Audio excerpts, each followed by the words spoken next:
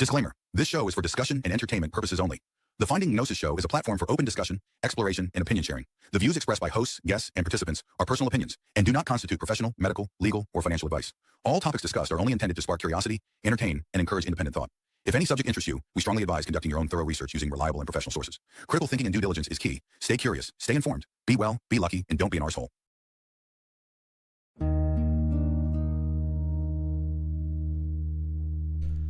Relax and take a moment to go inwards, seek inspiration from what is going on inside your mind.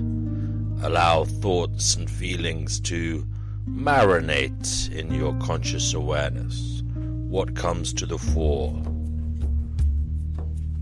Meditate on whatever signs and symbols appear in your mind's eye. Relax and meditate. And when you feel ready, when you feel compelled to say something, click on the link in the live chat to speak to us.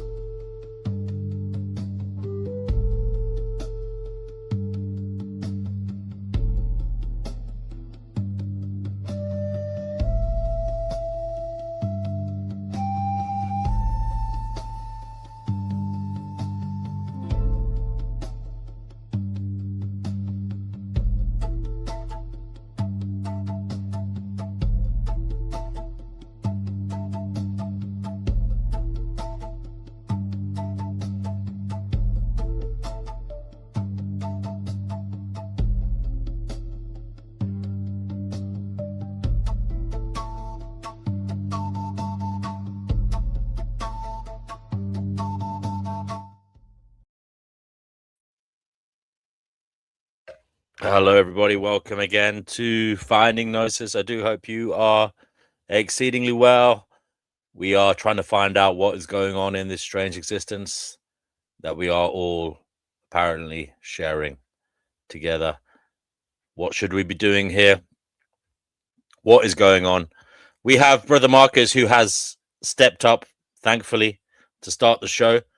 Brother Marcus, what is it you would like to say today? Salutations. I hope everybody's doing all right, and keep finding Gnosis is my message, I guess. No, I just saw you were online, so thought I'd hop on.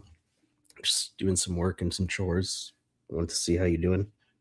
Good stuff. Yeah, it's going okay. I just perusing the news there. I see America and Britain helped them seized a couple of Russian oil tankers or something coming from Venezuela. Did you see that in the news? I didn't check the news today, so that's new to me.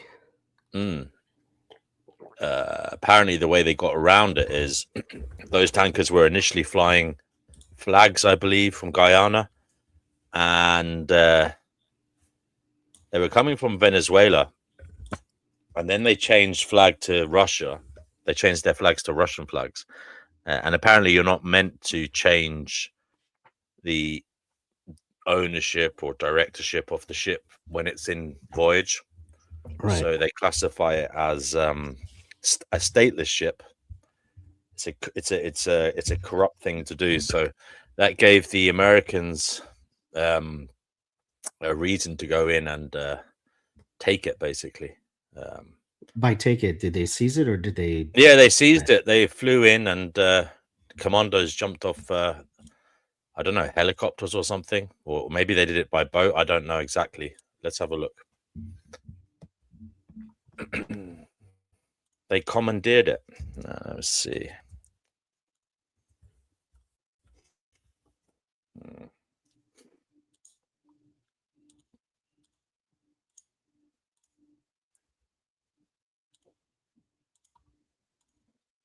Okay, so US seizes Russian tanker. 1 second, I'll share this. This is from the BBC. Okay. Yeah, so it was seized in the Atlantic. The UK confirms it gave support to the operation.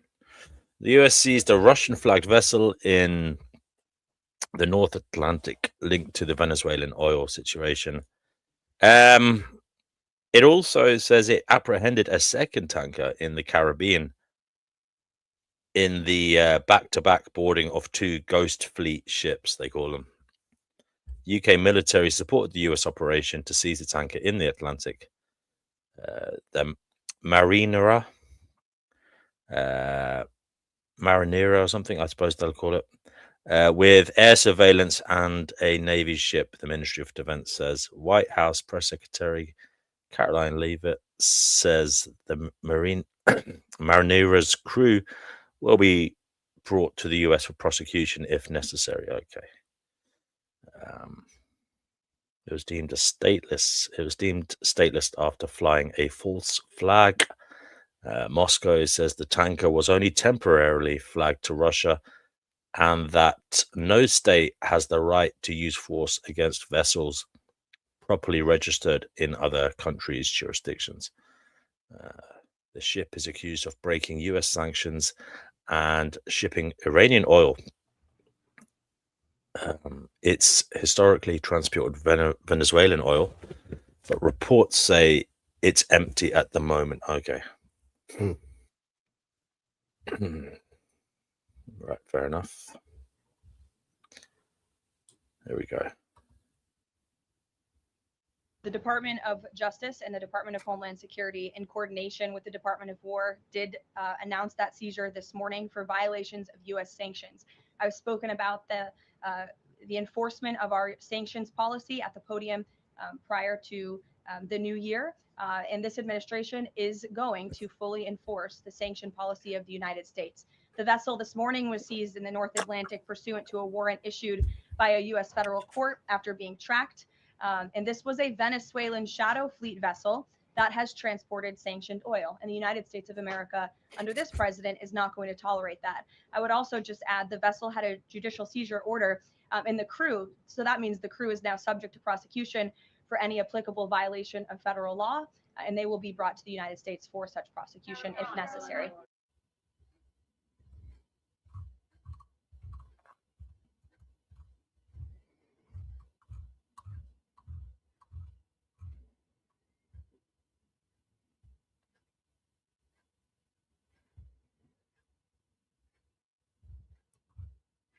Retro saying they passed an American blockade and Russia's not happy about it. Yeah. How did they pass the blockade? I don't know actually how they got past it. I think that happened way before this. They left. I think they left Venezuela before, Maduro was snatched. As far as I'm aware.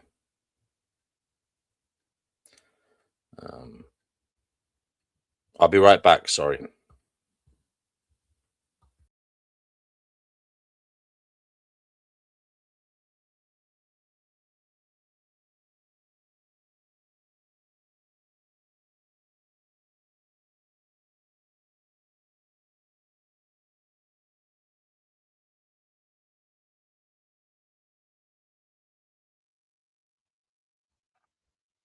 Oh, I was just grabbing a cup of tea. That's okay. The screen went funny, so I had to leave and come back.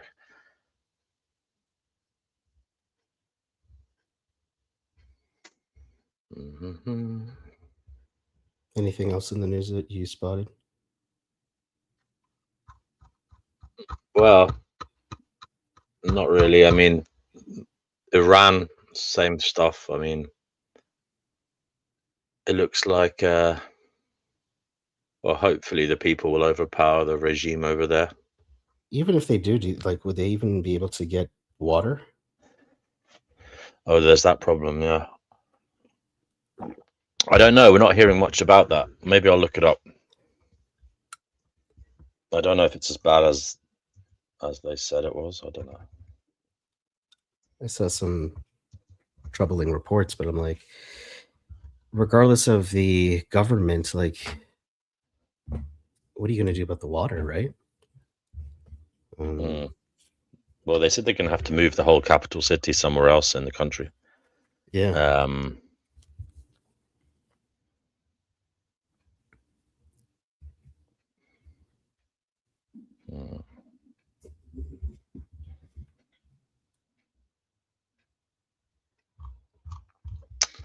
Well, hopefully it's rained since we last discussed it.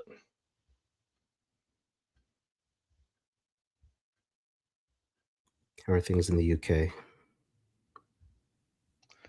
I don't know if there's much to report in terms of anything different.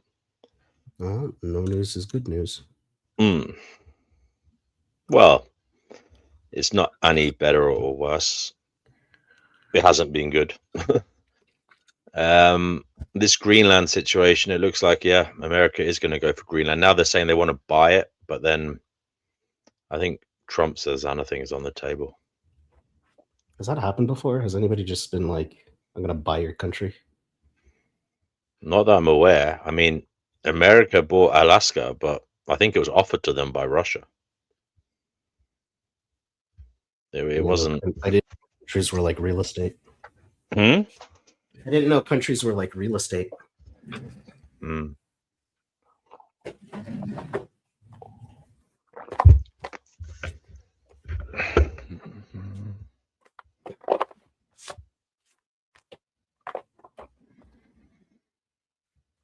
How about your dog? How's your dog? He's okay. Mr. Max. He is relaxing. He went for a nice walk. Not as cold today. It was freezing the other day.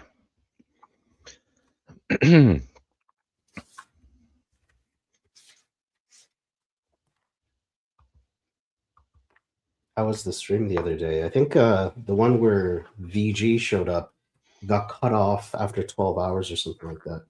Yeah, it does that on YouTube. If you go over, I think if you go over 12 hours, it just stops recording or something. How was the rest of the conversation? I mean, I can't really remember that in particular, but I can't remember anything that differentiates it from any other one. I mean, there's probably a bit of argument at the end about AN or something. How do you feel about that showing up on your channel all the time? You know, it is what it is. I mean, if I was less lazy, I would have set topics, you know, and do some research first, which I said I was going to do. It is what it is. I mean, I don't know why it does. I mean, if they really are obsessed with it, I don't know why they're coming on my stream. Why don't they go on other streams? What do you want? No, what I mean is, if they want to progress AN, yeah, why are they coming on a small stream? Because you're likely to find natalists if you get outside of the circle, and you're just like a bridge. Yeah, but if they're concerned with changing hearts and minds, why are they coming on this little stream? You know what I mean? It doesn't make sense. But anyway, it is what it is. But like, what do you want? Do you mind it? Do you?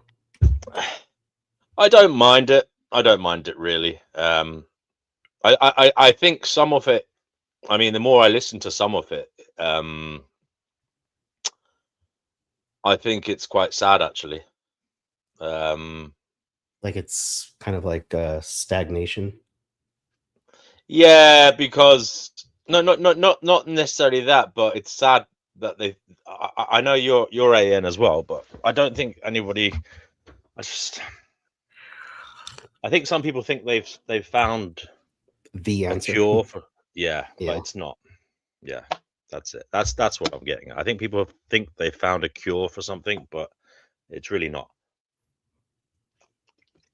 For some people, I feel like they kind of, when you feel like you've answered everything, it kind of like holds you back from exploring other things. And I mean, I don't actually know for 100% certain, but that's what it comes across to me as. Name any problem, can be solved with that, and then it just hinders things. But yeah, I don't know. It's just because how long have you been around doing this stuff? Like 10-ish years? Feels like it. No, I could be wrong. Maybe it's like I only started the. It's less than that, mate. I started the channel in 2019. Yeah, so, and I left AN in 2024. Yeah. I started the YouTube channel in 2019. Yeah, it's the same talking points. It's the same arguments over and over and over again for years. Yeah, I mean, it's a bit much having it every day, you know. Yeah. I think that's you hit the nail on the head. I obviously am AN, and I like the conversations at times, but not when it's like every day. But I understand it. Perspective. If they truly believe it is the panacea, if they truly believe it does cure everything, you can. Just if they're in the mindset that they can hearts and minds, and they truly believe it, I understand why they feel that way. That it is the important thing you do, you know.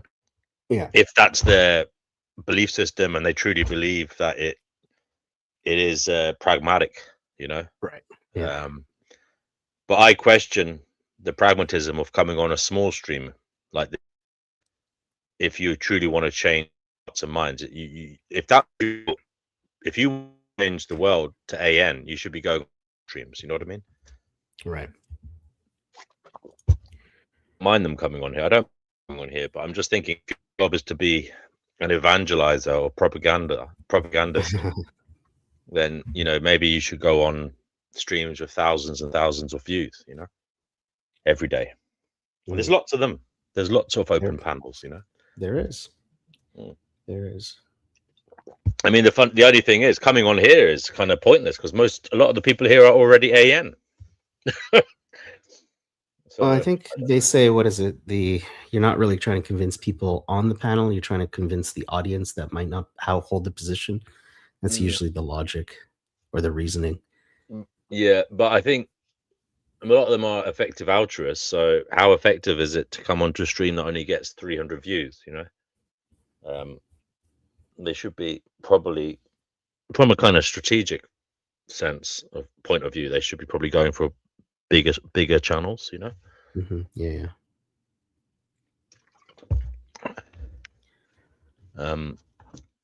So I don't know whether it is actually about changing hearts and minds, or it's just a sticking point. It's just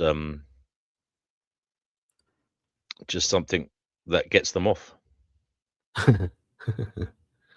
It makes me question, like, what about my other beliefs, and am I like that with other propositions I hold? I don't know. Like, I don't witness myself day to day from other people's perspective, but it makes me self-reflect. I mean, if you truly believe you have the answer to everything, like why are you making YouTube videos? Why aren't you ringing into news channels and radio, news, like, talk shows on radio every night? Why aren't you engaging mass media constantly? Opinion rather pieces, yeah, or letters to the editor. If you were going to, if that's your gig and that's what you want to do with your life, then you wouldn't put all your eggs in one basket. You wouldn't be doing just YouTube. You'd be doing, I don't know what the ratio would be. I reckon you'd probably be doing at least 20% of your effort would be going into mainstream media. Yeah. At least 20% would be trying to get at least weekly mentions in mainstream media. If that was your cause, if that was your activism, rather than making YouTube videos that only people who already agree with you listen to, for the most part, So I would say, yeah, if that is your gig, if that's what you want to do, I would say, just making YouTube videos every week is pointless. You would need to be engaging with mass media at least once a week, somehow or other, and more than once a week if possible. Hi, Dean W. Is that was that you making that noise? No. No, my phone is muted right now. My phone makes these weird sounds I never knew it made. When you look at it, when you look at it, does it not show anything new, or is it just? Oh, do you know what it is? It's the Temu app. I've got the Temu app, and it makes weird. Yeah, I don't usually have notifications for Temu, but now I seemingly do. So there you go. It was nice to hear Nuance come on the other day. Yeah, very clever lady. Yeah. Hope she comes on again. She's here now. Hello, Nuanced. Oh wow. Cougar Duma is live, and so is Life Abolitionism. Okay. Oh wow. Yeah, that's right. Life is going to be talking about the NIP again. I don't know what, and Cougar is probably talking about, climate change, doomer stuff. I mean, thanks to him, he's the one that made me look into the Iran stuff. So, yeah, he's up to date with stuff. I mean, a lot of people are saying that all this American stuff at the moment is because of climate change. That America, basically the government knows what's coming up, and they're trying to accrue as much resources as possible. So they don't have to, suffer consequences in the future when shit really hits the fan. Yeah. They're trying to get more land, more minerals, more oil, and who knows? I mean, why they want Greenland, because obviously they say the ice is going to melt and it's going to become, a place with lots of shipping, and it's going to also be vital for their security. Who's the leader of Greenland? I don't know, but I know Denmark controls it. Okay. I don't even know what the population of Greenland is. It's nothing really, isn't it? Let's have a look. I wouldn't be surprised if it's like 57,000 or something. It's nothing. Maybe a bit more than that. I don't know.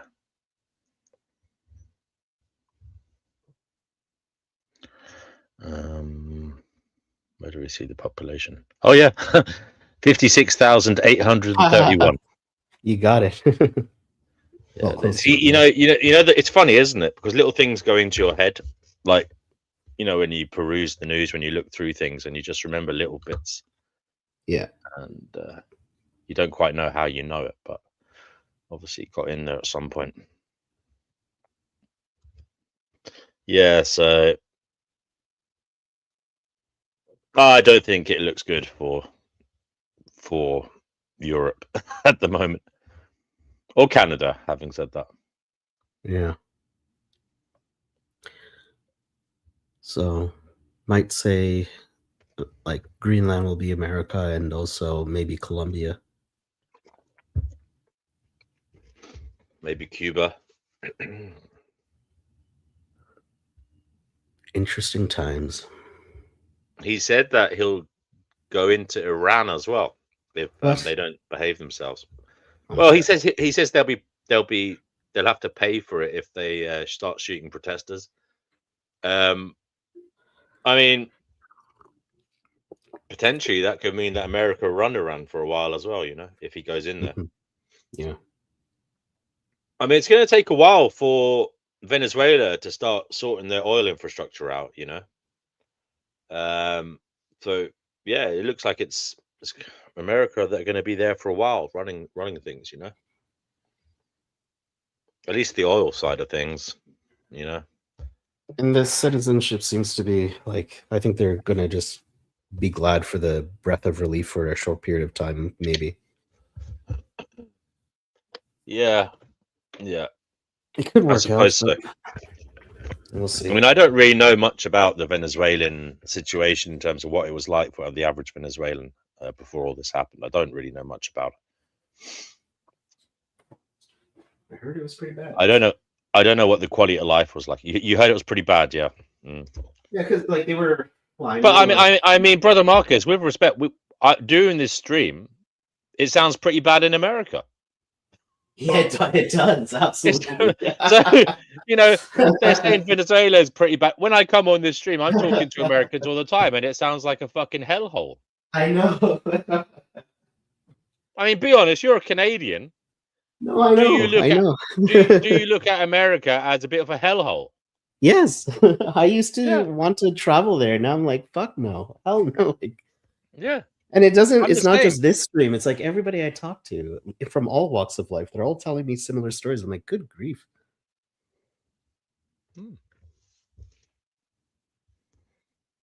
Yeah. They tell me like, one thing I'm worried about is if America does start building an empire, that it's going to have the same laws as America, and people are going to start having guns everywhere, and there's going to be fucking more craziness all over the world, Right. Yeah. I mean, fuck knows. I mean, he might be, he might just start an empire. I can see him being someone like that. Who wants to go down in history. Do you think this is like a legacy thing? I thought he would have been getting old and tired, but nope, that doesn't seem to be the case. No, I mean, he's probably pumped full of all manner of, vitamins and drugs that help him feel energized. And he's also probably thinking about his own family as well. America used to be a place where people are like, oh, land of opportunity and blah, blah, blah. And people wanted to go there. And now I talk to Americans and they're like, no, like long term, we might be thinking about like moving and going somewhere else. And that wasn't a normal conversation back in the day. But I don't understand why I don't hear many people wanting to come to Canada. What the hell is wrong with us? We just... are people scared of the fucking snow or something? Right? Like, don't we have a stereotype of being friendly and universal healthcare and blah, blah, blah, right? I mean, I know a lot of people went to Canada, say, before the 2008 or around that time, actually, around the time of 2008 collapse, economic collapse, a lot of people emigrated to Canada, didn't they, to start again? I heard that from Europe. Yeah.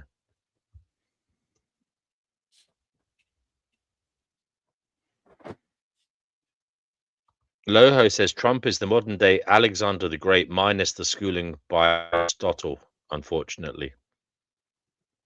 And Nibble says President Pres Trump is pumped full of experimental drugs. Okay.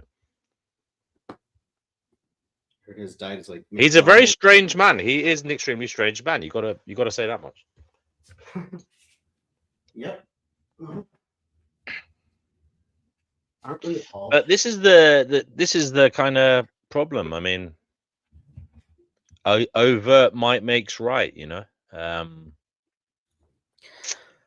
think the statement, like, I get what the sentiment is, might makes right, but it doesn't necessarily means might make right. It just might just takes over. It's just power. It doesn't make it right. But yeah.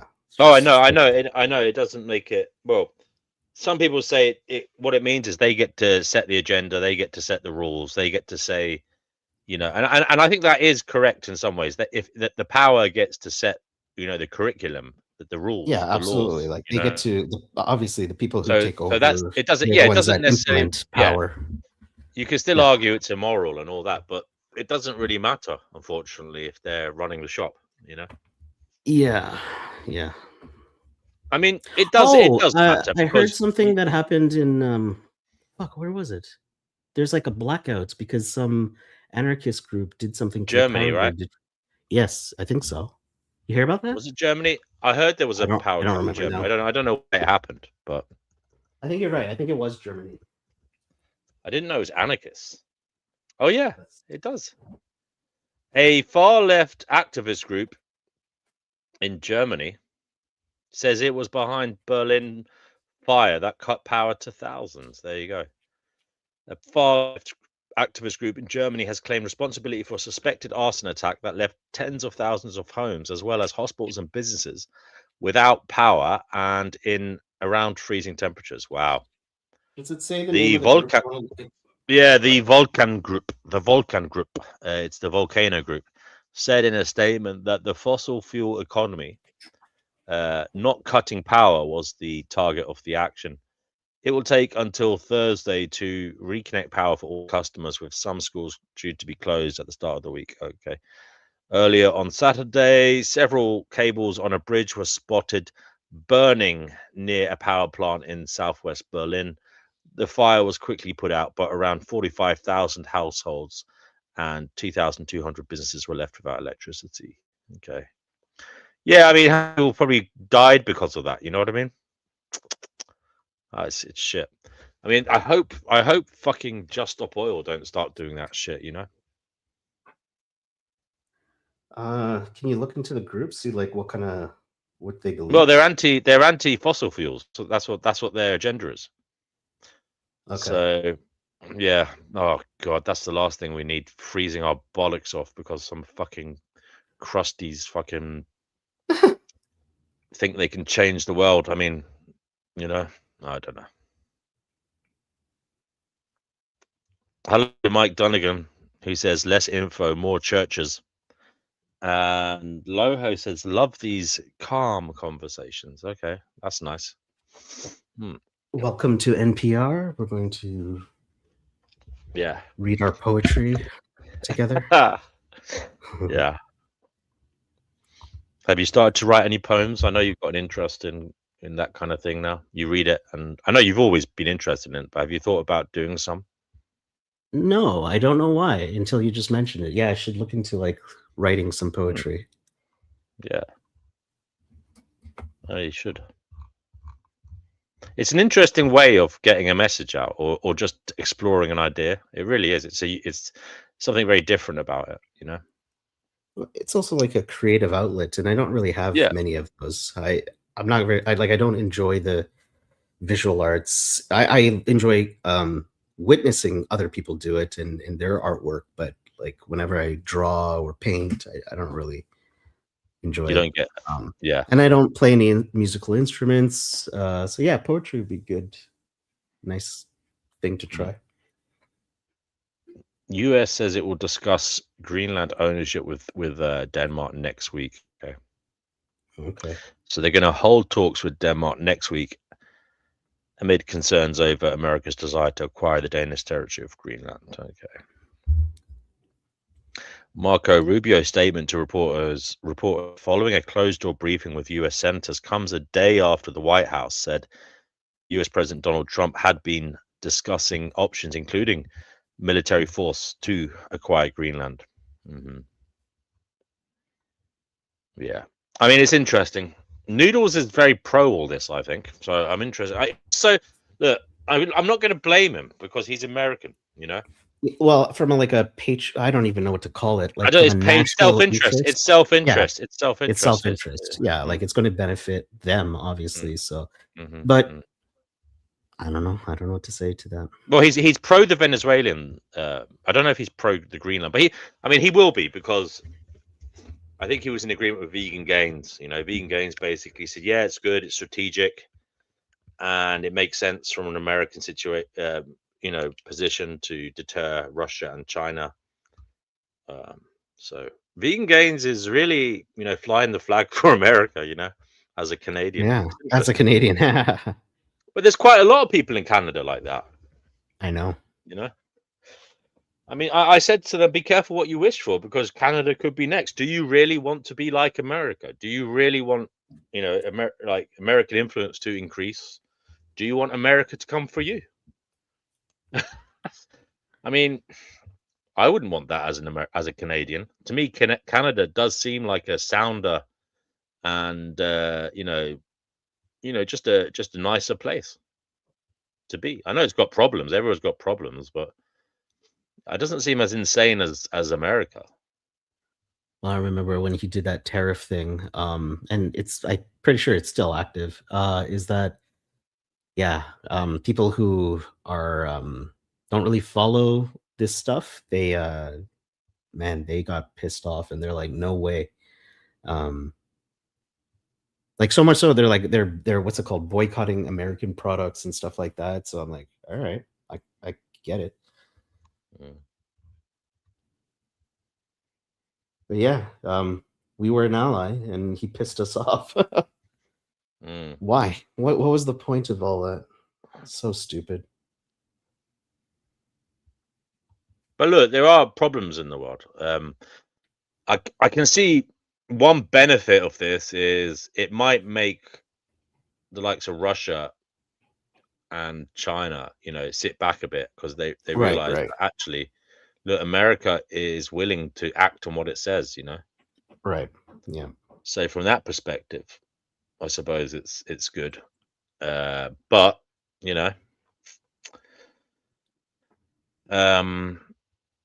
the problem is, this isn't just going to be a once-off. It doesn't look like that from America. It looks like they're going to keep going.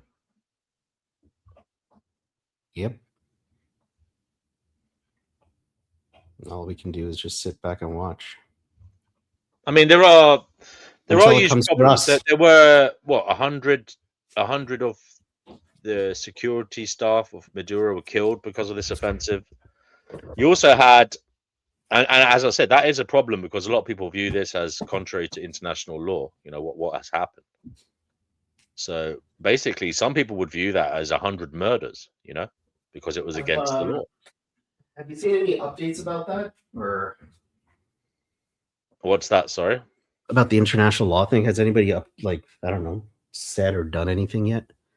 Well, I just seen a lot of the world leaders at the UN were saying, it contravened international law. But it's a good question, though, because I want to see, are there any European leaders? I mean, the European leaders are squabbling with each other at the moment. Yeah, about Greenland. Okay. Yeah. But no, the other thing is, I don't know. As I said, I don't think I agree with America killing. What happened with that? There was a narco drugs ship or something. They hit it with a missile, and the ship, dismantled. And so there was no more threat of drugs being trafficked. The ship was gone. People And there was a few justified it saying people. it was like There a was a deterrent. there was a couple. No. There was a couple of crew members after the first missile, and they Oh. were like holding on to wood floating in the sea, just trying to survive, stop themselves from drowning. And then what's his name, Hegseth or whatever his name is, the minister, the secretary for war in America. They asked him, what should we do with these survivors? And he said, just kill them. So they sent another missile and killed them. Yeah. Holy shit. Damn. Yeah, I mean, that's fucked up. They weren't a threat to anybody. They were just trying to survive. Yeah. And in my view, the people doing that trafficking aren't going to be the kingpins. They aren't going to be, the people who are really causing the drugs problems. They're going to be desperados that have been probably put into those positions by duress. You know what I mean? Mm-hmm. Generally speaking, drugs mules are a lot of the time bullied into those positions or put into those positions by duress or desperation,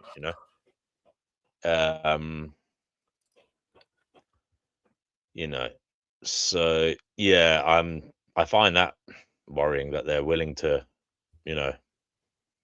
go above and beyond what needs to be done, Yeah, damn. and not have any problem with that, As I said, that's against international law as well. I was gonna say that sounds like I don't know the whole law, but like that doesn't sound right. No. Let's have a look. European leaders' response to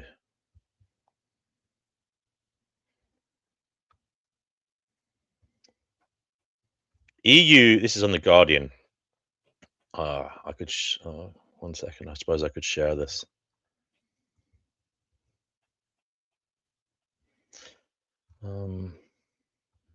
Nope. Right. Let me just share this Guardian article.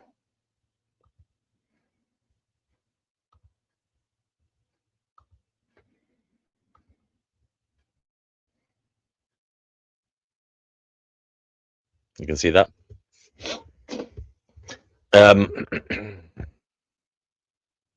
Nothing showed up for me. Nothing showed up. Yeah. Weird. No, it's still loading here. There it is. What's going on? I can see it now. Finally. Okay. EU reveals week as Trump raids Venezuela and threatens Greenland. European acquiescence risks undermining legal principles behind opposition to Russia's invasion of Ukraine as they struggle to keep US president on board. There he is there. Okay.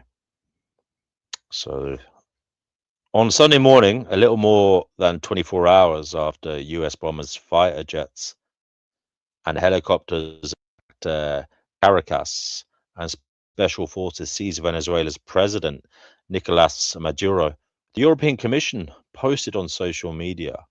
The EU's executive said nothing about an operation that multiple national leaders outside Europe, opposition politicians inside it, and pretty much every available legal expert had denounced as a gross violation of international law. Instead, it wished Europeans a safe return from their holidays and pointed out that if they could travel across borders with only their ID cards and were guaranteed refunds or compensation in the event of bus, train, or plane delays, it was thanks to the EU. This stuff, free movement, consumer protection, holiday entitlements, the EU can do. Condemning a powerful, long-time ally and standing up for liberal democracy, multilateralism, and the rules-based international order, not quite so much. The EU is in a deep bind over Donald Trump's smash and grab raid on Venezuela, just as it is over his repeated assertions that the US absolutely needs to take control of Greenland, a self-governing territory of the Kingdom of Denmark. If Europe acquiesces in US actions against the Maduro regime, it risks weakening the legal principles that underpin its opposition to Russia's invasion of Ukraine, said Alberto Almao, a professor of EU law, neatly summing up the dilemma. If, however, it condemns those actions, Alemano said Europe risks alienating its primary security guarantor and straining transatlantic unity at a moment when collective defense against Russia is especially critical. Europe's leaders who have heard Volodymyr Zelensky say a peace deal is 90% ready and on Tuesday met the Ukrainian president and the US envoy Steve Witkoff in Paris to discuss US-backed post-war security guarantees for Kiev, are desperate not to derail it.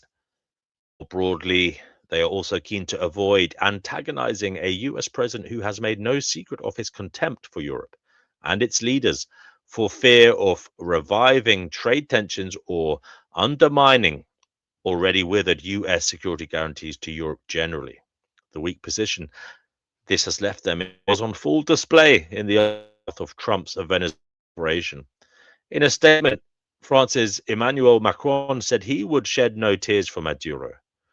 In an even more contorted response, the German Chancellor Friedrich Merz also stressed Maduro's illegitimacy as Venezuela's leader and added that legal assessment of the US raid was complex and requires careful consideration. Italy's Giorgia Meloni went further, describing the attack as legitimate self-defense, while European Commission President Ursula von der Leyen resorted to the well-worn formula that the bloc was following the situation closely. A few leaders, most notably Spain's Pedro Sanchez, were more outspoken. Spain did not recognize the Maduro regime, the Spanish Prime Minister said bluntly, but neither will it recognize an intervention that violates international law. But the overall response came across as, sorry? I think Canada didn't recognize it as well. I haven't checked that, but I think Okay. that might, yeah. But the overall response came across as circumspect, was perhaps best characterized by the fact that Trump himself gleefully endorsed the French president's remarks, reposting them on his Truth social network. Europe's populist far right, meanwhile, had a field day, unburdened by the responsibilities of government. Marine Le Pen of France's National Rally declared the sovereignty of states inviolable, sacred, and never negotiable. Her protege, Jordan Bardella, also jumped at the chance to make elected leaders look bad, saying that the forcible overthrow of a government from the outside was never an acceptable response, even to a bloodthirsty and ruthless dictatorship. Was Europe's response right? Natalie Tocci of Rome's Istituto Affari Internazionali argued forcefully it was not. The more European countries act as colonies, unable and unwilling to stand up to Trump, the more they'll be treated as such, she said. Dr. John Cotter, a researcher in EU constitutional law at Kiel University, was equally forthright. European leaders who failed to condemn the US attack out of fear of provoking Trump's ire were missing two fundamental points, he said. First, Trump clearly doesn't care what they think. Second, he couldn't hold them in more contempt anyway. In fact, their mealy-mouthed responses will only heighten his contempt. European leaders might as well have shown some dignity. There are signs, though, that European resolve may finally be hardening when it comes to Greenland, led by straight-talking Denmark. I have to say this very directly to the United States. The Danish Prime Minister, Mette Frederiksen, said the US has no right to annex any of the Kingdom of Denmark. Greenland's Prime Minister, Jens Frederik Nielsen, went further, accusing the US of completely and utterly unacceptable rhetoric and telling it to give up fantasies about annexation. On Tuesday, the leaders of France, Germany, Italy, Poland, Spain, and the UK backed Denmark, Greenland belongs to its people. They said it is for Denmark and Greenland, and only them to decide on matters concerning Denmark and Greenland. Few experts think Trump will attempt a military intervention on the Arctic territory, which is covered by the NATO alliance. But nor do many rule out a political operation to boost US military clout on the strategically located resource-rich island. And while their verbal rebuff of Trump's Greenland threats may be significantly stiffer than their responses to his Venezuela raid, no one is willing to say what actual steps the EU and its members may take were the US to attempt any kind of grab. Mushtaba Rahman of the Eurasia Group Risk Consultancy warned a possible US intervention in Greenland is the biggest source of risk to the transatlantic alliance and to intra-NATO and intra-EU cohesion, arguably far greater than the risk presented by Russia's invasion of Ukraine. There we go. That was a nice article from The Guardian. Black says hi. No panel today. Busy, but hopefully very soon. Okay. Fair enough, Black. Till next time. Mm. Oh wow, they're drilling near my apartment. Can you hear that? No. Okay, that's good. They're doing. Someone is getting something fixed or something in your block, yeah? Yeah. Okay.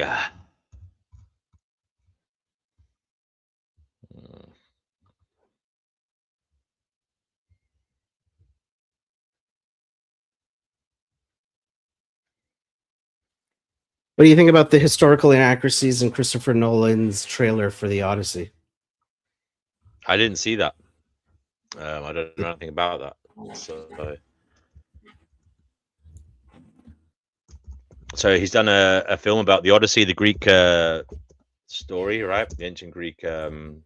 Yeah, and there's like a trailer out, and I'm excited for it. But yeah, someone pointed out that the costumes, the ships, and everything is not exactly aligned. It looks like the first scene with this black armor does look like something out of Batman. It's like, wow, you're taking some really you're stretching the creative license there. Well,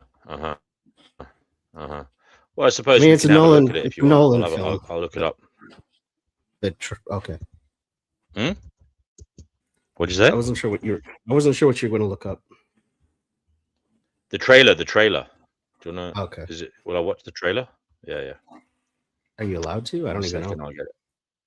I think so. Yeah, I think they'd allow that because it gives them advertising, doesn't it? That's true. Can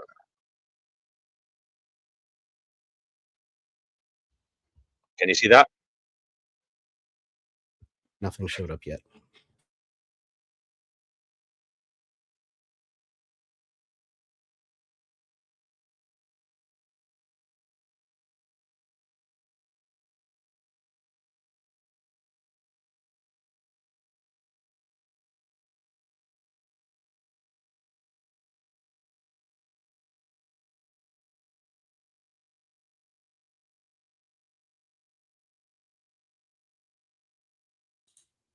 Is your thing glitching out?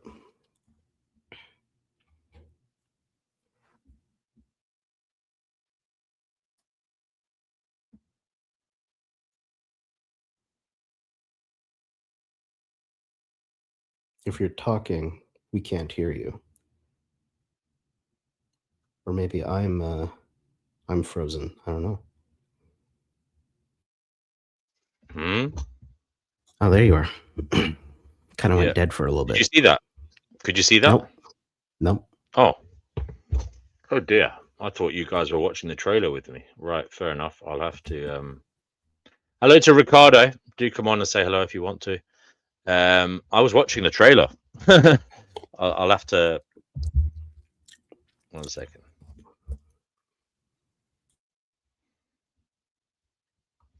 I'll have to share it again.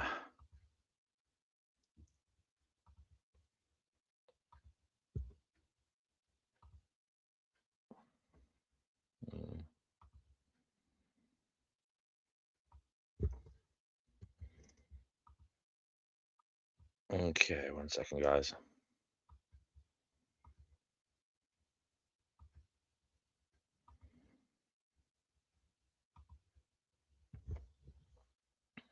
There. Now I can see it. Finally. Right. Okay, let's give this a go. It's only 1 minute 47 seconds.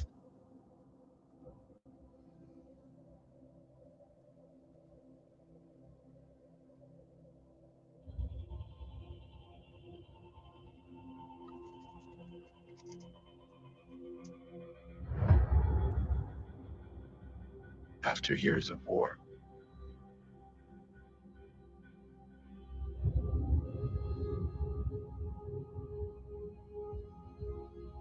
no one could stand between my men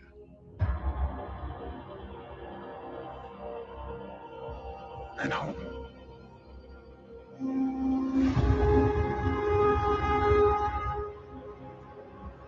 Not even me.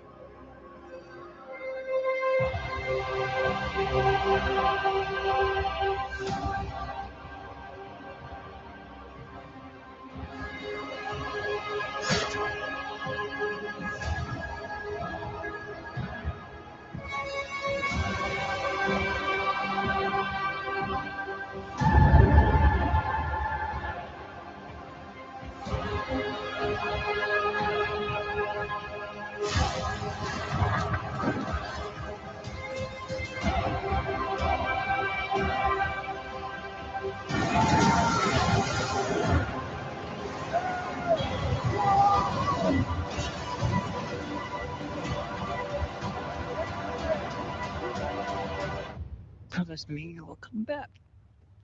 What if I can't?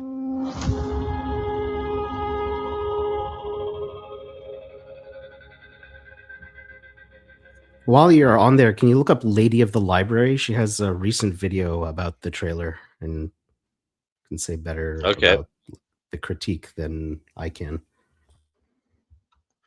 Lady of the Library. Okay. Yes. I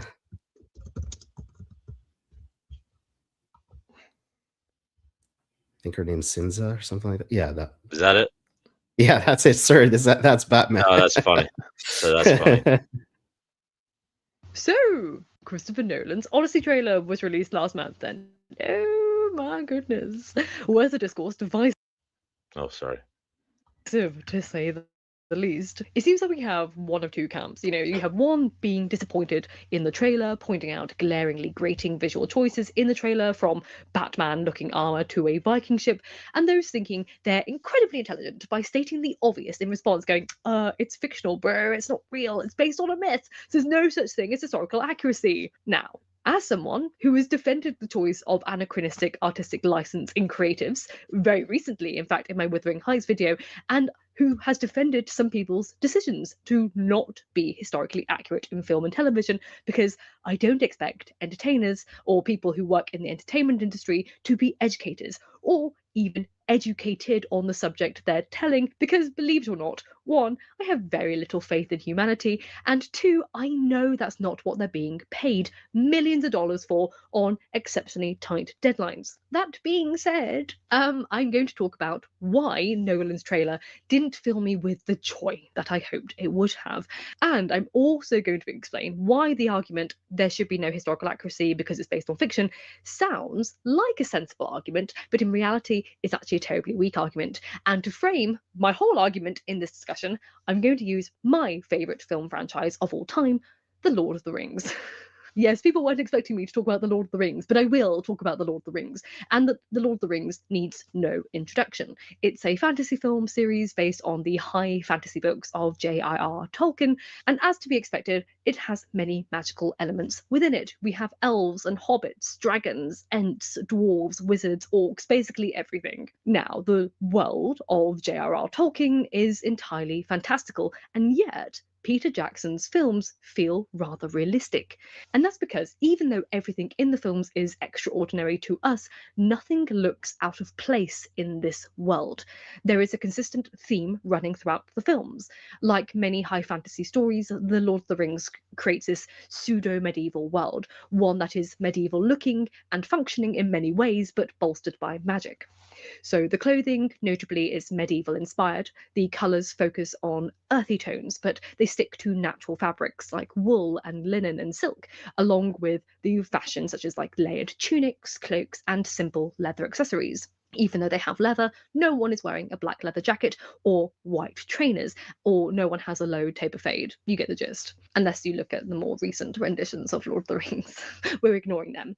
Anyway, similarly, many of the tools in the film, manufacturing processes, the modes of transport, are reminiscent of the medieval period, but they are not historically accurate to the medieval period, because we see things like fireworks and clocks, which weren't invented until much later.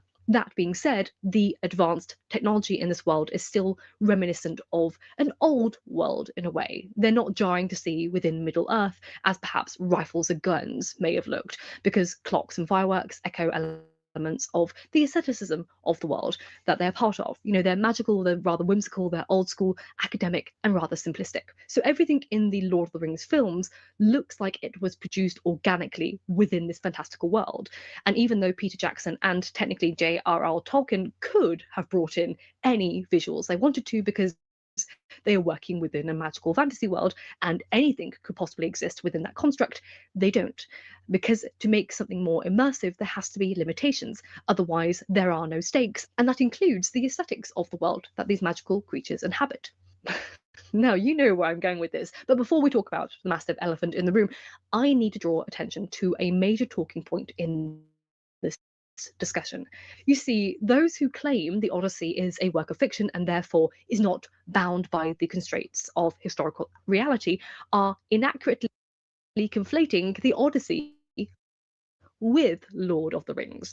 You see, Lord of the Rings is a fantasy, but the Odyssey isn't a fantasy. The Odyssey is mythology, and those are two very different things. Otherwise, they wouldn't have two distinctive terms for them. And as such, different rules apply. Now, Joshua Mark in the World History Encyclopedia explains mythology rather well, so I'm going to use his verbiage. You see, the word mythology comes from the Greek word mythos, the story of the people, and logos, the word for speech. So it means a spoken story of a people. Mythology is the study and interpretation of often tales or fables of a culture, which deal with aspects of the human good and evil, the suffering, human origins, the origins of place names, cultural values, and the meaning of life and death, the afterlife, celestial stories of the gods or a singular god. Myths thus express the beliefs and values of these subjects held by a certain culture. In other words, a myth is not a fantasy. It is rooted in reality, and the supernatural elements of them are merely placeholders explaining how reality is shaped by the real peoples who told these stories, who did not have the archaeological or scientific understanding of the world we have today. Therefore, to ignore the real significance of the Bronze Age, the Bronze Age peoples of the Odyssey, their mechanical, scientific, and aesthetic realities, their beliefs, their modes of transport, the limitations of their industry and production processes, how they looked, how they dressed, or how they fought, is to ignore the Odyssey entirely and to erase its historical and cultural significance for the benefit of oneself at a disservice to a text to which we owe centuries of culture and literature. So, with all that said, and with all due respect, what the fuck is this? What material is this made of in Bronze Age Greece? Honestly, it looks just like leftover material from the Batman films, which was far too expensive to justify discarding, but could have easily been handed over to the Marvel Studios for their latest Black Panther film as a charitable gesture, and no one would have been the wiser. And I know many people think it looks cool, but honestly, to me, it just looks like those garish barbershops that are all over the UK, and they have black walls and gold sinks. And unlike the costumes of Lord of the Rings, which is a fantasy film, this costume doesn't look organic to the world it's part of. You know, had it been like really dark bronzed armor with a real spine, you know, running down the back, that would have been cool. Now, obviously, we're only talking about a trailer. We don't know what's actually happening. Any assumptions that I make in this video could be entirely explained away in the larger context of the film. So perhaps his armor is divine armor, which is why it's made of some obscure material, and why it's pristine, and why it has Chad cheekbones carved into the helmet that makes it look like handsome Squidward is cosplaying Greek Batman. And obviously, we have the plumed helmets here, which is far from the Bronze Age armour or the boar tusk helmet Odysseus famously wears. But I sort of accept that Hollywood loves a plumed helmet, and they always pick it for aesthetic reasons, even though I still think Bronze Age armour could have looked really cool if there was just a single director out there brave enough to make that leap. And I never thought I'd be defending the choices of the Troy film, which I discussed at length in a Patreon video a few years ago. But I actually prefer the armor designs in that film, despite them also being historically inaccurate, because they look handmade. They look like they are organic to the world in which they exist, whilst also attending to Hollywood aesthetic needs. And to be honest, this Batman armor, even if it turns out to be divine armor, sort of just suggests that the gods have a sweatshop in Olympus churning out cheap plastic marble costumes, in all honesty. Now, speaking of looking organic to the world in which they exist, let's talk about the least looking Mediterranean cast choices I've ever seen. Now, obviously, this completely excludes all actors playing gods, because they're gods. They can look however they please, and they can take any form. And honestly, if I were Athena, I sure as hell would choose to look like Zendaya. But for the main cast, particularly the main trio, whilst they're all brilliant actors, I'm sure, they sort of personify the issues that we have with the British Museum and their Elgin marbles rather than the Parthenon marbles. They sort of look like sterilized versions and look very out of place. I mean, Odysseus does not look like a man who has been exposed to the Mediterranean climate in a war for 10 years, followed by 3 years at sea under the same climate, followed by 7 years stranded on a Mediterranean island. And likewise, Penelope and Telemachus don't look like they remotely belong there. Like, when did they last see the sun? It's not like it's Victorian England where people hide away to keep their skin pale. Ironically, Assassin's Creed Odyssey, a video game, does a much better job at showcasing authentic looking Greek people than this film. At least they look like they have been in the sun. And honestly, it would have been nice to have some Greek or Mediterranean actors in this film. It's not like Nolan needs big cast names to pull people in to see any film of his. Like, he is the name of itself. And once again, these main characters, exempt from the gods and the mythological creatures, they're not fantasy characters. They are based on real peoples and their culture. So it would have been nice if they looked remotely like they lived in the environment. They didn't have SPF 50, I promise you. And then obviously we have the discussion of the Viking ship. Pardon me, I don't speak Norwegian. I believe it's pronounced the Drakenhara Hårfagre, which is the ship that's used in this film. And I don't know why they didn't construct a Pentaconta with the budget they had. I'm sure they had the budget for that. And even if you don't want a Pentaconta and you want something cool looking, you could have gotten away with a trireme, even though they date much later. Obviously, they're dated into the 8th century BCE. And to put this into perspective as to how weird the ship looks, the Bronze Age Greece was between circa 3100 to 1050 BCE, and the Vikings were between 793 CE to the mid 11th century, which is around 1066. So being generous by picking the last and the closest dates respectively, that's still a difference of a minimum of 1,842 years between these two types of boats. And to put that into more perspective in terms of how weird that is in the film, there's only 350 years between Shakespeare and the invention of the Nike shoe. And I'm sure everyone would have found it really absurd if in a Shakespeare film like Shakespeare in Love, everyone's kicking about in white trainers. I cannot emphasize that enough. That's a long time. That's 1,842 years between when the Odyssey would have happened and this darn ship was invented. And what's, I think, just baffling about it is it doesn't look remotely Greek. Like, were they just being lazy? Do they think Nordic watercraft looks ancient Greek, or do they think people are too stupid to notice, or that people won't care? Even though I'm sure they would care, because if you made a Norse mythology film and you dressed all the Vikings in Roman togas, people would think it looked odd, because it does. Boats matter too. And also, if we're just shoving a Viking ship in there, why do we just casually mix ancient cultures for our own monetary gain, as if people who cultivated these things are not completely distinctive in both period and culture? I mean, it's sort of very British attitude. I also saw a lot of people complaining about how dark this film looks from the trailer, not just in terms of lighting, but also in saturation. And I sort of rather agree, although it doesn't bother me that much. But I suppose I can see where the shame is. You know, the natural world of the Mediterranean is beautiful, it is vibrant and colourful, and it's sort of a shame not to showcase that. Because one does not have to zap the saturation out of a film to make it look dark and serious and edgy. Lord of the Rings is another great example of that. You know, New Zealand landscape, with all its colour and magnificence and diversity, didn't detract from the gritty, dark nature of the story. In fact, it kind of gave a nice contrast between discussions of good and evil, which is fundamental to the whole franchise. I mean, the foliage and landscape that we see in this trailer does not look Mediterranean at all. Ironically, it does look rather Nordic. And I know a lot of the scenes were shot here in Scotland. And unless they're doing a lot of editing, the natural landscape of Scotland and Greece do not look anything alike. I'm hoping the trailer only shows you those bits, but in reality, the rest of the film may showcase the colourful vibrancy, because it's meant to be exciting. That's the whole point. You know, out of the two texts, the Odyssey and the Iliad, the Odyssey, when you're reading it, feels colourful compared to the Iliad. You know, everything is fast paced. It's an adventure story.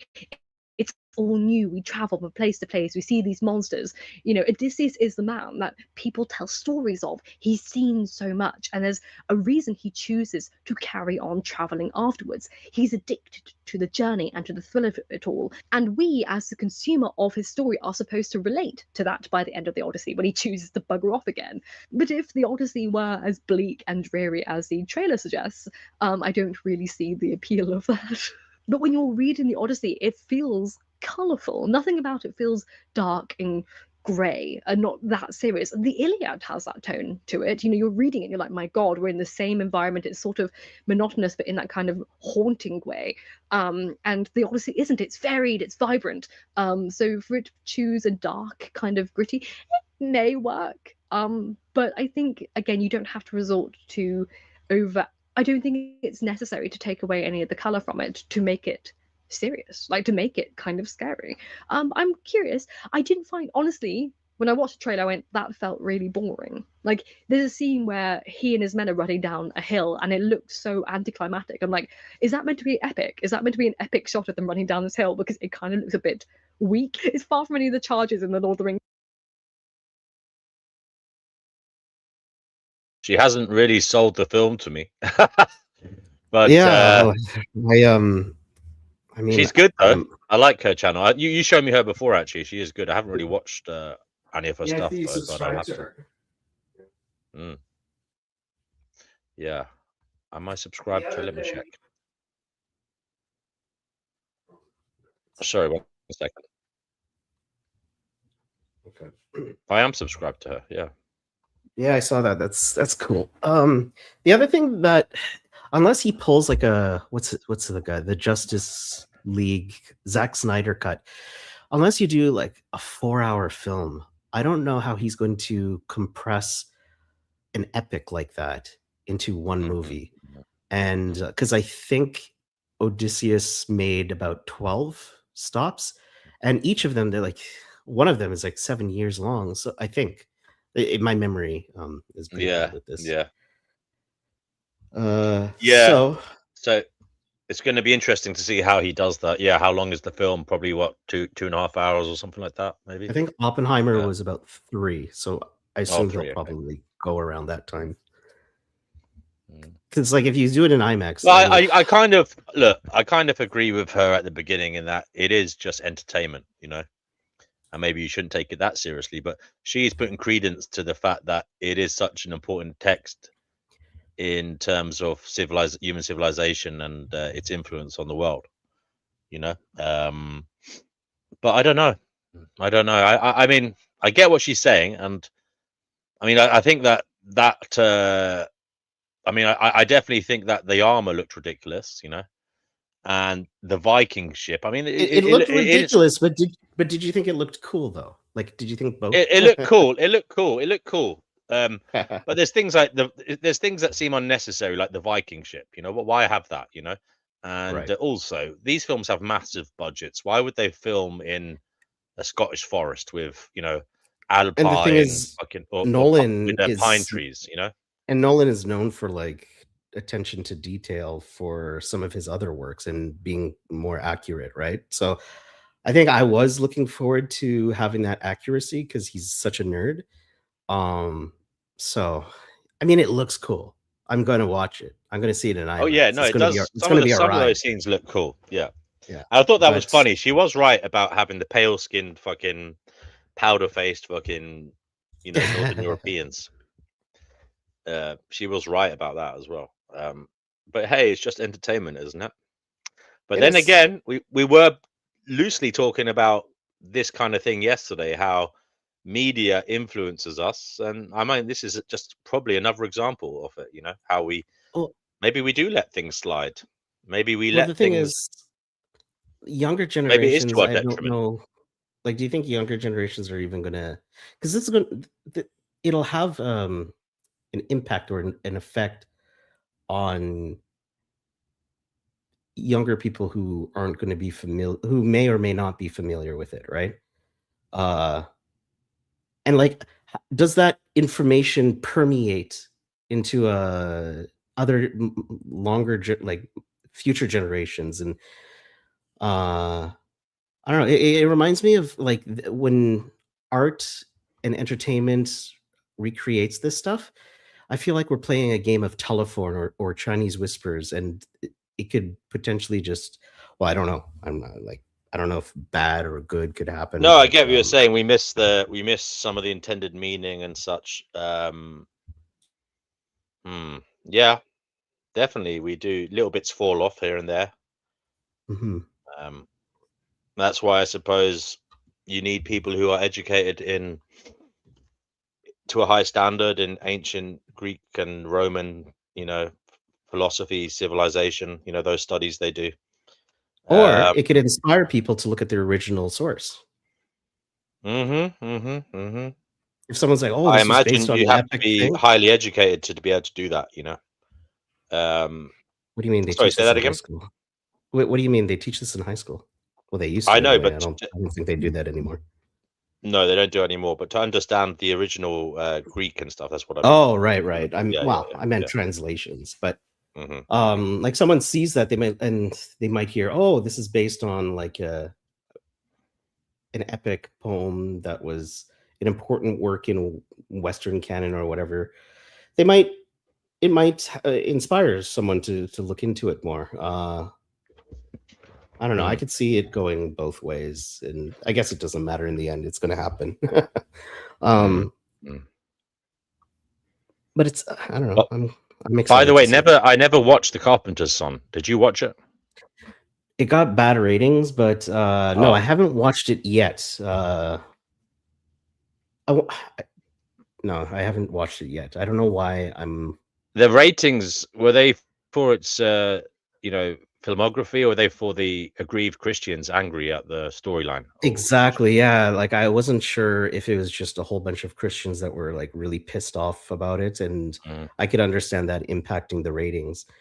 mm, Um, it didn't look like a blockbuster kind of film. So, mhm, mhm. but are you still interested in watching it? Yeah, we can do that. Okay, That'd be yeah, good. yeah. And I should read the Gospel of Tom. I think it's based on the Gospel of Thomas. Have you ever looked into that? I have. I've looked in a few years ago now. I did the Nag Hammadi and a few of them, and that was one of them. The Secret Book of John. I think we perused the Book of Mary Magdalene as well, the Gospel of Mary Magdalene. I mean, not to. I can't remember exactly the differentiation between them, or if there's anything, crazily different. But yeah, I'd be willing to look at it again. I So it looked at says, I did a one of those great courses. There was a lecture series on some of the Gnostic Gospels. That was quite good. "Ooh, that's cool." Yeah, I did that maybe 2020 or something. Do you recall what the name was? Um, I think it was the Nag Hammadi, or it might be in the Secret Book of John. I don't know. I'll have to look it up on. See, 1 second. I'll see if I can I see find it. one from the Great Court, Gnosticism from Nag Hammadi to the Gospel of Judas by That's the Professor one. David Brockie or Breaky. Yeah, that's the one. That's the one. Yeah. Okay, nice. Thanks. How many I'll have a hours? look. How many hours is that? It doesn't. I doesn't haven't done say. one of those great courses in a while. I used to like those back in like Me 2020, too. I love 2021. those. I used to listen to them. You know, I used to have one on the go all the time. You know, as I was walking, I used to listen to them. Yeah, they're great. Mm. I don't know why I Let's get back stopped into them. watching them. Yeah. YouTube and our brain are fried now. Yeah. Yeah.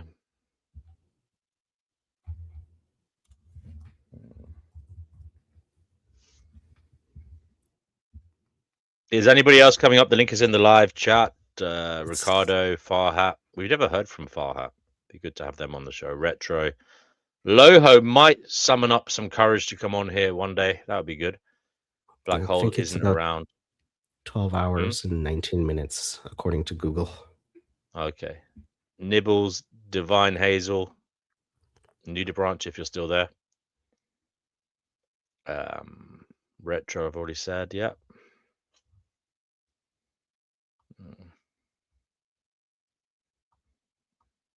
Ooh. Okay, watch Lady Babylon, sorry. Lady Babylon 666 on YouTube. He reads original ancient Greek sources. Okay. Thank you to Poops.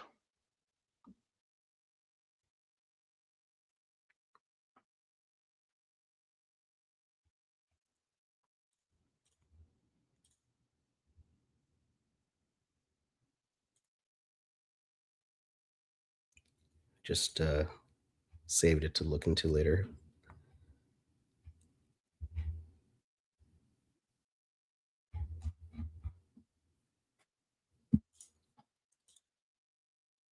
I am Dr. Amon, recently investigated by the Catholic Church for demon possession. What the hell? Where are you guiding us?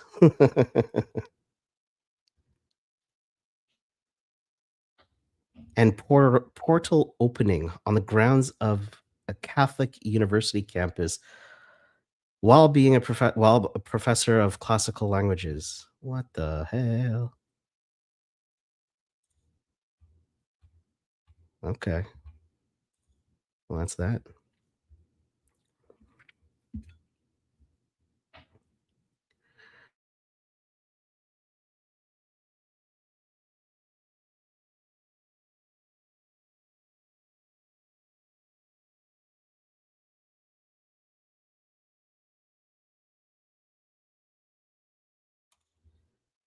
Have I been abandoned? I wish I had powers here, then I could like play a video or something.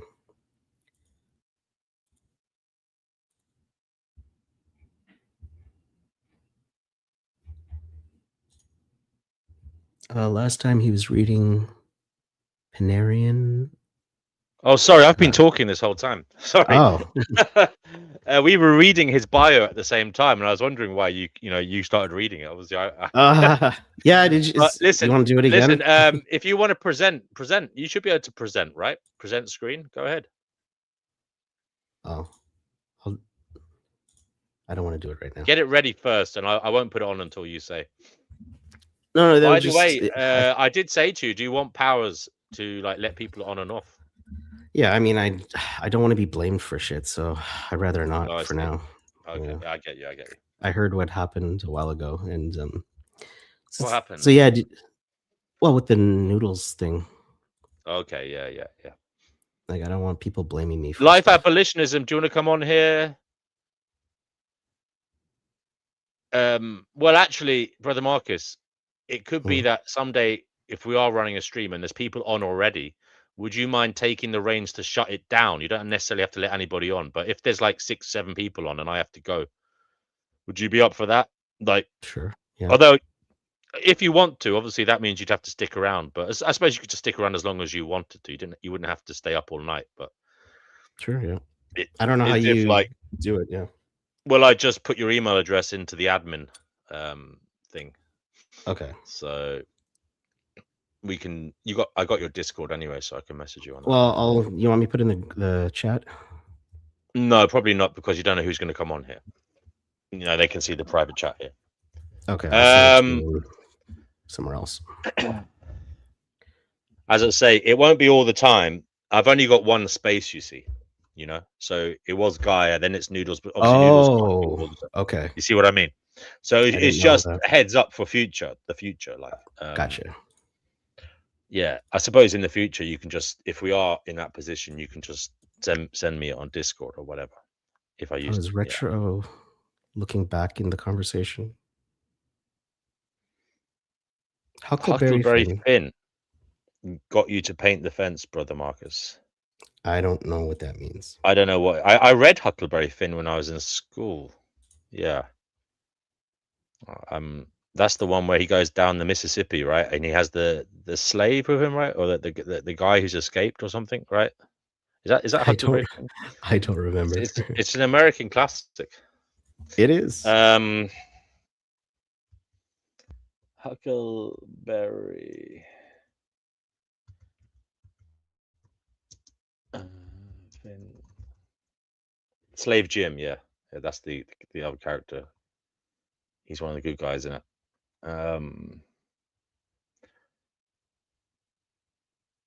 Jim, yeah, he was the central character in Mark Twain's Adventures of Huckleberry Finn, representing the complexities of race, freedom, and morality in antebellum America. Jim is introduced as a runaway slave who escapes from Miss Watson, his owner, to avoid being separated from his family. His journey alongside Huckleberry Finn down the Mississippi River forms the crux of the novel, highlighting themes of friendship, loyalty, and the quest for freedom. Relationship with Huck. Jim serves as a father figure to Huck, providing guidance and moral support throughout their adventures. Their relationship evolves from one of societal norms, where Huck is taught to view Jim as inferior, to a deep bond based on mutual respect and love. Jim's protective nature is evident when he warns Huck not to look at his dead father, showcasing his care for Huck's emotional well-being. Okay, so anyway, yeah, it's a good book. What kind of books do you recall from that time period of your life? When I was younger, I remember being obsessed with Robinson Crusoe when I was younger. I liked that book. I did like Dickens, some of the Dickens stuff, like Oliver Twist, Christmas Carol. Yeah, they pushed Dickens on us in school. Yeah. A Tale of Two Cities, yeah. But I'm talking about books I read myself, like when I was young. Oh, okay. As well. I was just going to say Huckleberry Finn in Britain. I don't think that was like part of your course, was it? No, but we had like just reading sessions. You know what I mean, where you could read what you like. It wasn't necessarily key stage stuff, but you read. If I remember rightly, we read a lot basically in my school.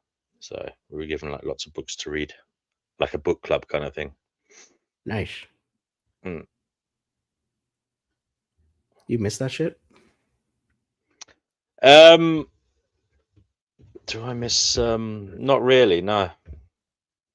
Not because of anything. Like, I like reading, obviously, but I don't miss being in a group with people who don't want to read, because that was more or less what it was like, you know.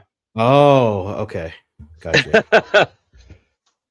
Retro went to a private school. Yeah, I didn't go to a private school, but Retro went to a private school. I heard those are better. Yeah, they are. They're much better. Depends on the school. Much better for life, possibilities afterwards. Yeah. I mean, I reckon they take education much more seriously in private schools, you know. I went to a Catholic school. Yeah, so did I. but it wasn't private.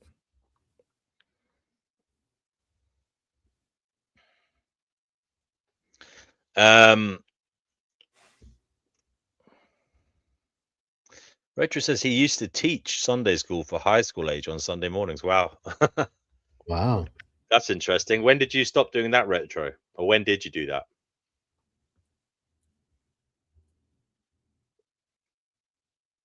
Did you like my story yesterday, Brother Marcus? It was disturbing, wasn't it? The morgue story.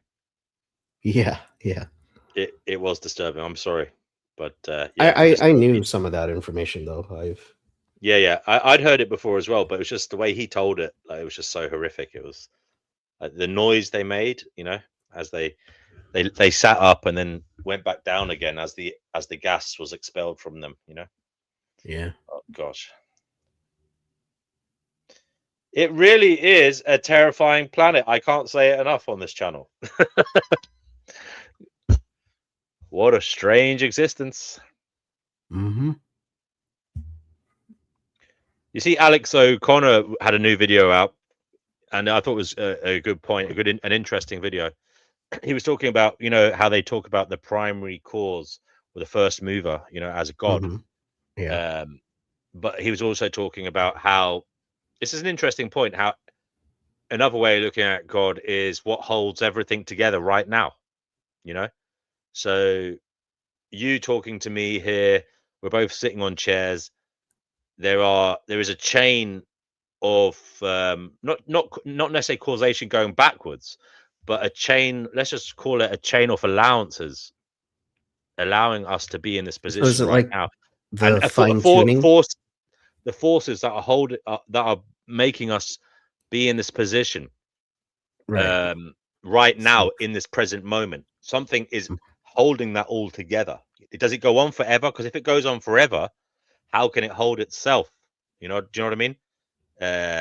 It just seems like it's hard to imagine how those forces could just go on forever. Something else holding it, something else holding it, something else holding it. Do you know what I mean? Yeah. Causing it to be in that position. Yeah, it was a nice little video I came across, actually, worth thinking about. But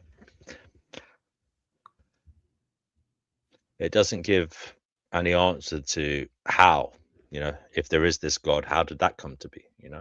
Oh wow, his latest videos are pretty long. He's getting into like podcasting stuff, I guess, or always has been. I don't really follow him that closely. No. What's his latest video? Debunking arguments for God with Graham Oppie. Okay. Oh, he has a video on the non-identity problem. Nice. That's a subject I like. Yeah. Yeah, he's been doing this for. I mean, I was part of this whole new atheism thing. But he was making videos when he was a teenager, wasn't he? Like young teenager, like 14, That's 15. the thing, man. Like, yeah. I haven't been able to keep attention to something that long. I was into the whole atheism thing and veganism and anti-nihilism, all that stuff. I mean, I still hold these beliefs, but to make content for that many years, I don't know, man.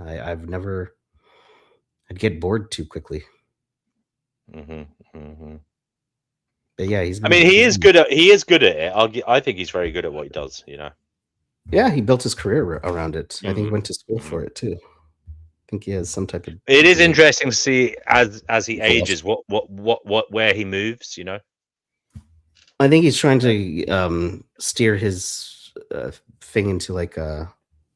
I don't know how to say it, like a Christopher Hitchens type of person.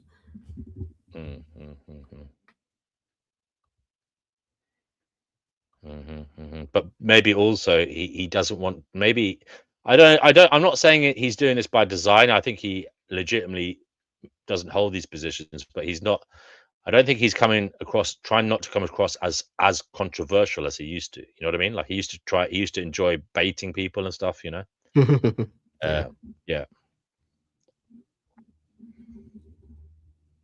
He's growing.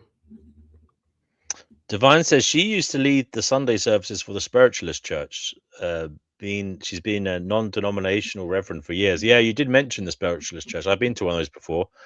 I wasn't particularly impressed with the one I went to. I've only been to one spiritualist service. I found it a little bit creepy, actually, and it didn't. Why? It was in a. First of all, it wasn't. Some of these spiritualist churches, they have nice interiors. Like this one was just in a kind of rented hall, and it was just like plastic chairs and stuff. But it just was very. There didn't seem to be any convincing connection, mediumship going on. With spirits. It didn't seem to be anything convincing. Well, I wasn't convinced that these people were doing anything other than, making it all up. But having said that, I don't think they realized they were making it up. You know what I mean? It is interesting, isn't it? When you get an audience and a leader the leader isn't actually doing anything real, but both the leader and the audience believe it. It is interesting, isn't it? Yeah. I mean, there's a difference between that and when the leader knows they're conning the audience. You know what I mean? That's bad. I'm saying that's bad. But it's an interesting phenomenon when both the leader, like the person, when I say leader, I'm talking about the person giving the presentation, both the person, the spiritual church leader, we'll give that example, and the audience believe something is happening when it's not. It is interesting. But I'm just picking on this spiritualist church. You could say this about a lot of religions, a lot of religious services.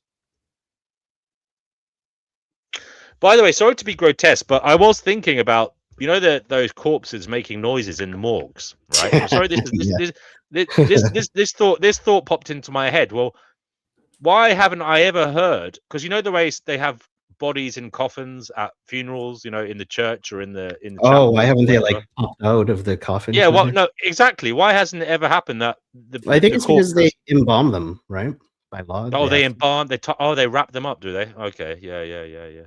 Well, no, That makes not sense. that they wrap them, but like they take out all the fluids and stuff. Ah, okay, yeah. That's Isn't that probably what why they do embalming that. is? That's probably why they do that. Because I was wondering, why don't we ever hear a belching and farting in a coffin at a funeral?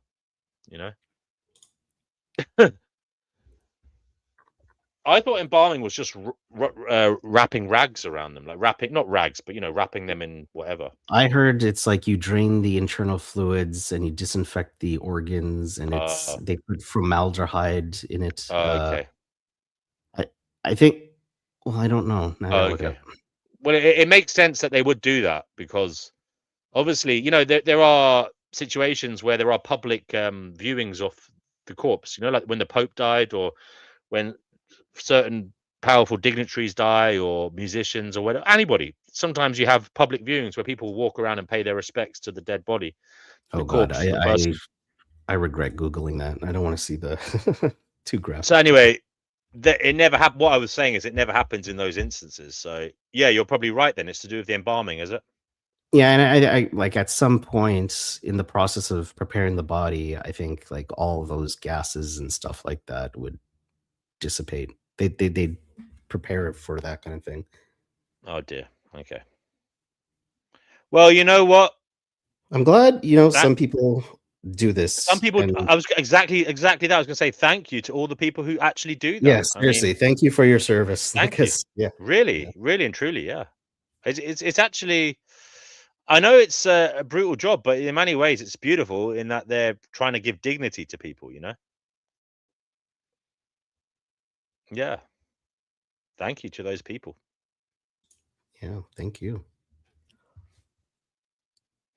Divine says when she was in the spiritualist church, when she was a spiritualist reverend, it was a great time, lots of realness, which reflected what she desired it to be.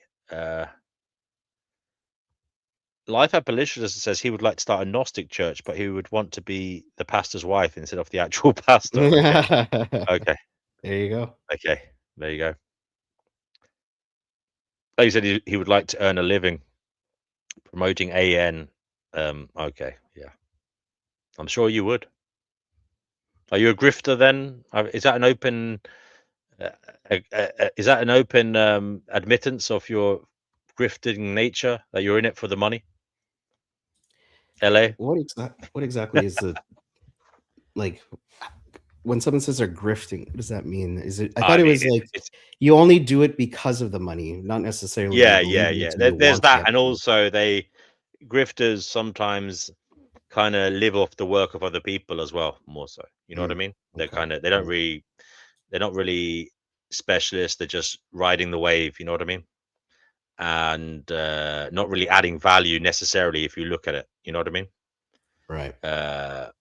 Yeah, that's kind of what people say. I mean, people have said it about Jordan Peterson that he's a grifter. I don't know if that's fair, but I can't really think of anyone else that they say it about. But it's quite a common term that's thrown out there on the internet. You know, I mean, it's hard to prove because isn't everything built on the knowledge of what came before? You know, for the most part, except for maybe, well, even some science. Even science is built on what happened before. You know. I suppose the key differentiator is, are they adding value, you know, new value? Life abolitionist says it's not about the money. It would allow them to spend the time doing what they think is important. I think that's part of it as well, Brother Marcus. It's about making money off it as well. Yeah, but if you can find a way to make So it they a don't living- necessarily always believe in the cause, for example, but they see it as an avenue to profiteer from. You know what I mean? Right. So a lot of it, grifting, a lot of it is done in the sphere of you know, moralizing and picking a virtuous cause, you know, standing under that umbrella, knowing that people will chuck money at it. You get to make money from it. Do you think there's a morally But not neutral way of necessarily believing in it as a force of nature, you know, knowing deep down that it isn't actually the solution or it isn't good. Sorry, say that Right. again. Do you think there's like a morally neutral form of grifting? Well, it's hard to it's hard to prove, isn't it? It depends on. So let me give you an I mean, example. Let's say I have a YouTube channel and I'm into art. No, not art. Makeup. Like, oh, look at all this makeup. I'm gonna make makeup tutorials, but I actually don't give a shit about makeup. Is that like how harmful yeah. would that be? Right. Yeah, I mean, exactly. I mean, look. I suppose you could weigh it up. Is it making people's lives better? You know, and in many ways, what is the difference between that and someone working in retail? You know what I mean? Working on That's they don't exactly, yeah, necessarily that like. was the Yeah, what I was my yeah. brain was going to, because like most of the jobs that I've had, I I didn't like. I had to do it anyway to make a living. So, Mm. but I think the issue is when you take on something like a political thing or something you think Yeah, isn't going to yeah. be helpful for the world, then I think that term gets more used. Yeah, yeah. Joe Pop says grifting is using deception to deprive someone of money. That's definitely not morally neutral. Yeah.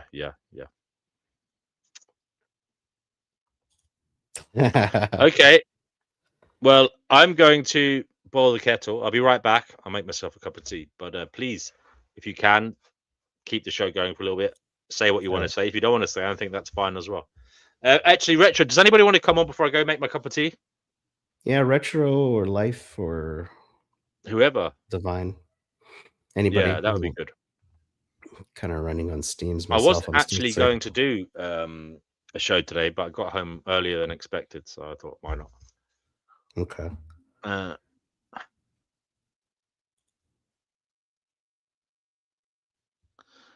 Divine opened it. She had a healing center at some point, and she said she was quite happy until it had to close down. She had to close it down to take care of her sweetheart who was ill. Sorry to hear that. Retro Sorry to is hear that. enjoying new banana flavored rolling paper. There you go. Ooh, sounds good. You could like play a video while you make your tea. Yeah, okay. Let me just find one. What will I look for? What do you want to watch? We watched some of the Babylon guy. Babylon's sure, why Lady not? Babylon 666. Why Let me not? have a look here. Let me just oh, someone's come on. Do you want me to retro? Hello there. How are you doing? Hello. I'm going to reset my mic and be right back on. Okay. Okay, we're gonna watch a video here of this dude. So, 1 second. The one that was investigated by the Catholic Church. Hello. Lady Babylon will never fail ya. They do the makeup. 1 second. Oh, I've seen this guy before on Joe Rogan. Devil is pissed. Bruh. Center perfume on Saturnalia. Lady Babylon will never fail ya. They do the makeup, ketchup on bacon, making a fool for the duels. Sympathy for the devil on the level. If you're coming through, bring the big bag of dope. Cult of the crow, super rhymes, they float. The truth vibrates. Oh, At a specific frequency, like a Three, witch two, one, I take fly, over you the can see room. me drifting. Yep. Puffin' purple law in the cutty, cool and easy, napalm in the morning. Fresh rhymes all the time, the chic of Babylon, horse riding the swordsman.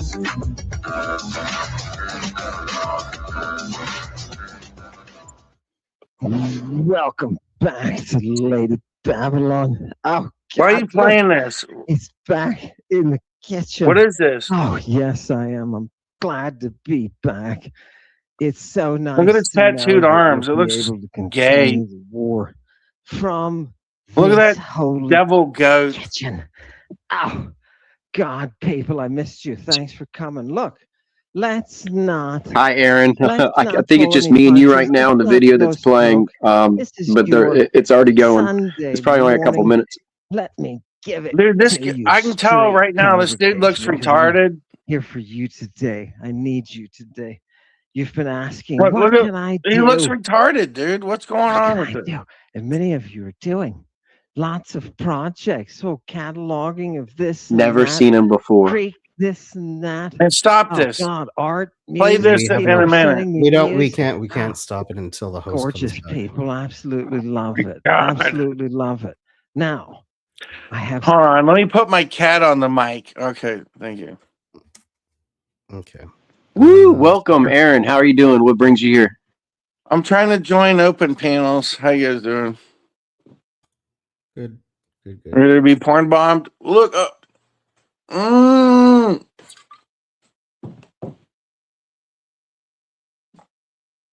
So how do you guys know each other?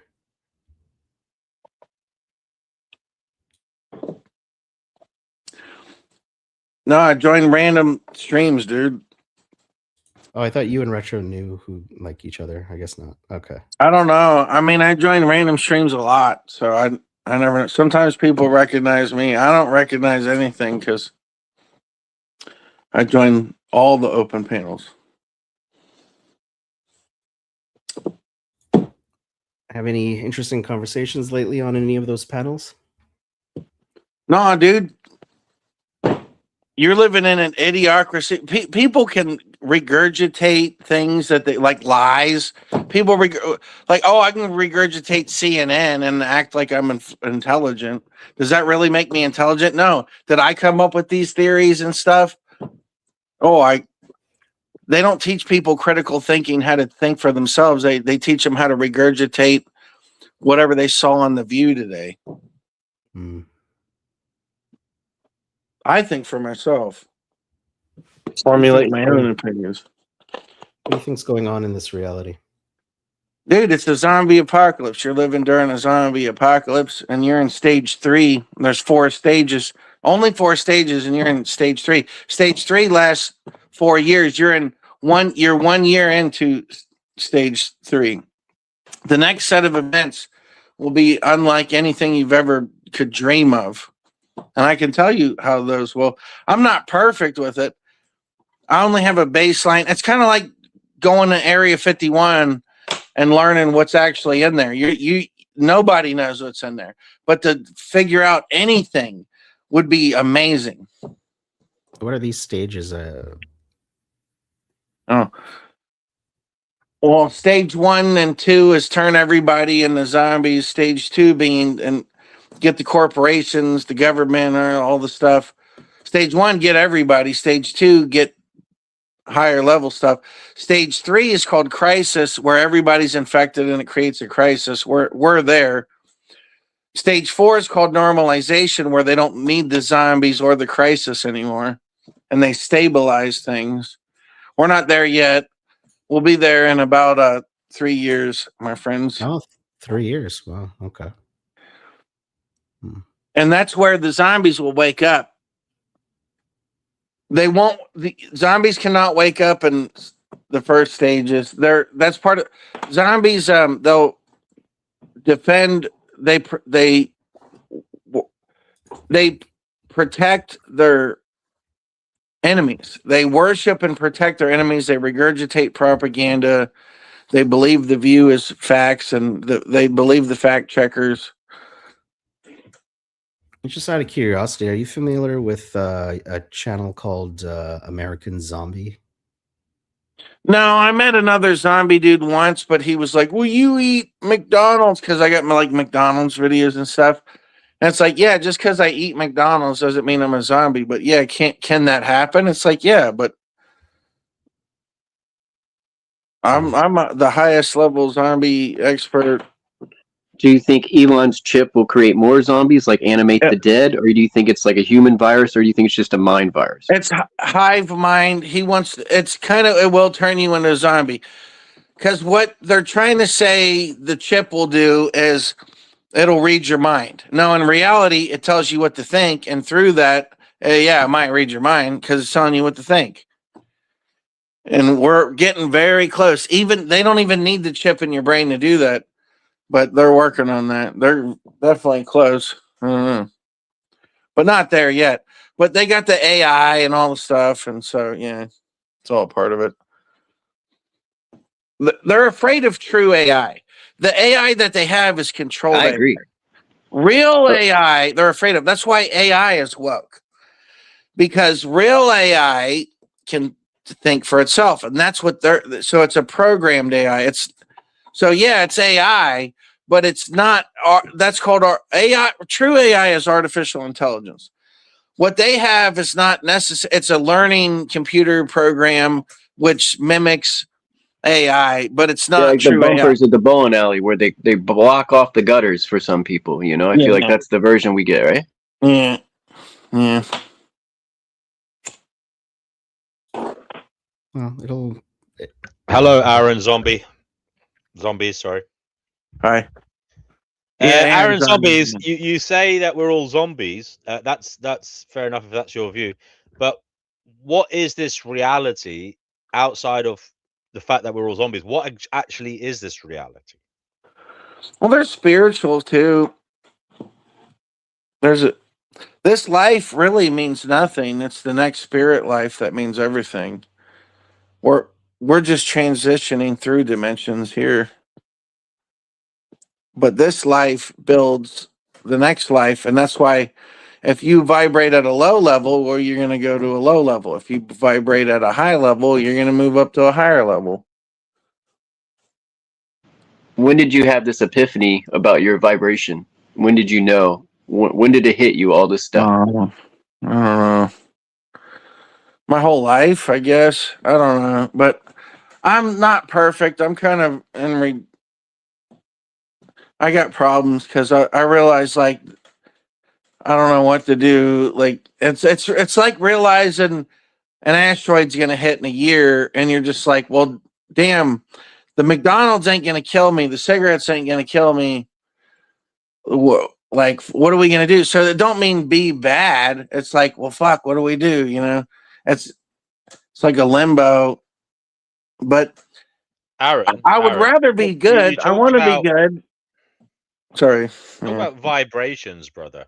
That seems to be the most important aspect of your message to us on how to live.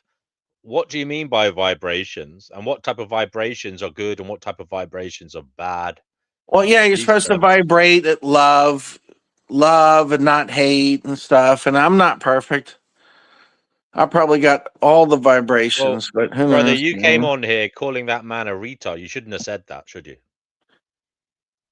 Dude, I call the Now, guy by the talking way, to Aaron, retard. that word is just like the N word. The R word is banned on this channel, just for your future reference. Okay, brother. I can respect that, but Okay. I don't. So, I Aaron, tell us believe in about free the good and bad speech. vibrations.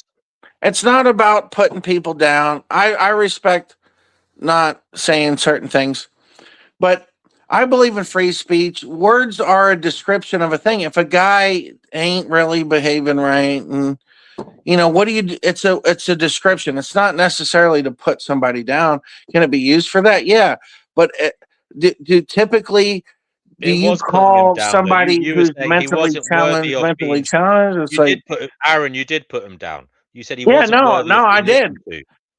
Yeah. Yeah. So you did use it in a derogatory way. You weren't using it in a clinical sense. You were using it in a derogatory manner because you were saying, "Get that man off the screen. He's an R word." Now that, to me, brother, is not good. Okay, you get what I'm saying? Yeah, but I don't know. You're kind of coming off like what I called that guy. So sorry. I apologize about that. I'm just trying to speak truth, That's man. That's okay. I'm how I just laying feel. down the kind of friendly rules we have here. That's all.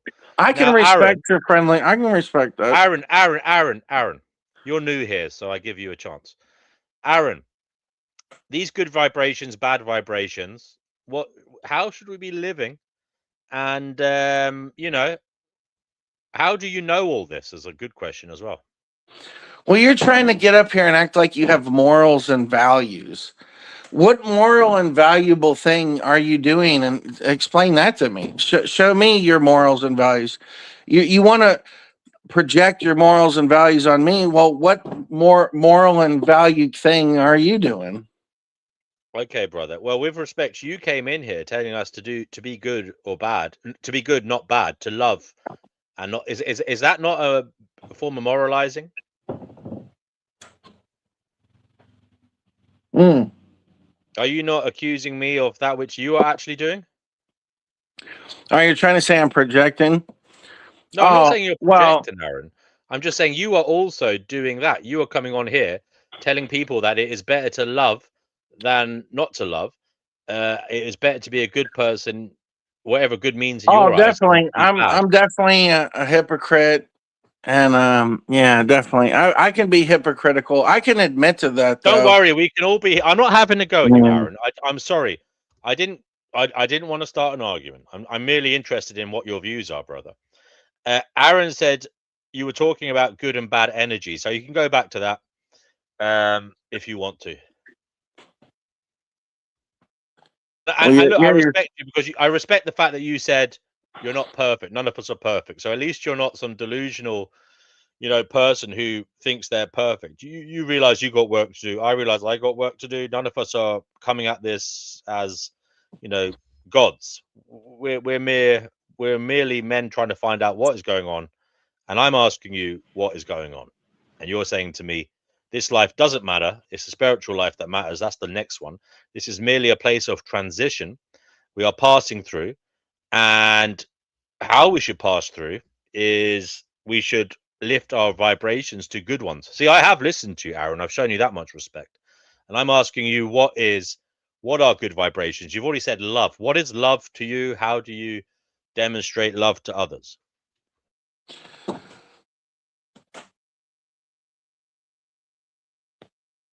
Well, that's the part of the interesting part is trying to figure that out, define that. How do you define that? I actually struggle in defining that. I'm like, what is love? How do I love? Is that even a real thing? What if that's a trick? What if love is a trick? What if I'm wrong? That's the thing. A lot of people, they don't want to be right or wrong. They just want to regurgitate the newest trend or whatever CNN told them that day. What feels right and what feels wrong to you?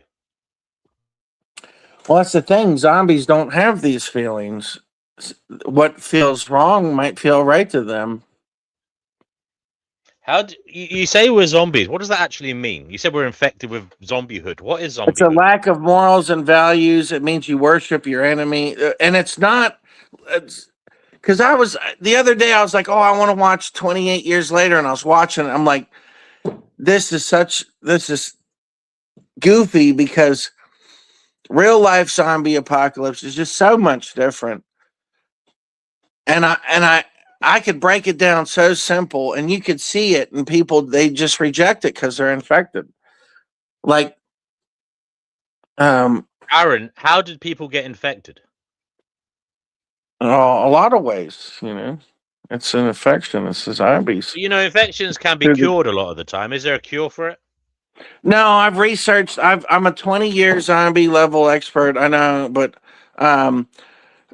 what I figured out, there is no cure, and the cure is, well, let it happen. The cure is, okay, cordyceps. So why are you coming on here telling everybody they're a zombie if there is no cure and it doesn't matter because there's nothing you can do about it? Why even talk about it then? Because I like to make predictions, and I like to see if I can make a live stream, a public prediction, and then show that I know what I'm talking about, and just see if anybody knows it. It's kind of an experiment. I understand. So this is kind of an experiment. You're some kind of self-proclaimed Nostradamus. Yeah. You're making public claims to Mhm. hold yourself accountable because Yes, that's kind of all there is to do in a world of zombies. That's all there is to do. Yeah. Now, brother, with respect, I don't think everybody is. I don't think you're a zombie. I don't think everybody is a zombie. To me, a zombie is somebody who's died and come back to life, right? That is a zombie, right? Or it's the Walking Dead. That's what like Hollywood does.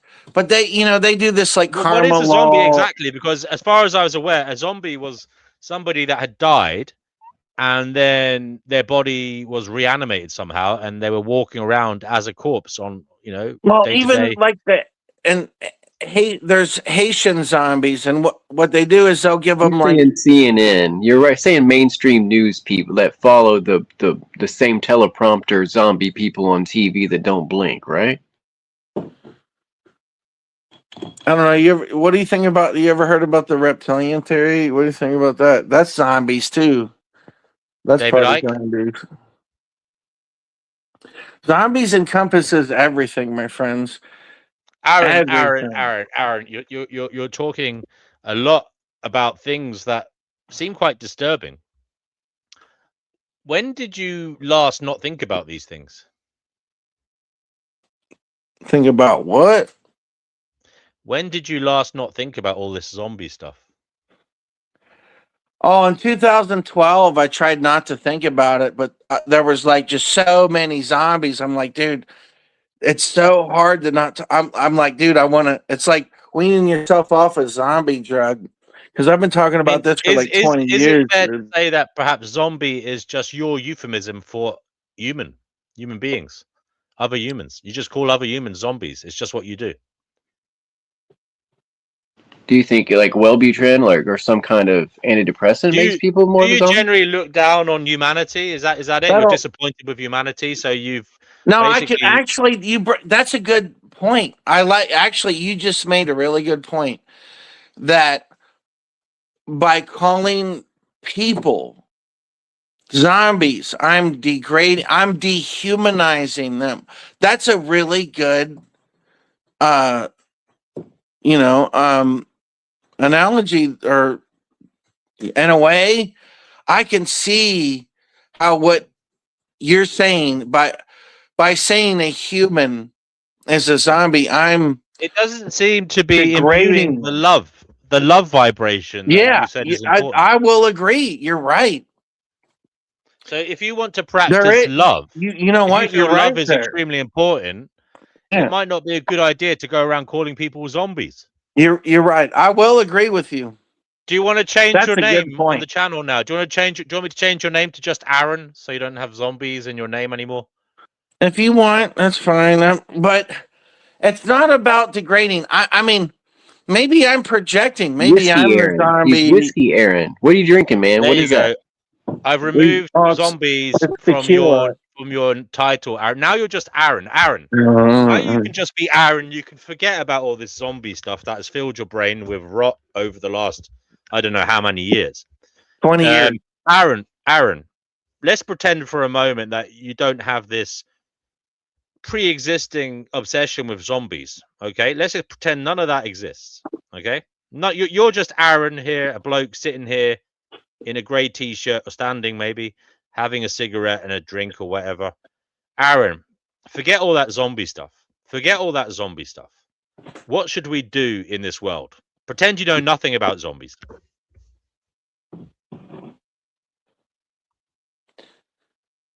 I don't know. You don't know. Well, that's okay because none of us know either, but we're trying to find out. That's like Aaron. It's perfectly fine to admit you don't know. I don't know. Okay, that's the whole point of this channel. It's called Finding Gnosis. We're trying to find knowledge as to what the hell is going on and what we should be doing here. Now, Aaron, you are at the. I can see you as a humble man. You didn't come on here, saying you know for sure what is going on. So I applaud you for that. Thank you for your humility in that regard. You're not. I don't think you're a raging narcissist, but I would welcome you to explore other thoughts that other people are having outside of zombies. There are other things going on, other opinions. Okay, that might be more beneficial to your life. That might give you a bit of peace. Have you ever? You said you're interested in spirituality. Have you ever explored Buddhism, for example? Yeah, that's how I know about the lotus. What about the lotus? It's born in the dark and the dirt and the dank and the stank, and it moves around. And then when it reaches the next level, so imagine you're a fish in the water and you're swimming around. All you know is the water, the water. But imagine you come out of that water. So what does the lotus do? It's born in the water and it comes out and it blossoms. Aaron, I want to see you blossom, brother. Aaron, there's a bit of life left in you yet. Are you going to start looking after yourself a bit better? You said you don't. You said you smoke, you eat McDonald's. I don't know. Do you drink alcohol? Oh yeah, I smoke and I drink and I'm supposed to stop, but I can't. And I'm a dog and I love women.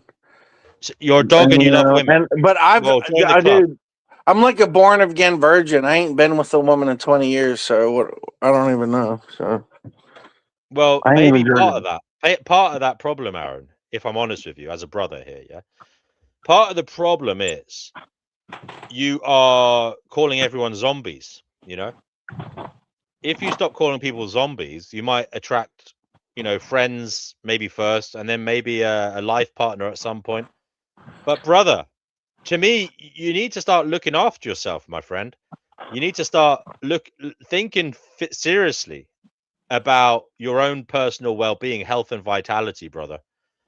Because you said already that love is important. You need to spread love in the world. I agree with that. But brother, you got to love yourself too. And I don't think you're doing that, my friend. I don't think you're doing that. I don't think you're doing yourself justice, You're so busy fighting the zombies on the outside. You've forgotten to look after your inside, okay, your heart and mind. And I really hope that you can find personal strength and vigor to give up the drinking, smoking, and eating McDonald's. Let me try. Can I try to explain it to you a little differently? It's good to see you outside, though, Aaron. It's good to see you outside having a walk. That's a good start. That's a good start, brother. Going for a walk. Why are you finding it so difficult to give up these vices?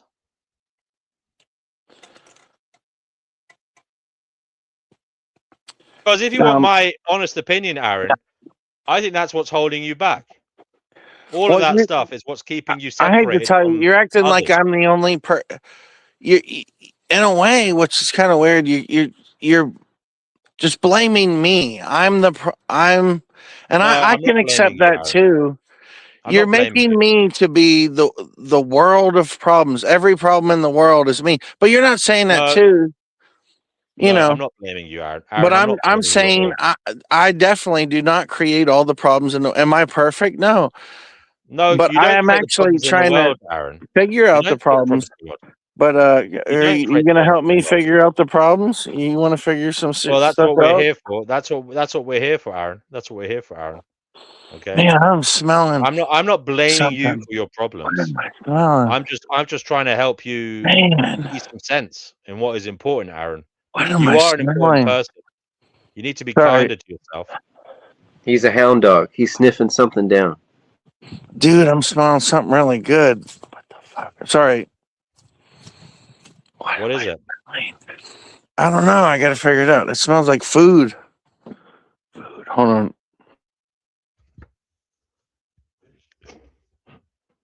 Well, Aaron's going to find himself some dinner. Okay.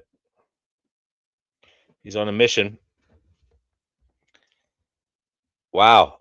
Do you know these people, Aaron? No, I don't know. I don't know this man. This is the first time he's been on this channel, but you know, we wish him well. He's having an olfactory mission here. Oh, he's found something. Orange juice. Okay. Yeah, that's okay. A bit of orange juice, not too much though. A bit high in sugar. Yeah, it is high in sugar. Yeah, at least it's natural sugar and not refined, processed, regurgitated sugar. Aaron, for fuck's sake, don't drink any more beer this week, all right? Or don't drink any more alcohol this week. Start with I that know one, I'm yeah? supposed to. I had a new fucking New Year's resolution to not drink and smoke, and all I've done is just drink and smoke. Well, then give up the alcohol first, yeah? And then you can, Yeah. once you're sober, you can give up the cigarettes. So give up the alcohol now. Stop drinking. That's what you got to do. Where is your alcohol? Throw it down the fucking sink, will you? I can't. I got like 1,000 bottles of this shit, dude. Fuck. Well, throw it down the fucking drain. Go on, you don't need that shit. I did, but I'll just go buy more if I do because I'm You don't retarded. need it, Aaron. Aaron, you don't need it. You I really know don't I need don't it. need it. Well, chuck Try it down the sink. kudzu. Try kudzu. Kudzu. It'll help you a little bit. It's a herbal thing to help your What's craving. that? Kudzu. You know what that is, Aaron? It'll help your craving. You'll still do what you're probably doing, but it'll help you. It's a one step maybe I to the should right try direction. Tell It's him the what only thing I've kudzu is. known I've to never heard of work. it. Aaron, can you hear this? Kudzu. Lots of electrolytes and kudzu is what you need let me to. look it up. Here, I can look it up. Hold on, take a second. Oh, I gotta turn my computer. Sorry. You'll have to do your own research, Aaron. I don't know the ins and outs of kudzu, but he's recommending it. I'm saying look it up, do your own research, get professional advice on the matter, but he is suggesting kudzu, whatever that is. Oh my god, I'm gonna take that as do cold turkey, kill myself. Oh no, I'm just joking. That's what, dude. I've told people shit like this. I've met people worse than me, and I tell them, wean yourself off the medicine, but don't take my advice. You got to ask a taper doctor, a doctor that's, and then they take that as, no, he told me cold turkey, do it now. And I'm like, you don't, what are people perceiving when you're telling them stuff? Like, dude, I at least can understand what you're saying. There's a lot of people that you're going to talk to, dude, and they're zombies, dude. It's not a fucking Aaron, joke. Aaron, Not you a have a fan fucking here. game. It's not a game, dude. Okay, sorry. Aaron, Richard in the chat says, when Aaron drops his addictions and purifies his mind, he will be an awesome dude. Dude, he and says, you're going to live on a fucking, dude, he says, are you please fucking do all yourself Australian this or? favor. He says, please do yourself this favor, brother, Aaron. Please do this favor for yourself. Dude, are you fucking Australian or English? Like, what's going on here? Yeah, I'm in England, yeah. Yeah, dude, and you're about to reach stage 4 zombie apocalypse, and Okay, thank you for that. Well, listen. Nice, with neon lights. Thank you. The advice is give up one advice at a time. I suggest starting with alcohol, brother, please. I'm American. You know what we did? We broke off from England and tried to make our own stuff, and we got Trump, orange man bad. Woo, and he's taking over Venezuela. All right, Aaron, listen, I've given you a lot of time here, brother. I don't want to, draw it out too much, because I do think you're under the influence. But I hope that you remember You what I want to said to you, and I self-censor, welcome dude? you Let me back teach here. you. Let me teach you about America. We're pro free speech. I'm in America. America. Yeah, so Aaron, I hope next time you come back you'll be sober. If you're not, I'll have to kick you off. But I'm telling you now, it's up to you, mate. Dude, It's your life. I live in America, dude. I know. Oh, I know you do. I know you do. Aaron, give up the fucking drink first. Give up the drink first, yeah? Will you give it a go? Will you give up the drink? Yeah, I know I need to Good give up man. the drink. Take care, Aaron. Take care, buddy. We want you to come back sober. We want you to come back sober. Well, have fun and Take care, brother. Take care of yourself. Take care of yourself. He's gone now. Aaron, we wish you all the best. We really do hope that you knock those nasty habits away from yourself. And yeah, good luck to you. Hope 2026 is a good year for you. Anybody else want to come on? Link is in the live chat. Retro's here. Retro, what have you got to say for yourself? Not much. That was a lot of fun. He's a lot of fun. Maybe he'll put his thinking cap on next time. I didn't. Yeah, I didn't know what he was about to ask. He didn't. Yeah, he kept thinking. I didn't know which had more to drink, him or the camera, so it was kind of moving around a lot. But he was entertaining. Maybe some disco lights next time, or I don't know if it was entertaining. It was sad, actually. I really hope that he does get himself together. Well, he's right. So, I mean, our whole country has habits. So he's saying, like, yeah, the habit is to, the beer commercial, drink, the ABC store. The majority of our population shows up there a lot, So it's like it is. Anybody listening want to come on? Link is in the live chat. Please come on. It is a standard of society in the West to drink heavily, I believe. Well, I didn't get bit by the bug. I'm the only one in a group of people that didn't get bit by the alcohol bug. I don't really crave alcohol. Link is in the live chat. Please come on. Help the conversation flow. I probably tried drinking it I spent a beer around 4 or 5 years old, I'm sure, and then tried harder alcohol around 8 or 9, when the parents, no one was around, and you could open the cupboard and try something out. So around 8 years old, I was trying everything I could just to see what it was like, what it tastes like. And then by the time I was an adult, I really wasn't interested in drinking. I drank casually and socially, but not really because I craved alcohol.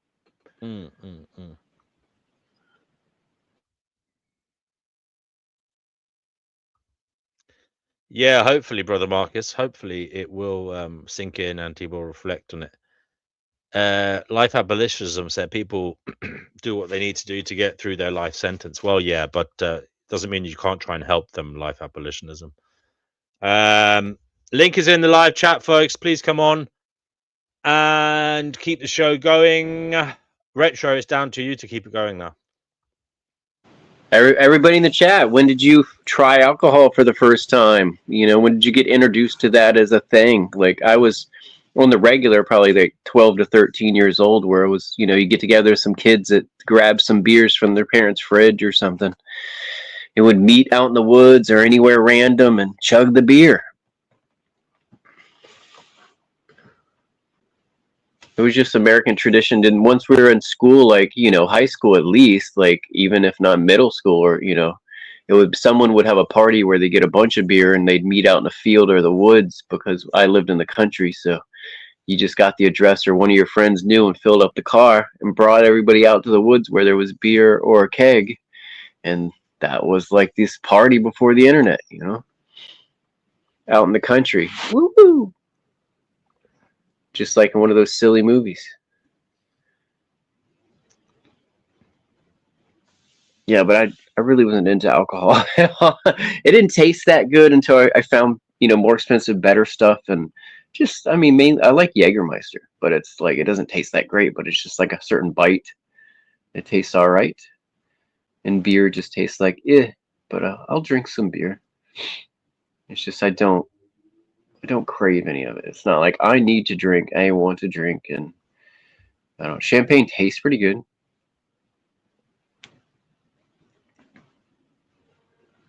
I'm reading the chat now. Wine, yeah.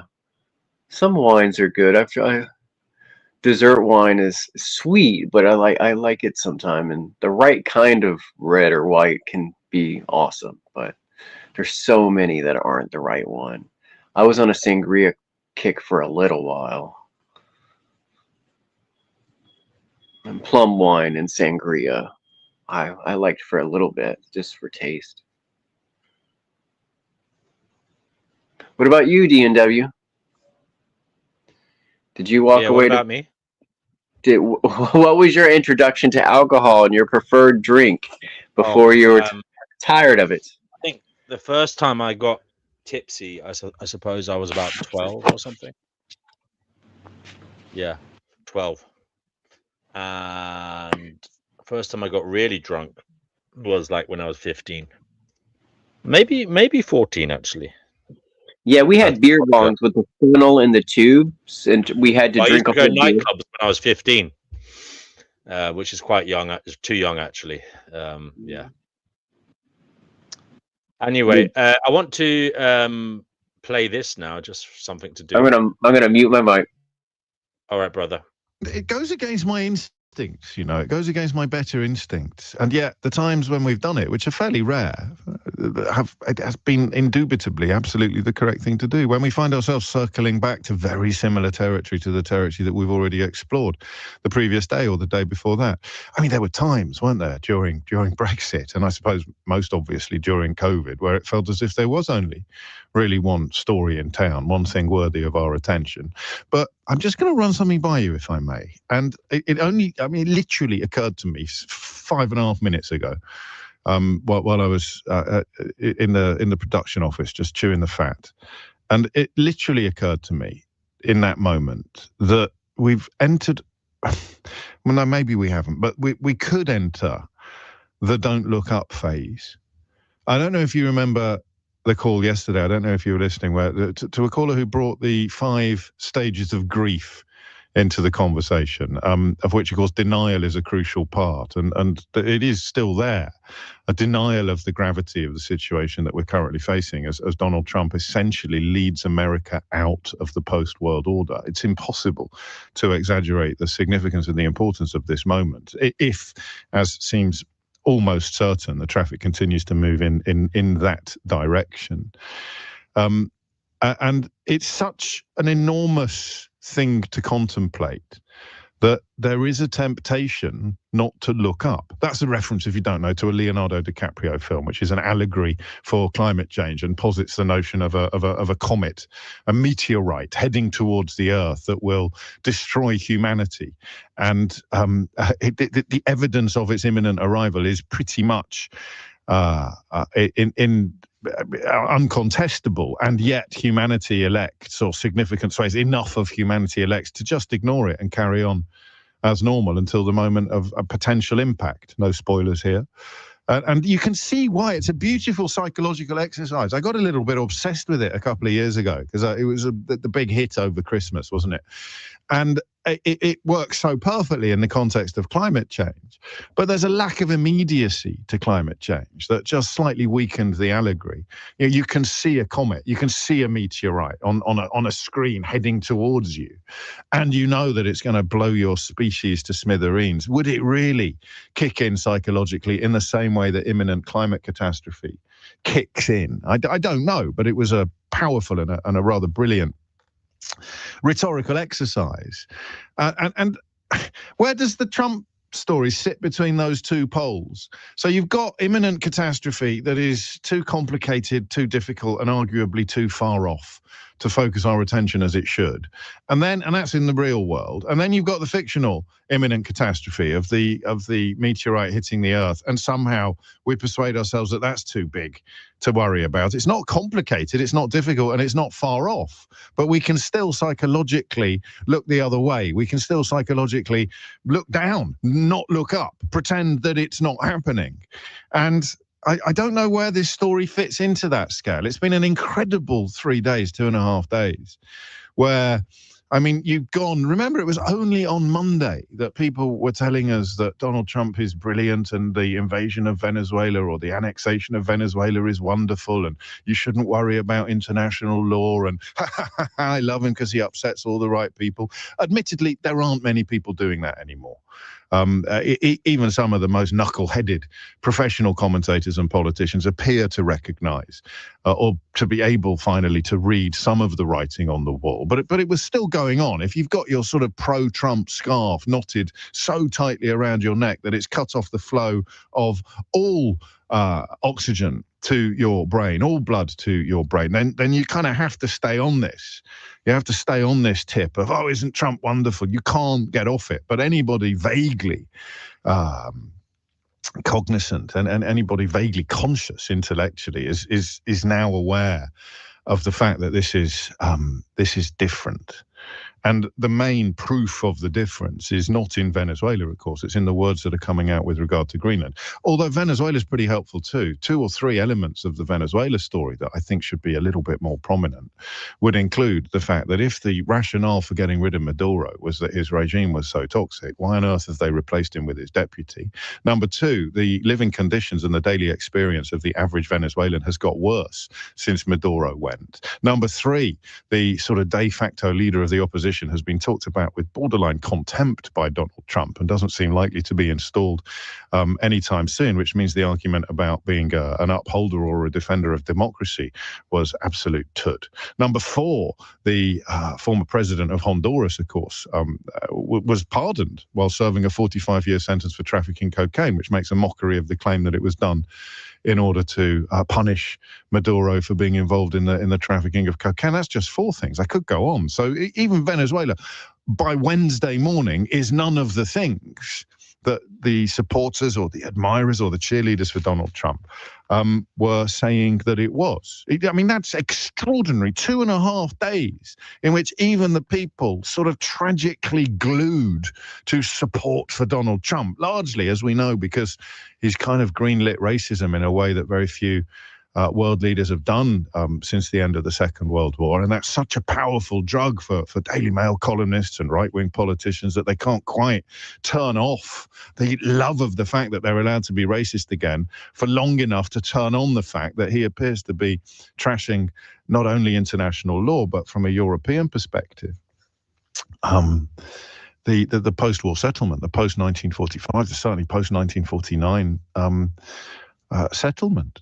I mean, how would you sell it if we had left-wing media? No, not even left-wing. If we had honest, vaguely liberal Democrat media in this country with the same power and the same tactics as the right-wing media that brought us admiration for Donald Trump, Boris Johnson, Liz Truss, austerity, Brexit, what would it look like? It would be something like Donald Trump dances on Winston Churchill's grave as he sets fire to the NATO settlement. Donald Trump insults our war dead as he undoes the peace that was established through blood and toil during the first half of the 1940s. If you had that kind of tactic, that kind of rhetoric being deployed by people on the right side of history, on the side of decency, democracy, accountability, rules-based institutions, the law, even Margaret Thatcher, of course, that magnificent quote yesterday about why you can't just pick your support for laws or law breakers according to the ones that you like and you don't like. In the absence of objectivity, there is nothing. Nothing is left but anarchy.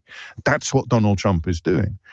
I mean, it's so Orwellian, you almost wish you'd never used the word Orwellian before, because it never quite fitted as well as this does. What is it? Oceania, East Asia, what's the other one? 3 massive powers on the planet of Big Brother on 1984. 3 massive powers in a state of perpetual war and undiluted propaganda. And who knew that that was the world that the President of the United States dreamt of? And that is roughly where we are. Oceania, Eurasia, East Asia, the 3 massive fortresses of untrammeled, unaccountable power presided over by variations of Big Brother while the population just lives in a form of a combination of torpor and sycophancy. And that is what is happening. We are Is it runway 1? What does the United Kingdom become? Where potentially, because if he goes into Greenland, where does he go next? Anyway, right, let's wind it back in again. Let's wind it back in again. Those 5 stages of grief, I was thinking about the 5 stages of reality. It's on Monday, you still got people pretending or claiming that what Donald Trump is doing is normal or admirable. You have Dick Littlejohn in the Daily Mail talking about how Starmer should be more like him. What would that involve after Greenland? Should Keir Starmer invade Andorra to prove to Dick Littlejohn in the Daily Mail that he's just as ruthless, the word I think he used, as Donald Trump? In the space of 2 days, the pathetic cheerleaders have had their own pants pulled down by the man that they were cheerleading for. It won't change them, of course, any more than it did when they were cheerleading for Boris Johnson, or cheerleading for Brexit, or cheerleading for austerity, or cheerleading for Liz Truss, or cheerleading for all the rest of it. They stake everything they have upon support for something or someone. The thing they're supporting turns out to be absolutely hideous and the polar opposite of all the things that they claimed that it was, and they just carry on cashing their checks and writing their bilge. So in 2.5 days, support for what Donald Trump has done in Venezuela has been completely destroyed by Donald Trump's explicit ambitions to do something similar to Greenland. And that's where we are again this morning. I mean, the headlines are, I mean, they are genuinely chilling. And this is where Don't Look Up kicks in. This is where Don't Look Up comes in. President Trump wants to acquire Greenland as a national security priority, and the use of military force is always an option, the White House said yesterday. Airstrip 1, thank you, not runway 1. I mean, even that's brilliant, isn't it? Because it wouldn't be the language, it wouldn't be the Anglo-Saxon language, it would be the Americanization. It'd be Airstrip 1. We wouldn't even get to be runway 1. We'd be Airstrip 1. It's Please don't ring in about my George fishermen that Orwell live there. comparisons, It's because not Eleanor people has a from very, Denmark. very busy switchboard to Marshall. Or she will do in a minute when I actually open up the phone lines. So don't look up. I mean, the temptation to look away, I don't know what we talk about instead today, but the temptation to look away from that single sentence, that paragraph, President Trump wants to acquire Greenland as a national security priority, and the use of military force is, quotes, always an option, end quotes. Here comes the kicker. The White House said yesterday, the institution, never mind the building from which JFK, FDR. Let's try to think of a president whose initials we don't use, whose name, Bill Clinton. I pick your favorite, Ronald Reagan, George Bush, George W. Bush, Joe Biden, the institution, the administration, the building from which protectors of peace throughout the 20th and 21st century have spoken, protectors of peace in Europe have spoken, is now explicitly and out loud positing the notion of using military force to help itself to European soil. That's it. Full stop. I'm going home. That's it. How on earth do we respond to this reality? How on earth do we respond to this moment? And that is, it seems to me, the only question worth asking at the moment. We've got PMQs later today. It's almost as if that involves rearranging the deck chairs on a potential Titanic. Why are we talking about anything other than the fact that Trump wants to take over part of Europe within 3 years and is prepared to use the military to do it? Wow. I genuinely, wow. What question do I ask you today? What's going on? I mean, there's another element to it that I think is really important. And that is this. The oil in Venezuela it's not worthless, but it is nowhere near the bounty of riches that Donald Trump, A, claims it is, and B, quite possibly believes it is. A great piece in the Telegraph today about what it is actually like, what the oil will cost to extract, how much it will be worth when it is extracted, the thickness of it. I'm obviously a physicist or indeed a geologist. I'm not an expert on oil, but the idea that you just turn up with a hose pipe and a spade and start shipping cash straight out of the ground is just completely wrong. The headline, and this is one of the people on the Telegraph who's not mad, Ambrose Evans Pritchard writes, Trump's Venezuelan plunder is almost worthless. I really recommend this article. It's extremely strong and very, very heavy on evidence. The hunt for oil is largely pointless. The stuff that's left, although there is loads of it, is the worst possible oil available. Maduro and Chavez and sundry other cronies have stolen everything worth having from that country.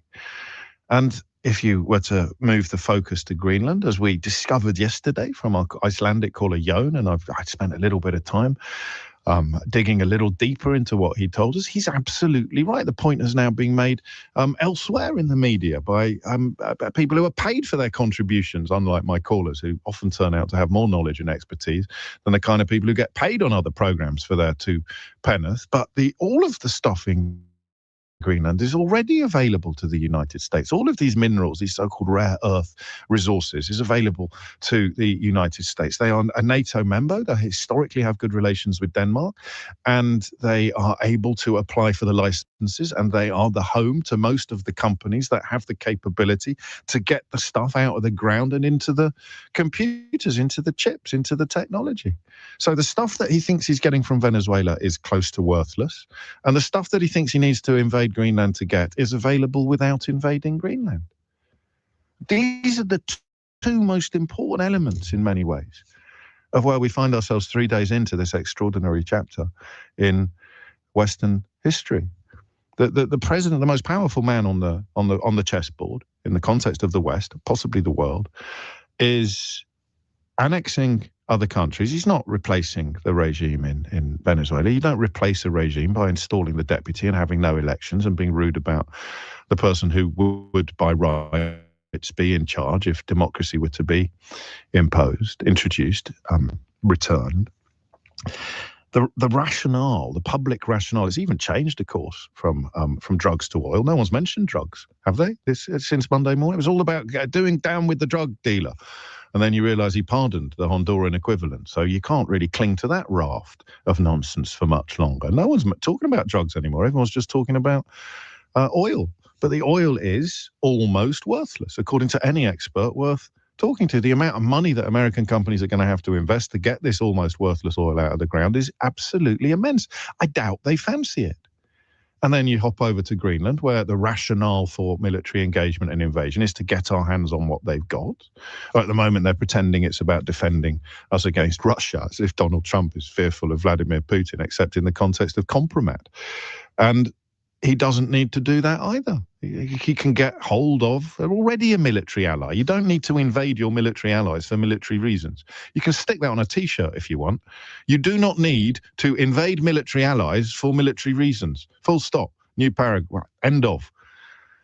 Press send. So they're doing it for the reasons that everybody is talking about. The rare earth resources, the minerals. And yet anybody who knows anything knows that American companies have almost untrammeled access to those contracts and those rights today already without the invasion. So that's going to be the question. Given all the things I've just told you, most of which I'm sure you already knew, every single thing we've been told about the reasons behind annexing Venezuela or invading Greenland are not true.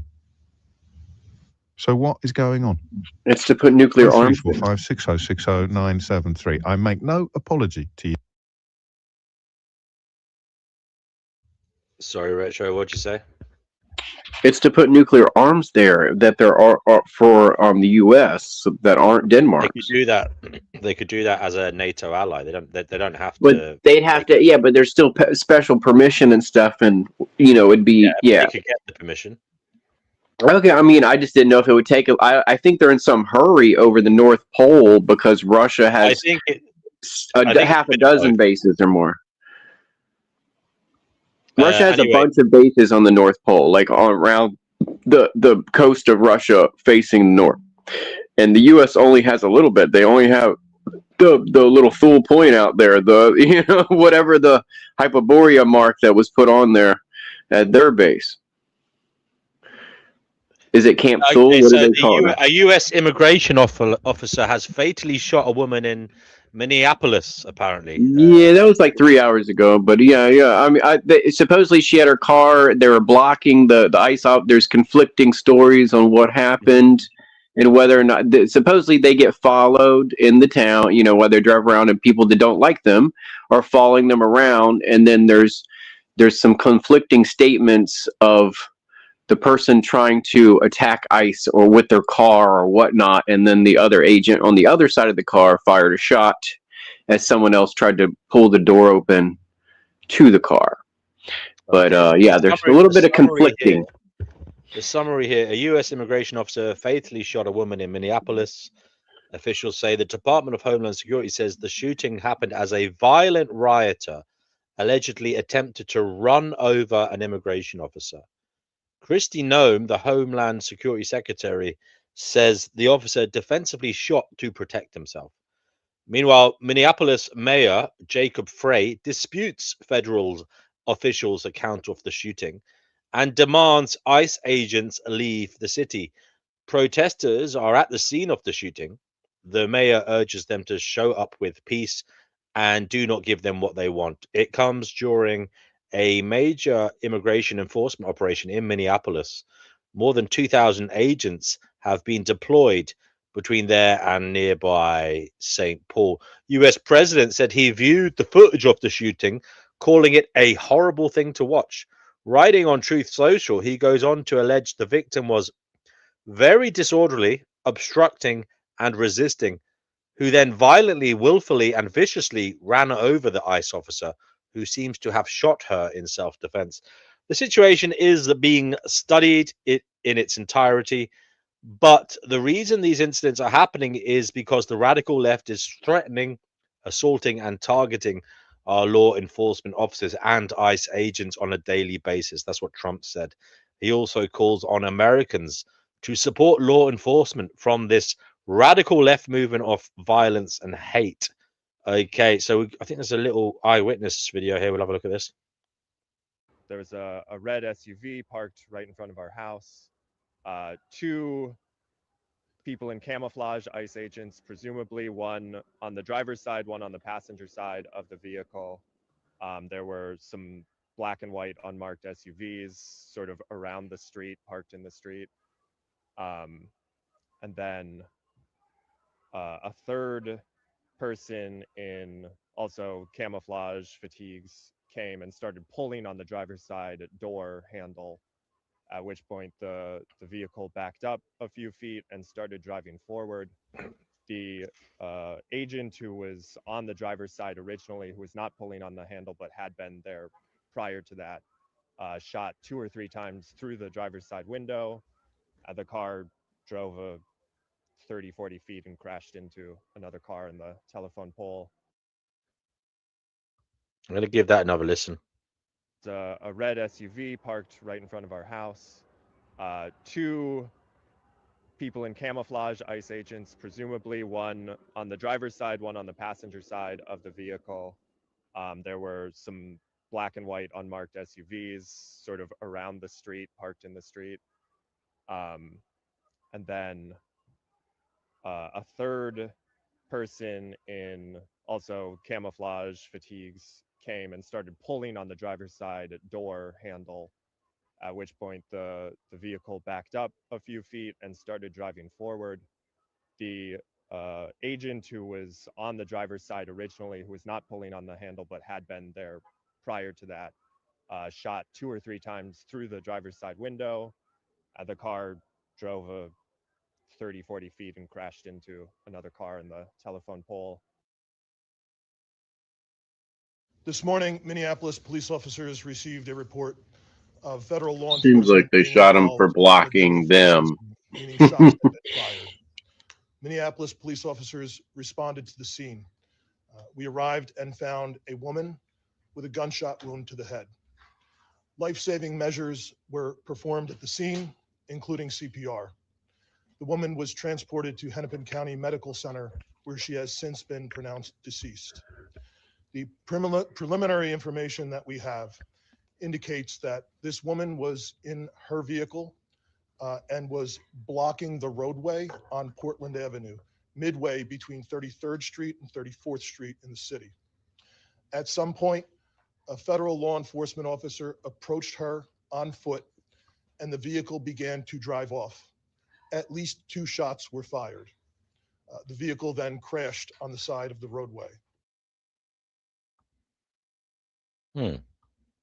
What we do know is that a 37-year-old woman is dead and that she was shot by ICE.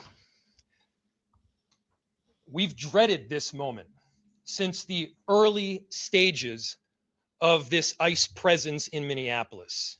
They are already trying to spin this as an action of self-defense. It was on 33rd Street, by the way. I can't make this shit up. 33rd, 33rd Avenue. That is bull. This was an agent recklessly using power that resulted in somebody dying, getting killed. And I have a message for ICE. To ICE, get the fuck out of Minneapolis. Wow. We do not want you here. Your stated reason for being in this city is to create some kind of safety, and you are doing exactly the opposite. Wow. It sounded like she used her car to block them as part of the protest, and they got fed up with her. Is this it? No, that's just a protest later, I think. Okay. That's just them scaring off people protesting them. It looks, I don't know. She was in a red SUV, and after she was shot, she drove off and hit a white parked car. It looked like a Porsche or something really nice that she ran into. But she was in a red SUV.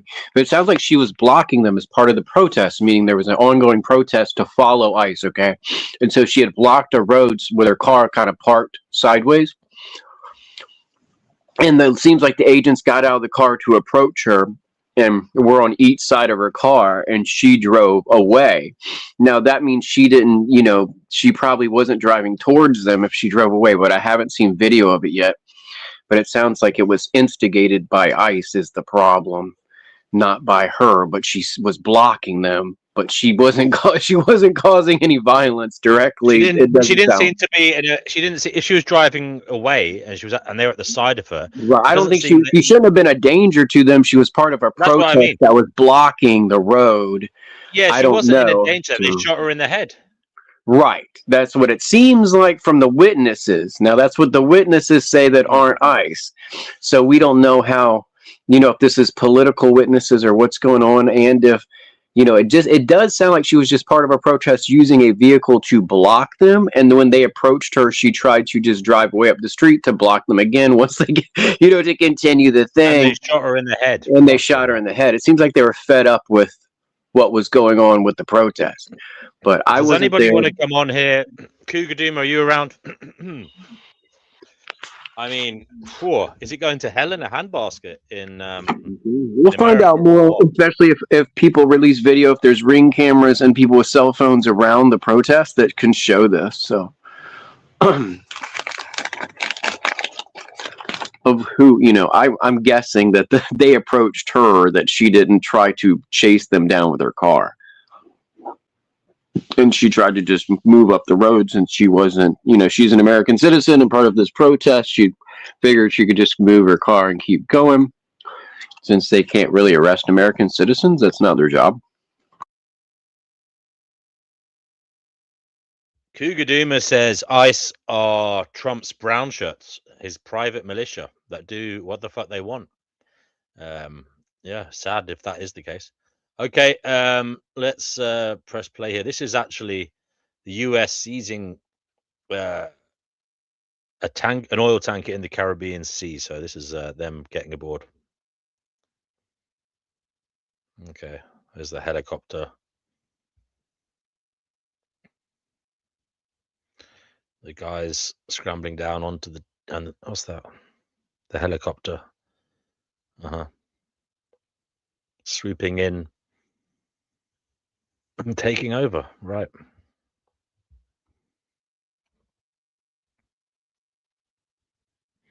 They're very efficient. You've got to say that. They're very efficient, very competent at what they do. And I suppose that's why it's even more worrying for the world, because They are a machine. They're good at what they do. And if they don't care about international law, and if they don't care about their own citizens' right to protest, what is the world in for? What is the world in for? Is anybody coming on the show? Link is in the live chat. Well, for America, war is a well-oiled machine, and we keep it nice and oily. Mm.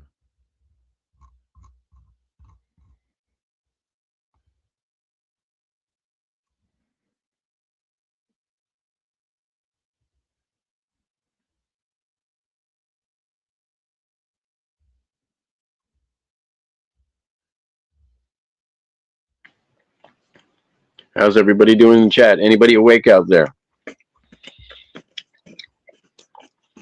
You can put some records on the load it up, play some slow jazz. What do you want to play? Oh, I have nothing in mind. Nothing at all. Okay.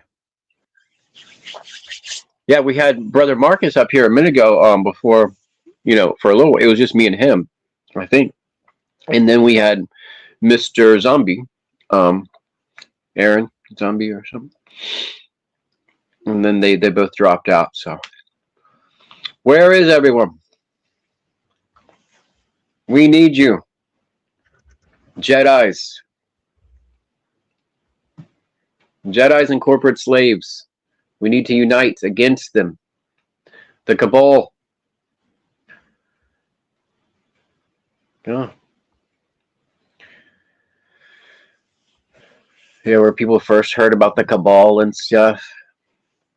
I'm trying to think of like Alex Jones on the radio way back in the day when he was only on the radio, and then the other stuff was out there, and then the Tower Records had some strange DVDs in their section, and of course there was Jim Marr's books that talked about JFK assassination and other stuff like that. That there was a cabal working, secret societies and stuff in the United States. Hello. This is from Twitter or X. China accuses US of stealing its oil after Trump diverts Venezuelan crude to America. China is livid and they're not hiding it. After Trump announced the US will refine and sell up to 50 million barrels of Venezuelan oil previously frozen under sanctions, Beijing fired back, calling the move a blatant power grab and a direct hit on their interests. Why? Because that oil wasn't just sitting there. China had already paid for a big chunk of it through loan for oil deals and state-backed agreements with Maduro's regime. Trump's plan: ignore all that, break the blockade, grab the barrels, and reroute them to US refineries. So the pitch is American energy security because the US is in charge now.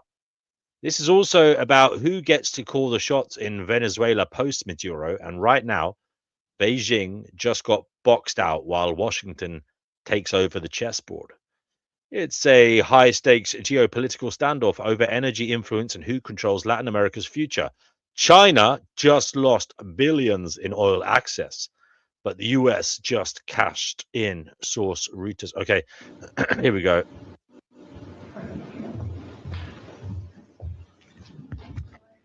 The United States has brazenly resorted to the use of force against Venezuela and demanded that America First be applied when Venezuela disposes of its own. Sorry, 1 second.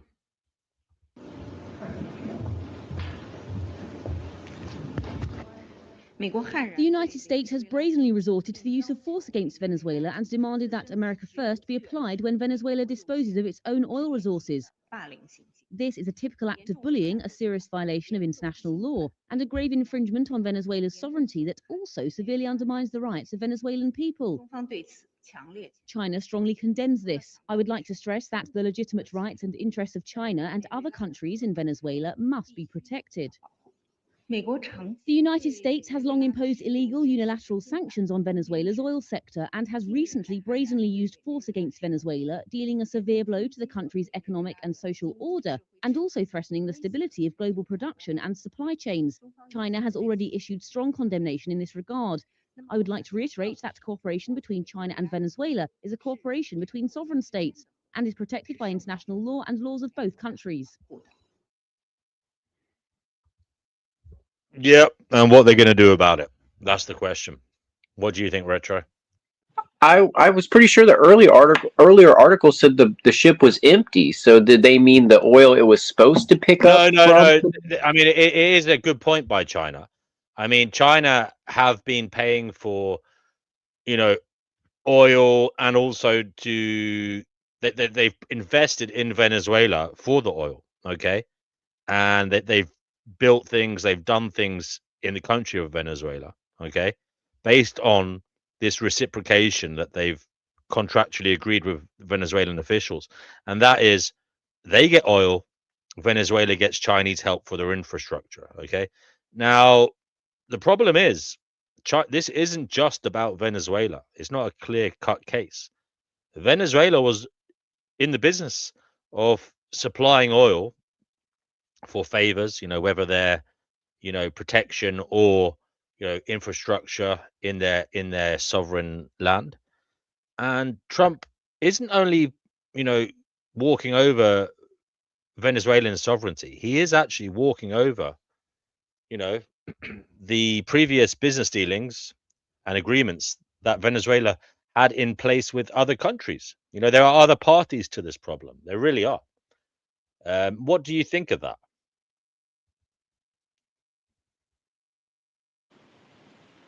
I mean, I don't think it's all as what it seems yet. So I think a lot of the media is spinning this to get excitement out of people on either side of this bridge. I think China and America will make a deal outside of whatever just happened. And all this is on the negotiating table, and Trump just wants the most amount of cards, him and Netanyahu, to play with the world right now. And it's none of my business. It's not the business I'm in. So that's all their yacht club that they're trying to hide, but still have the best playing cards. Okay.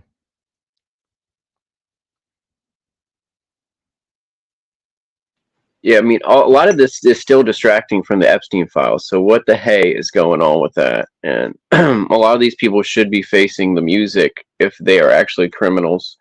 And our justice system and the law should not be, ignored when it comes to these celebrity style people.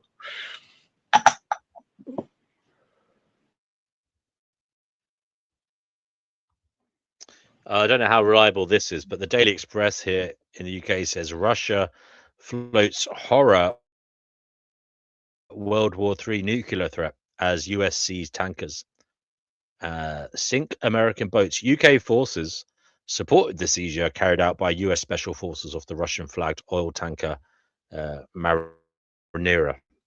And American news, I don't know if you have it. There's a tanker known as Bella 1 changed its name.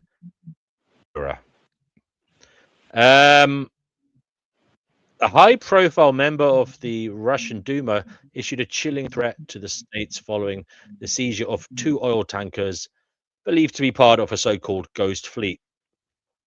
Alexei Zhuraglov, the first deputy head of the Defense Committee, went as far as to suggest nuclear weapons could be deployed in response to, as per the military doctrine of the country. He likened the seizure of Bella 1 to an attack on Russian territory. Okay. As it was flying under a Russian flag. All right. Well, listen, it's not coming from Putin. It's coming from some dude in the background. So not as worrying, perhaps, as the headline makes it appear. Kugaduma, you're on the show. Welcome, sir. What would you like to add to the conversation? Hi, everybody. How's my audio?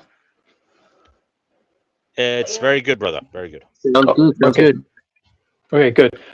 Yeah, well, I don't know. Everyone has thoughts on this, but it's been suggested that what Trump and Putin and Xi are doing, Chairman Xi of China, is dividing up the world in terms of spheres of influence. They're not really enemies. Probably they're working together as well as any authoritarian regimes ever do. I mean, we saw that in the Second World War.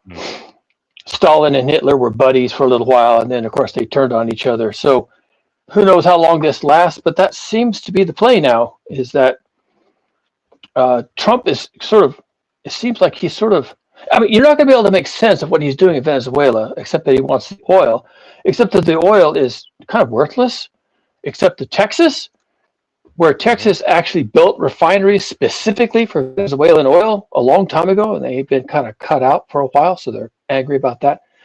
But apart from the oil and maybe whatever, I mean, regime change, you didn't even change the regimes. What's the point? Well, the point probably is visuals. He's making a play in the Western Hemisphere. He wants the Americas, including Greenland. He's making a play. He'll take Cuba, Panama, Colombia. He'll take them by decapitating them. He'll just take their leaders. He'll just send in SEAL Team 6, decapitate their leaders, kill everybody in the vicinity, and he's just going to rule the Western Hemisphere, North and South America, including Canada. Canada is in big trouble right now. I mean, man, I would not want to be a Canadian prime minister right now. And then Putin will get Europe in the exchange. He'll get Europe. You might wonder, how's he going to get Europe? He can't even take Ukraine. Well, the U.S. will give him Europe. The U.S. pulls out of NATO, and he tells Europe, I'm not going to protect you with nuclear weapons or anything else. And the Europeans are just going to roll over. They don't know what to do.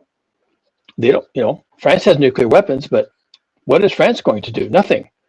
They got their own problems. And so he gets Europe and probably Africa, and China gets all of the East, including probably Australia and New Zealand, and that's how they're carving up the world. And I don't know if they're going to get away with it, but that's what they're doing. I mean, do you really? So, I mean, I think Europe could take on Russia. I mean, I don't want that to happen, but I do think Western Europe could take on Russia. No, not a chance. You don't think? No, not a chance.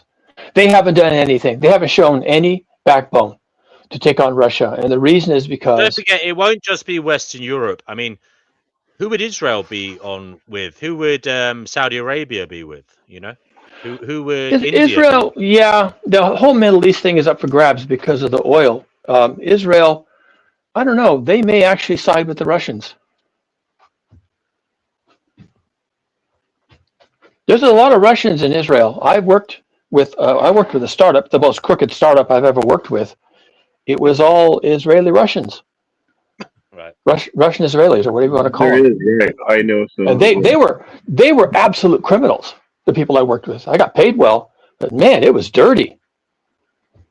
And they disappeared. They just disappeared. They just up sticks and was gone, and we didn't even know about it until they told us they're shutting down the shop. And hell, for all I know, they're working for the Russians even now. They were dirty, and they were Russian Israelis.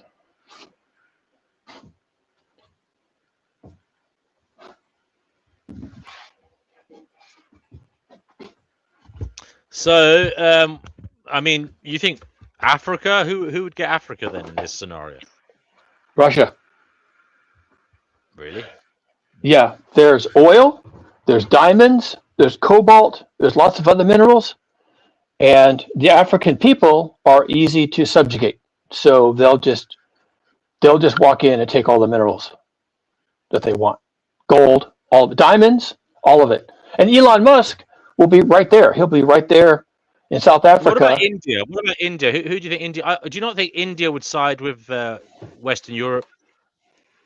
No. They wouldn't want. Basically, what I'm saying is Western Europe would give India more freedom than, say, Russia, China would.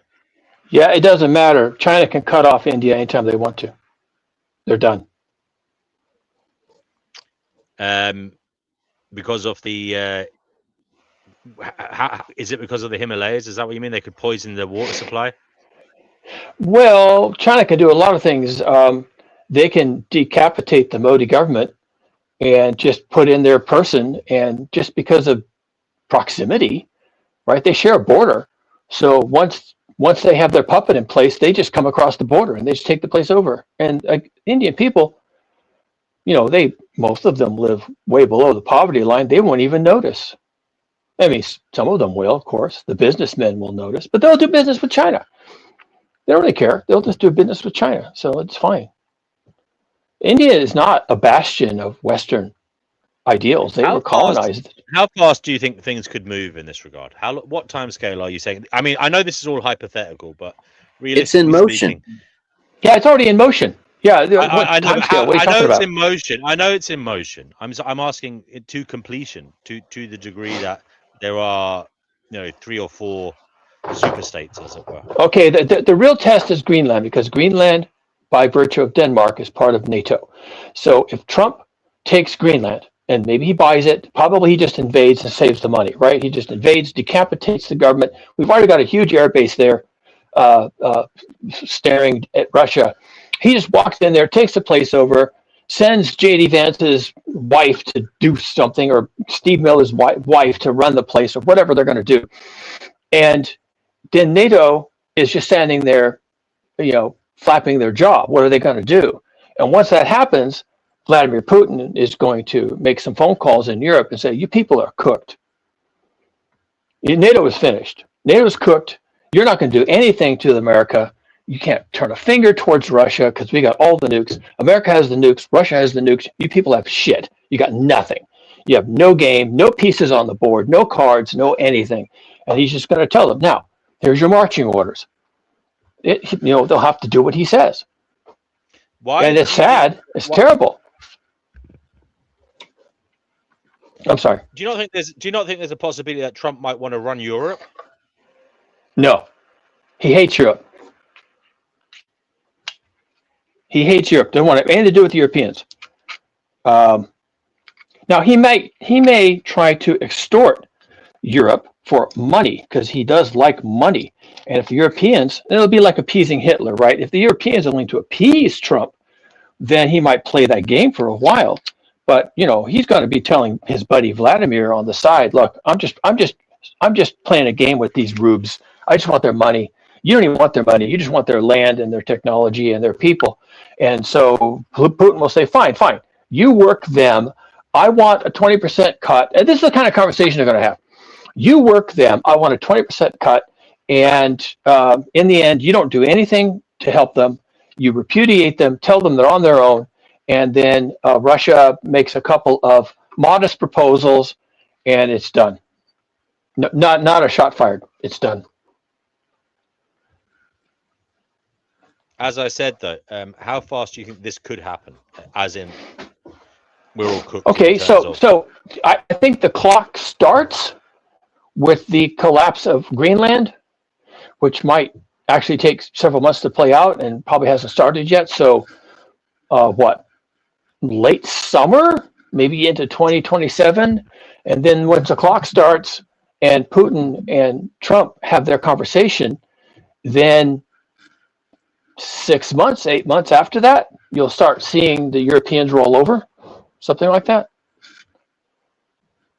I think a lot of this is because of technology. So AI, the chips in Taiwan, whoever has the best supercomputer, it's helping with them playing all this crap and telling them the best time to do this stuff and catch the other off guard, or whatever you want to say, or make the right deal and number game where it works.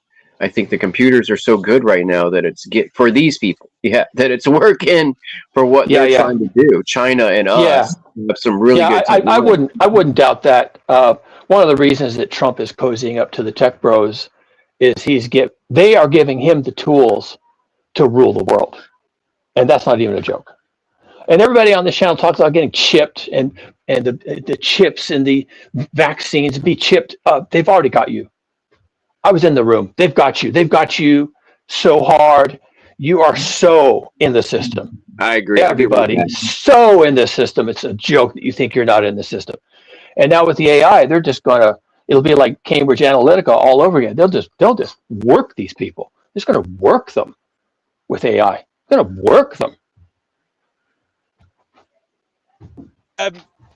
What do you think they'll do with us, Cougar, if they do take over the world like this, these superpowers, to this degree? What will they do with the population of the world? I don't know. Well, What's your gut feeling? Yeah, okay. I'll give you my gut feeling real quick, just because we all kind of know these people, right? I think they look at the poor people and they say, "What have you done for me recently?"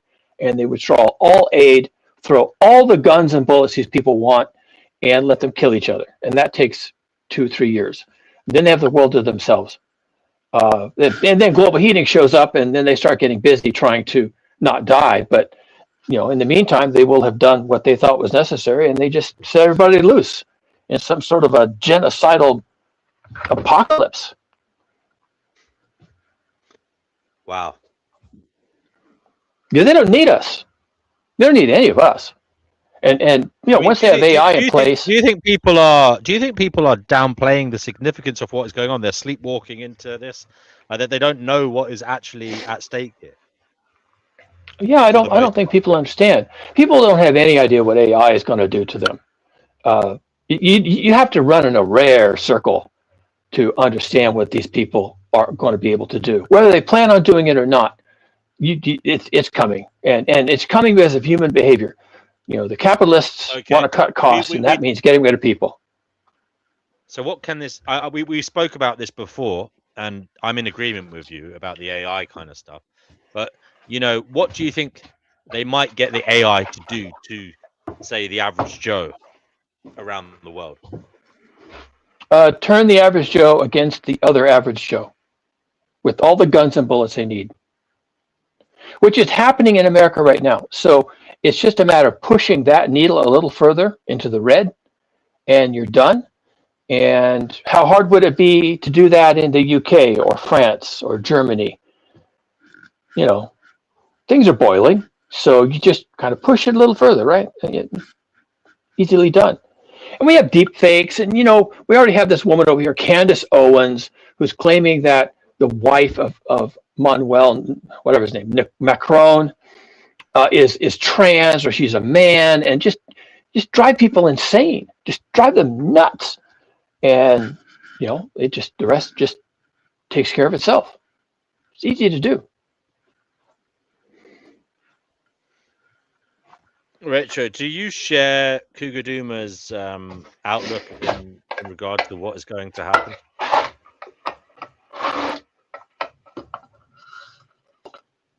Retro, you're muted. You may not be at your desk, but we'll wait with you. We'll wait for you to come back with anticipation. Anybody else want to come on here? Please link us in the live chat. Aside from getting people to hate each other, what else will the AI be doing to control and manipulate people, do you feel, in the next 5-10 years? Yeah, probably in the next 2 or 3 years, people are just going to have no economic footprint. They just will not be participating. And when that happens, it's already been set up. It'll be immigrants. Immigrants cost you your job. It wasn't the AI that did it. It was the immigrants. And people will just buy that. They'll buy that because they don't want to think too hard about it. Having an enemy that they can see is better than having something that runs in a data center. So they'll blame the lack of jobs. They'll blame the lack of income on immigrants, which is weird, but it'll work. And then, like I said, they just turn people loose on each other. They send ICE in. Here in the U.S., we have ICE, which is Trump's brown shirts. They're his private militia. He spent like $170 billion building up his private militia. They're not law enforcement. They answer to nobody except him. We don't even know who they are, where they came from. They're probably some combination of Proud Boys. Branch of Homeland, right? Or they're considered a branch of Homeland Security? It was considered a branch of Homeland. It's immigration enforcement, basically. But because they're like a police and they're somewhat military, they're kind of halfway between the federal power and state power. So they have some allegiance to the federal government. So Trump simply used his war on immigrants to weaponize ICE. And now they're just doing whatever they want to do. They go into any city they want to, wave their guns around, break into people's homes, break into businesses, and they're not really accomplishing anything. But that's not the point. The point is the terror and throwing red meat to the MAGA crowd. So ICE is like a bunch of brown shirts. They're thugs. They're above the law. They're masked. You can never identify them. They don't wear a badge. They don't wear insignia. They're just thugs. They're just people pulled off the streets and given a gun. Or most of them probably bring their own guns. And so that he can use that to control through fear the people in areas that he wants to shut down.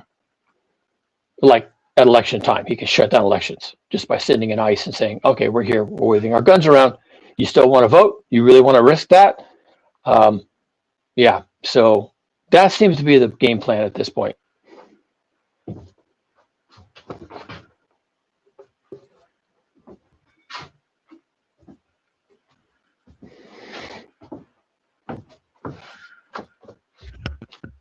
I'm speechless, really. I mean, what can one say about all of this? Yeah, I know.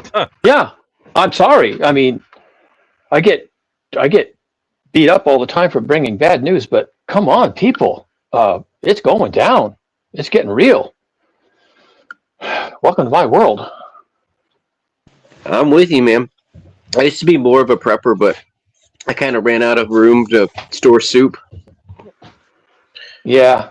Well, depending on where you live, your actual strategy might simply be to join the brown shirts. I mean, that may be how people emerge on the other side of this. They don't fight it. They just do like happened in Germany in 1933. You just wave the flag and do the salute, and come to the rallies and cheer and scream, and and that's how you survive. And then who knows what happens after that, right? We're powerless to do anything about it.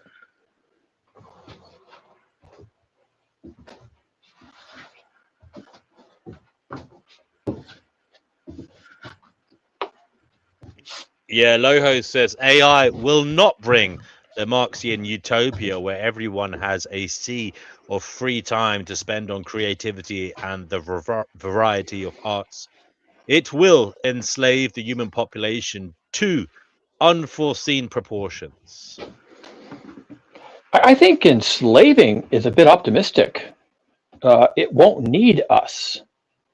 It won't need us. They got robots now. What do they need humans for? If humans have to be fed, humans are meat bags. That they need food and shelter, and so robots don't. Robots never sleep. Robots never organize. They never unionize. Robots never complain. Well, that we know of. That could change, I guess. But they won't need us, and this is not a good place to be. Yeah, man, I don't know. What do you think the top 2 things anybody listening should do to prepare? For what? There's a lot on the table right now. For the next year or two, what's the top things to do to prepare for the next? Okay. So yeah, fair enough. So what are the challenges? What's on the horizon, right? Well, let's see. There's a couple of things. Rise of authoritarian regimes. We're seeing that. Breakaway global heating, which is going to be fairly lethal at some point. I don't know if it's going to be next year, but any year after next year could be really bad. The rise of unaccountable AI, meaning it accounts to nobody, including not even its makers. That is totally on the table right now. It's just a matter of who's going to do it first, because somebody will. So we got authoritarian regimes, global heating, and the rise of the robots, essentially. And I don't think you can prepare for any of that. I think preparing is way optimistic. Pay attention, I guess. Pay attention. Getting out of the way of some of this might be the only thing that people can actually do for themselves. And getting out of the way, man, I don't even know. This is not good, folks. This is not good. The way this is headed, including Venezuela, and then Greenland, and then Cuba, and then Panama, and then Canada. This is what the fuck? What So, the actual fuck? Cougar Duma. In many ways, you were king of the Dumas, and you are still.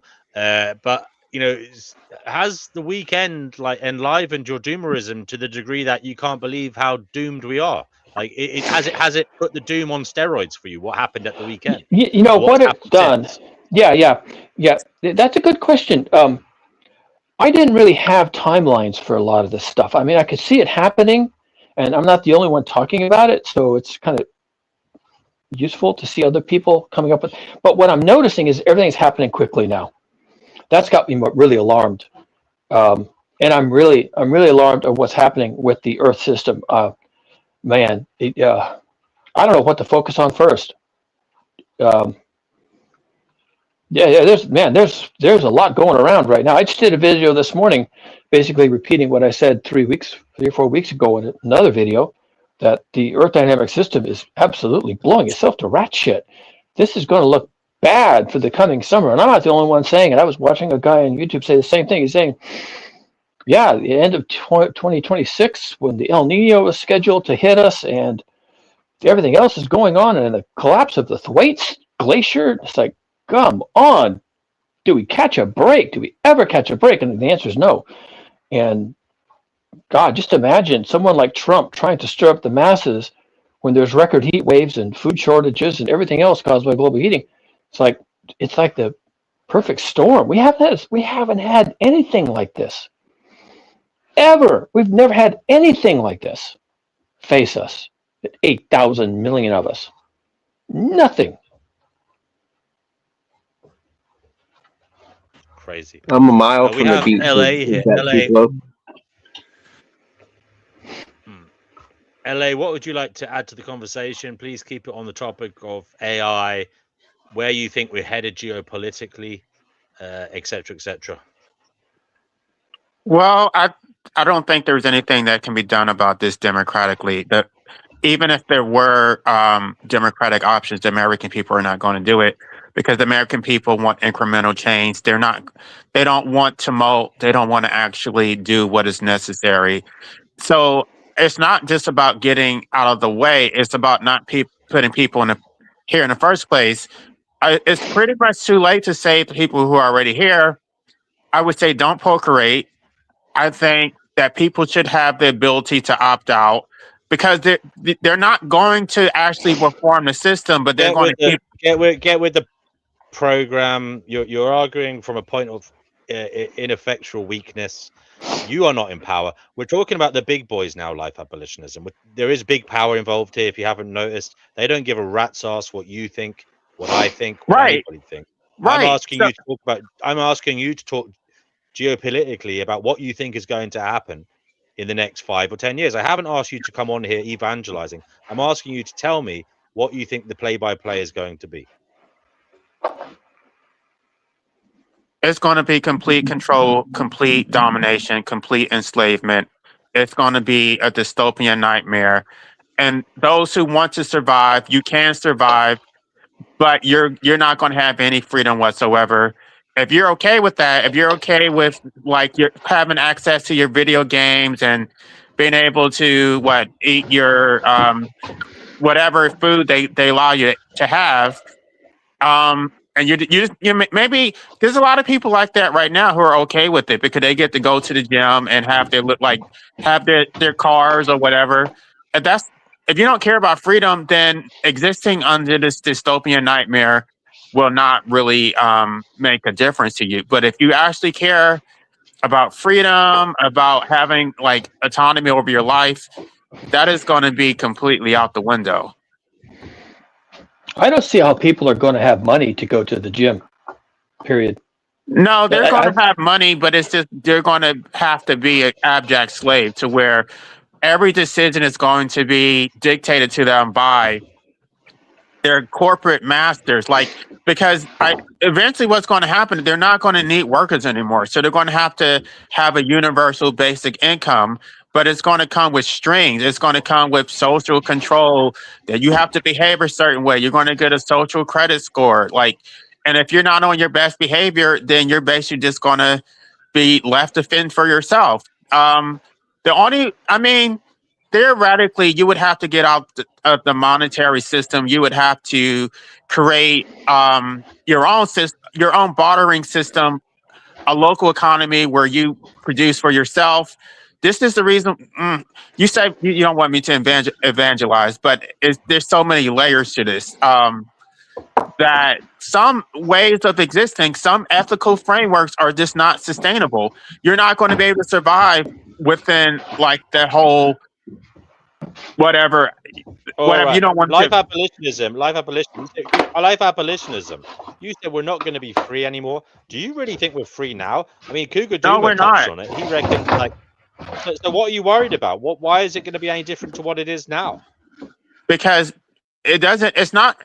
It's not going to change. Well, I guess it's because it's going to be in your face. I guess there's like some like pretense of freedom because we can make consumer choices and maybe we're left alone for the most part, but it's going to be like directly in your face. You're going to be like the pretense is going to the mask is going to be removed. It matters because we're going to be trapped in it and we're not going to be able to escape it. So that's the reason why I'm not trying to evangelize, but the escape option needs to be put on the table because there's nothing that can be done to stop it. Cougar Duma, Yeah, what do you think of well, yeah, I can't really disagree with any of that. In the book I wrote, which was more about collapse of civilization, not this sort of thing, I recommend that people adopt village life. And I think in general, that's more healthy for people anyway, but also to the point just made, you can be a little more resilient. You can be a little more self-contained. I don't think the tech bros and the authoritarians are going to care too much if people basically opt out and become farmers and herders and just live their lives simply. They won't need humans for anything. And so they're not going to come and take your food away from you because they don't need the food.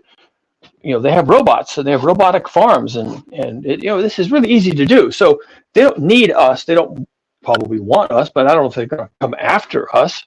Why would they do that? That's going to cost money. That's going to take effort. That's not what I meant. I meant opting out of existence. Well, yeah, opting out, and then what? Okay, that's the next question. So you're opting out. You don't have a job. Maybe you have UBI, but what if you don't? So now what do? You can starve, I guess. I'm trying not to say it because it's on his channel. We know what you mean. We know what you mean. He doesn't know what he doesn't know it. To euthanize? No, we're using the I'm term talking about opting out just for the sake of YouTube. Okay, fine. Okay, so we know where you're heading. I'm talking about living people who don't intend to opt out. Although I did do a long form video a while back about the rise of death cults. So yes, Life I abolitionism. am. How do you intend to enter Valhalla? By dying on your knees? I'll happily stand and fight them on the beaches till my last breath, you wimp. No, the problem is not that I'm a wimp, it's that everybody else is a wimp. So even if I'm willing to fight, they're not going to do it. They have already demonstrated that they're not willing to do it. You can't affect any type of change as an individual. The American people, they're natural slaves. They like this. They're afraid they're scary little creatures who want somebody to come in and save them. They don't want to have to actually do it themselves. No, I kind of agree. Cougar Duma, brother. Cougar Duma.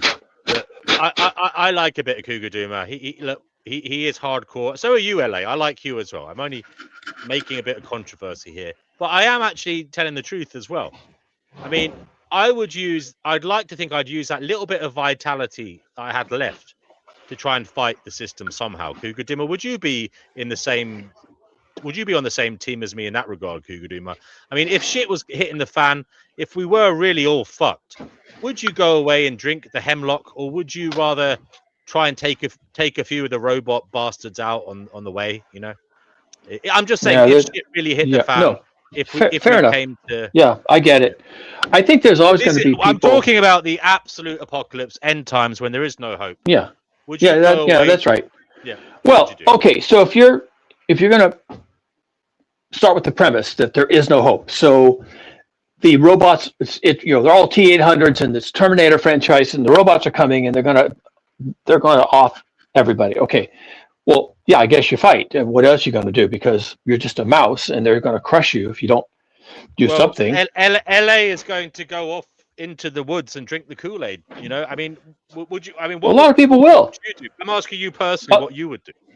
Yeah. Well, my idea of survival is to find a group of people who intend to survive. So I don't start with trying to save people who are going to join a death cult.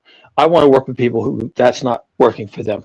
But look, let's face it. If it's a little bit like Germany in 1936. If they want you, they're going to get you. They've got the guns, they've got the power, they've got the courts, they've got the laws, they've got the violence. You probably can't rise to their level of atrocity. So there's nothing to stop them if they want you. The best choice for most people, once they're in that situation, is to simply try and be invisible.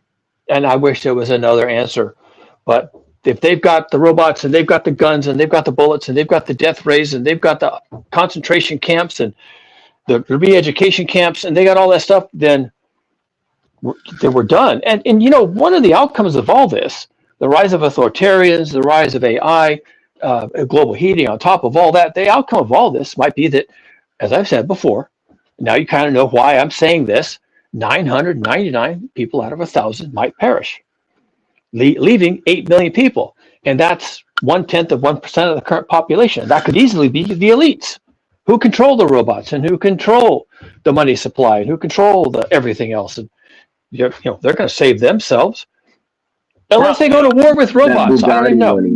Get that Bugatti money.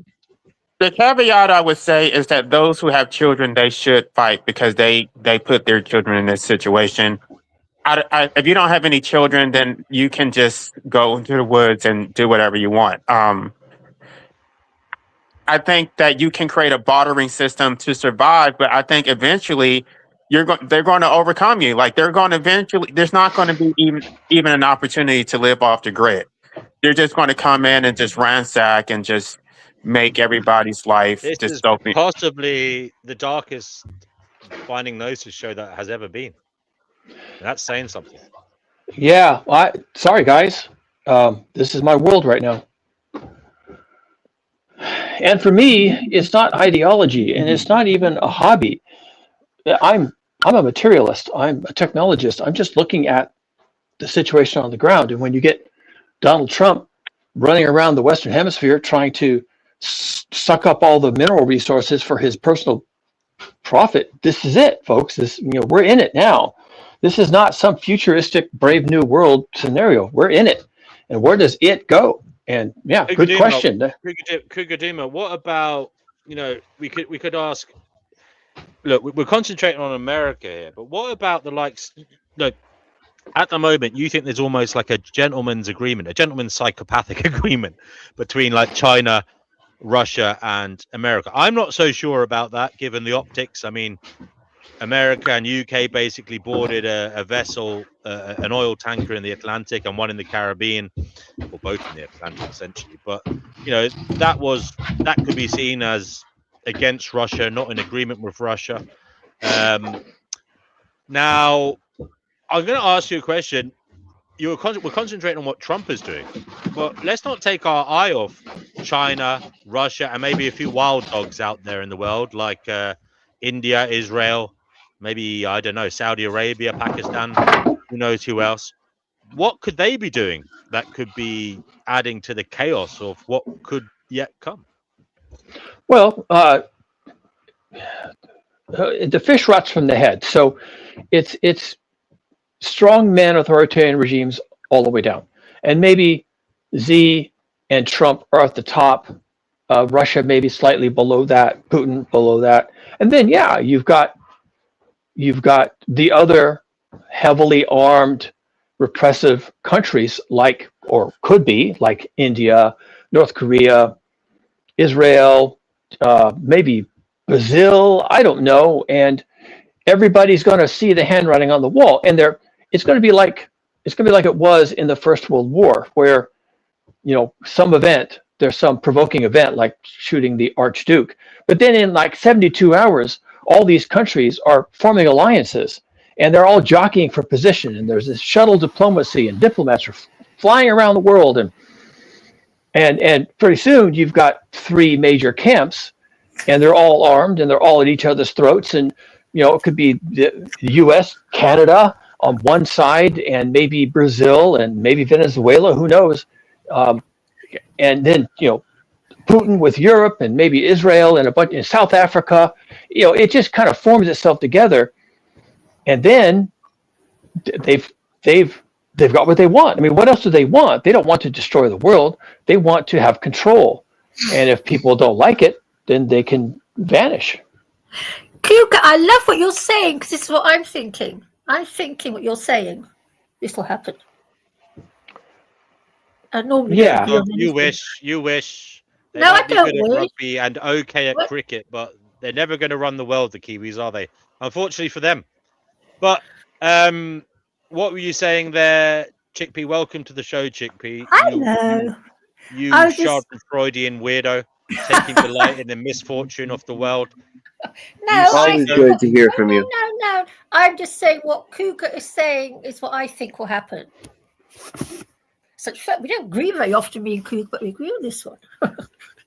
There you I go, agree with Cougar. Cougar, totally. The lady has spoken. She is in agreement with you. So things are advancing even as we're having this conversation. Yes. I'm looking at a headline from DW News.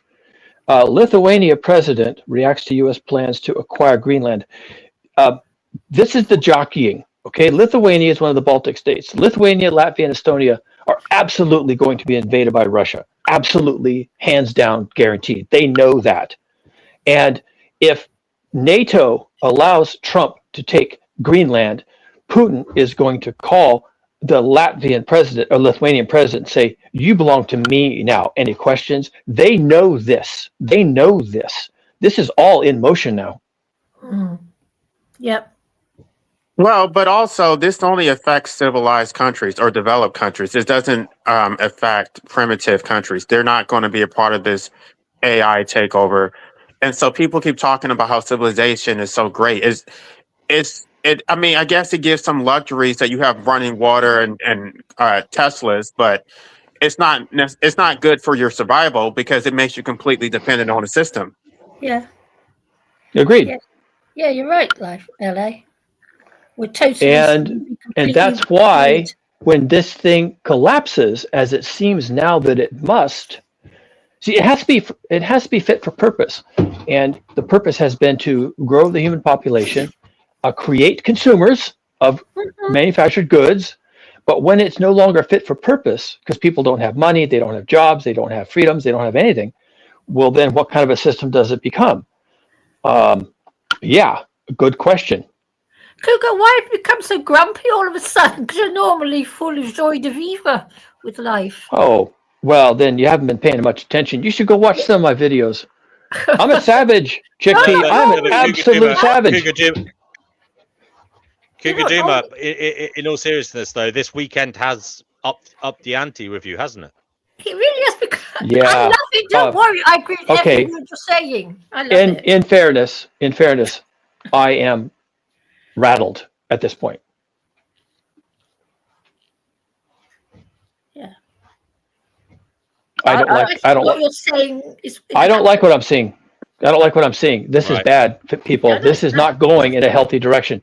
The direction this is going looks really bad to me. It's bad. I don't know. I'm kind of relieved because this has been in the works for a long time.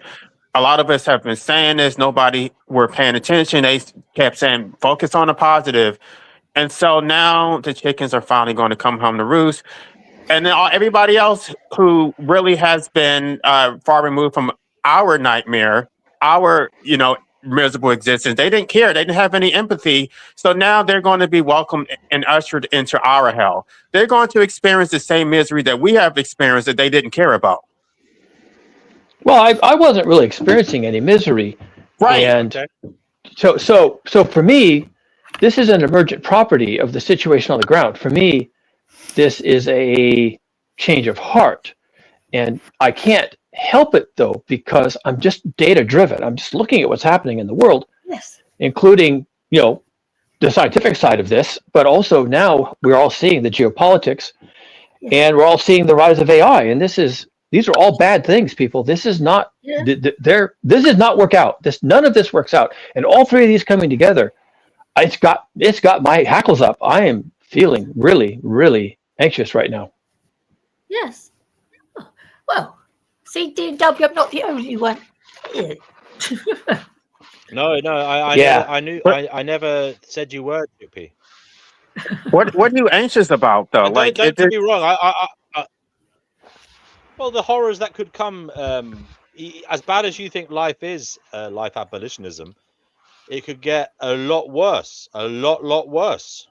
I already accept that. For Like, everybody. I personally don't care. Like, I mean, it is what it is. Like, the worst thing that could happen is that you could die. We're all going to die. So why be afraid of it? Yeah, but that bothers me. Why? So why be Why? Why be Why are you AM? bothered Why about be dying? anti-natalist if you don't care about what happens? Well, because you don't I care about what enjoy happens life. to anybody. Why are you even anti-natalist? What's wrong with enjoying life, Chickpea? You make it sound like a guilty pleasure. I don't. But you forget, I'm not moaning about my life. Okay, my life, I've got a very, very easy life. But I look at what I see around me and what goes on. As you know how I feel about certain things. I look what's happening in countries like Africa, India. It's an absolute hellscape. I look at the people in Indonesia who are being worked to death in the factories. I'm not talking about my life, D&W. I've got a very easy life. I haven't worked for 30 years. That is quite a privilege. It's not my life. I'm talking about the life. You know how I feel about certain things. And there's only one thing that's going to stop it. And that's the end of us lot. Nothing else will stop it. Nothing. There's a group of people in Silicon Valley I've never rubbed shoulders with, but I'm aware of their existence. They're called accelerationists. And accelerationism is the idea that the system as it is currently configured, that's capitalism, consumerism, progress, all of it, the whole thing, is not sustainable. It can't continue. And therefore, since it cannot be sustained, it won't be. And since it won't be sustained, it will collapse. And for these guys, which I am aware of, and I haven't studied their position much, for these guys, the sooner it happens, the better off for the survivors. And that's a position that is interesting, and they want it to happen yesterday. Yeah. Where did you read all this, Kuka? Because I've been... Accelerationism? Yeah, well, look it up. Yes. Again.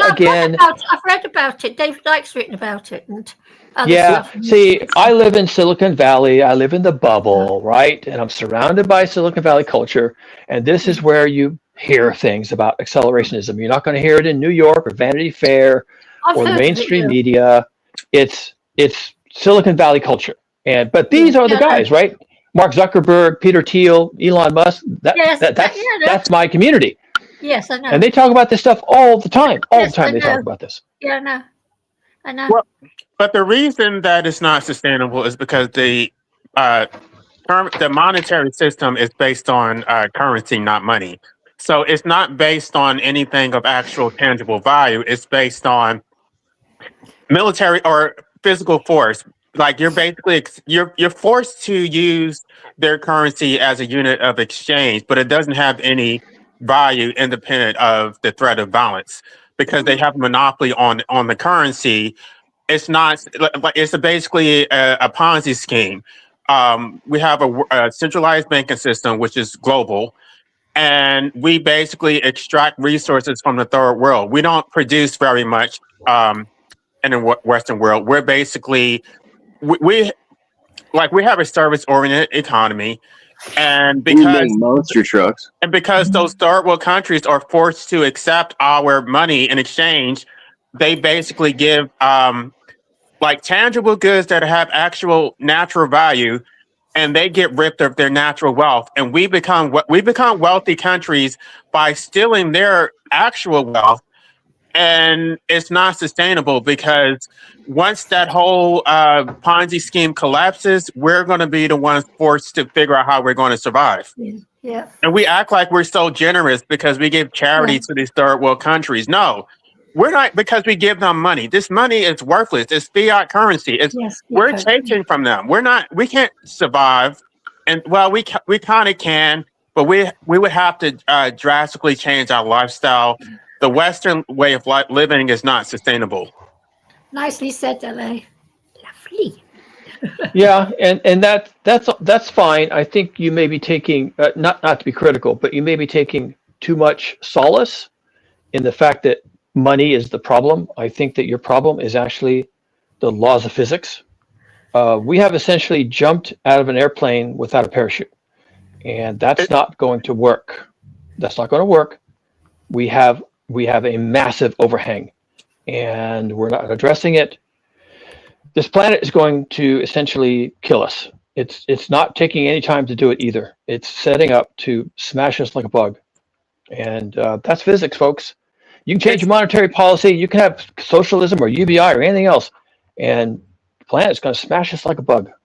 It's not the money itself that is the problem. It's our interdependence. The fact that we're now self-sufficient. The fact that we use the money in order to extract resources from other countries without producing it ourselves. So in order to be self-sufficient, you would need to have self-sustaining local economies where everything is produced locally, and you don't actually need other countries or other locations for your survival. But we don't produce not locally at least. We don't produce our own food. We don't produce our own clothing. We don't produce anything. So basically, you would have to go back to the basics. You would have to create a sustainable local economy where everybody has their own function, right? Somebody produces the clothes, somebody produces the eggs, somebody does the building of the homes. But you can't just outsource everything and think that it's going to function like some well-oiled machine. It doesn't work that way. Well, okay, so I wrote a book called "It Was 100 Days," and it's about exactly what you just described, because what you just described is pretty obvious to anybody who gives a little bit of thought to this, as you clearly have. And the problem is going to be that the supply chains are going to break down, and they may break down because of just complexity, which cannot be sustained, or they may break down because somebody doesn't want us to have a global economy. And but then the answer becomes, yes, you've just hit the nail on the head. The answer becomes, you have to find people who you can work with. Good luck. And then you have to recreate village life. Good luck. And then you have to be self-sustaining in a village context. Good luck. But some people will figure it out in 100 days. But that's what I mean. Nice. It's not individual Very much. action. Like, if you could find a group of people who were actually willing to do it, that would be great. But most people are not going to do that. They have their heads in the sand. They don't want to give up their comforts even right now. And a lot of people are not seeing what's happening. Yeah, and that's why I say, and I've said it on this channel, on this stream, and I've said it on my own channel, almost every video. My actual expectation is that people will not figure it out because they can't, or they don't have the resources, or they're not allowed to, or they're not given time. That's why my basic calculation is that 999 people out of 1,000 do not turn the corner. They don't. And that leaves 8 million people on the planet Earth. Do you have access to some type of natural water source, like a lake or a well, or like, where do you get your water? Like most people in the South Bay, I have city water. We get our city water from a combination of groundwater and Hetch Hetchy Reservoir, which is in the Sierra Nevadas, some distance off. However, we do have a river not too far from my house. Okay, I mean, as long as you have access to water, that is crucial. I personally don't care. Like, I'm ready to just go. I'm not going to even try to fight to survive. Like, I'm done. Yeah. That's a perfectly legit. That's an absolutely legitimate take. That is 100% on brand for, I think, what is now brewing against us. I wouldn't be so sure about Russia getting Western Europe, though, Cougar. I think, look, I actually think something else could happen, and that is, this is all hypothetical. I don't know, obviously, what's going to happen. But All of it's hypothetical. Go ahead. Yeah. I'm just saying that in case anyone thinks I think I'm a prophet or something. But anyway, if shit really does hit the fan, right?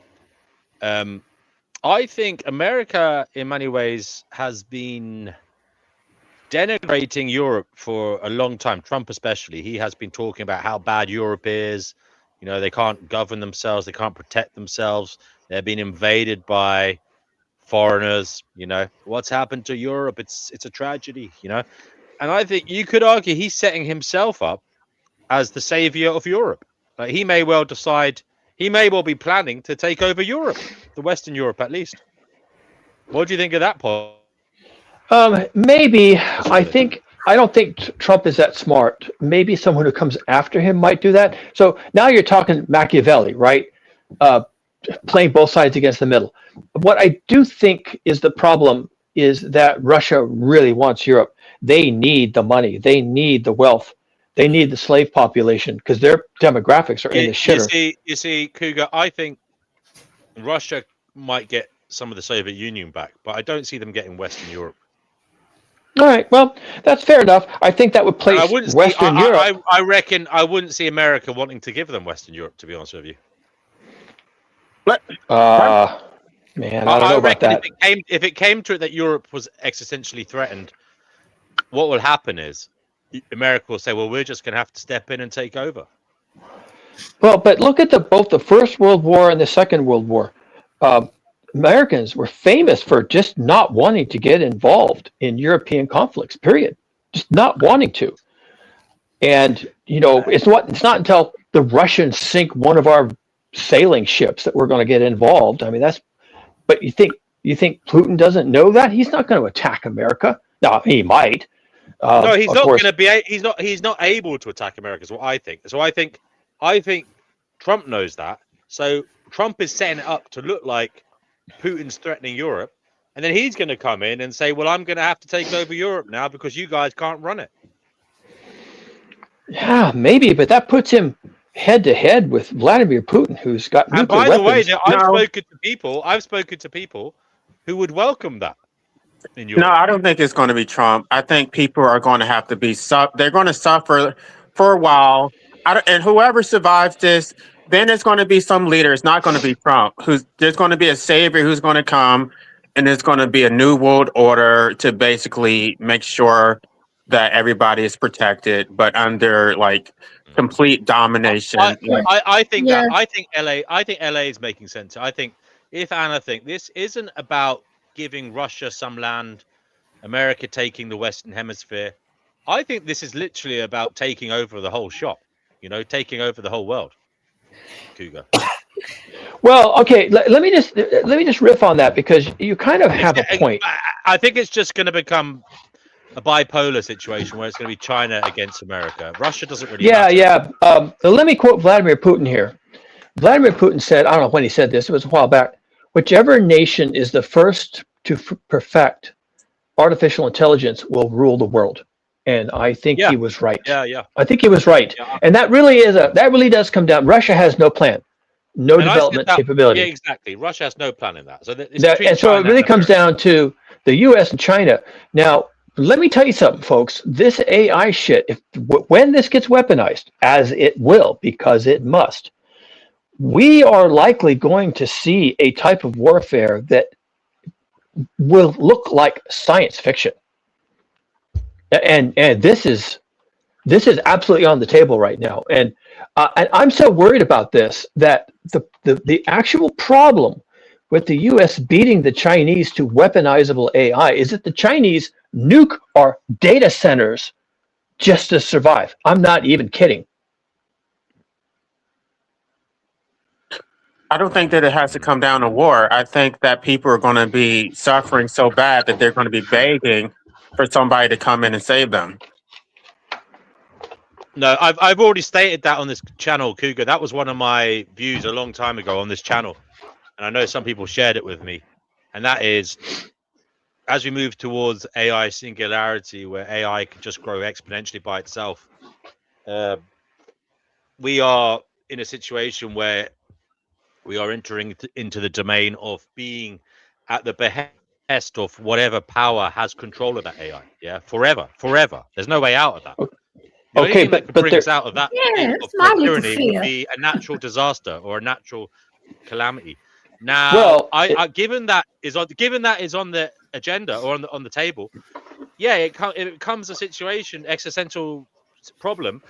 China would have to attack America if it was on the cusp of getting that, and likewise, America would have to attack China if it was just on the cusp of it. If they cared about having control, if they did not want to be subjugated forever by another power. Okay, so there is another way. Go ahead. They would just divide up the territory. Like China would get some parts, and then this is what happened with Africa, by the way. Like the Europeans just basically took the map of Africa and divided up. You get this country, you get this country. Like they would equally divide it up between the United States and China. And then it would just be a one world government, but basically they would divide up who controls what.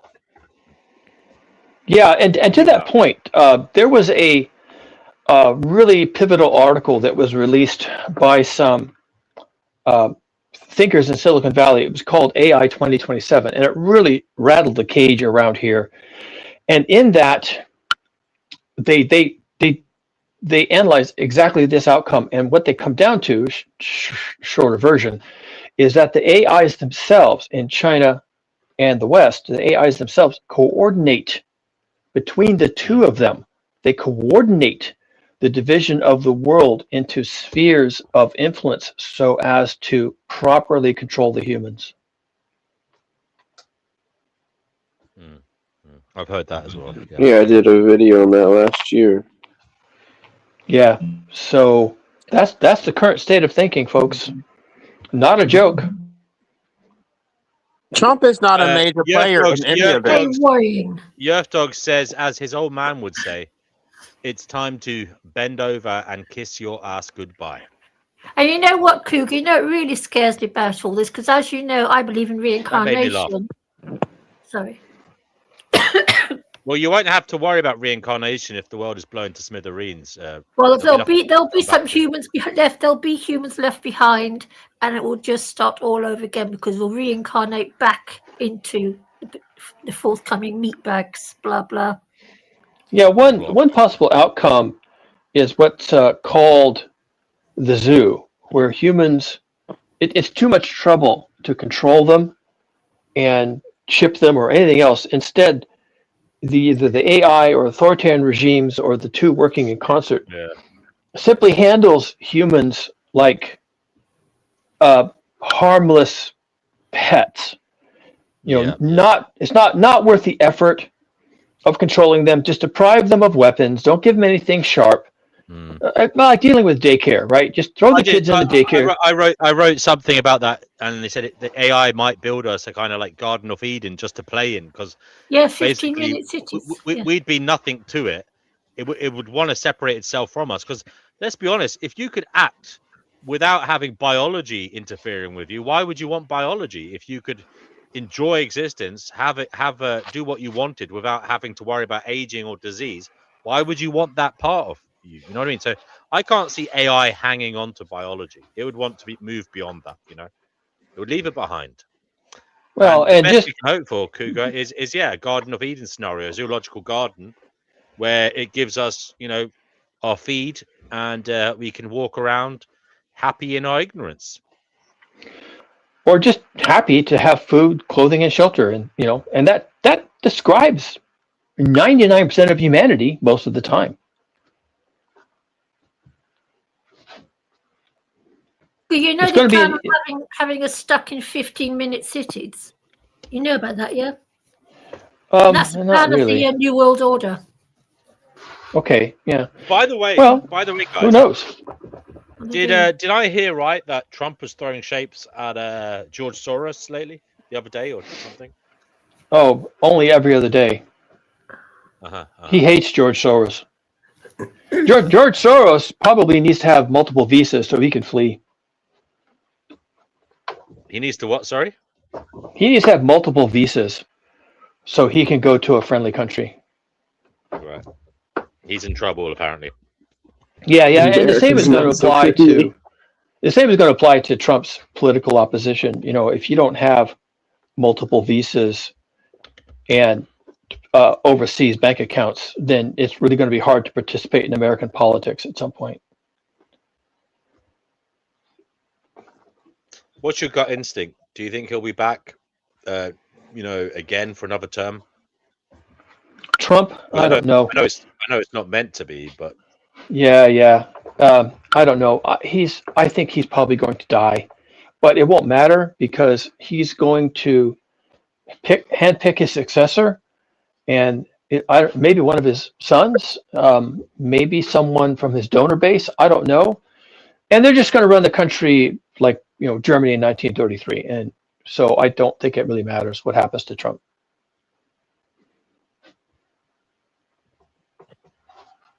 I don't think it'll matter what happens in the United States in general. I think that it's going to be a global collapse and everything is going to be dictated from some higher authority. Like America, like Trump is not going to, or whoever replaces Trump is not going to be controlling anything. Yeah, maybe. And if it does collapse, then that implies collapse of supply chains, and all this Bretton Woods petrodollar bullshit is just going to shrivel up. It's have no relevance in that kind of a future. It just goes away.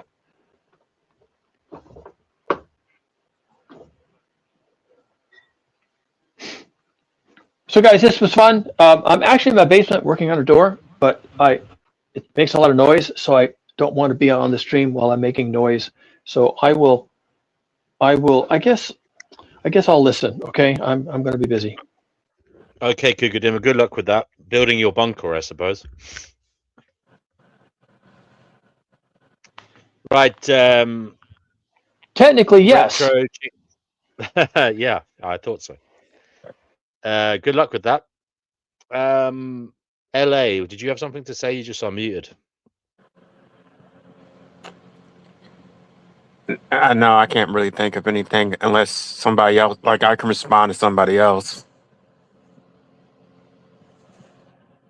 Retro, anything to add?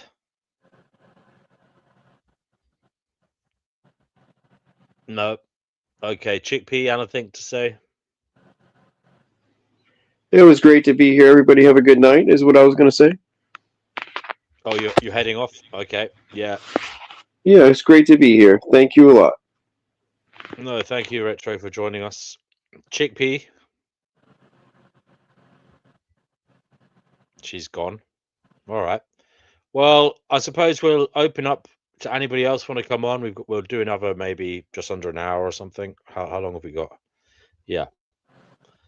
And then we'll end the show. So I'm willing to go another 59 minutes if anybody wants to pop on. Link is in the live chat.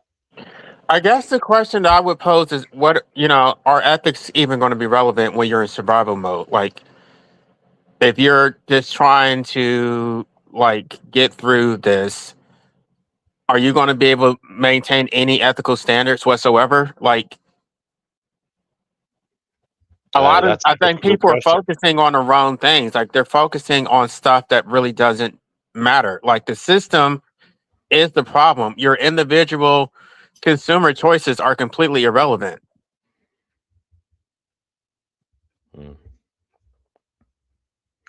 It's a difficult question.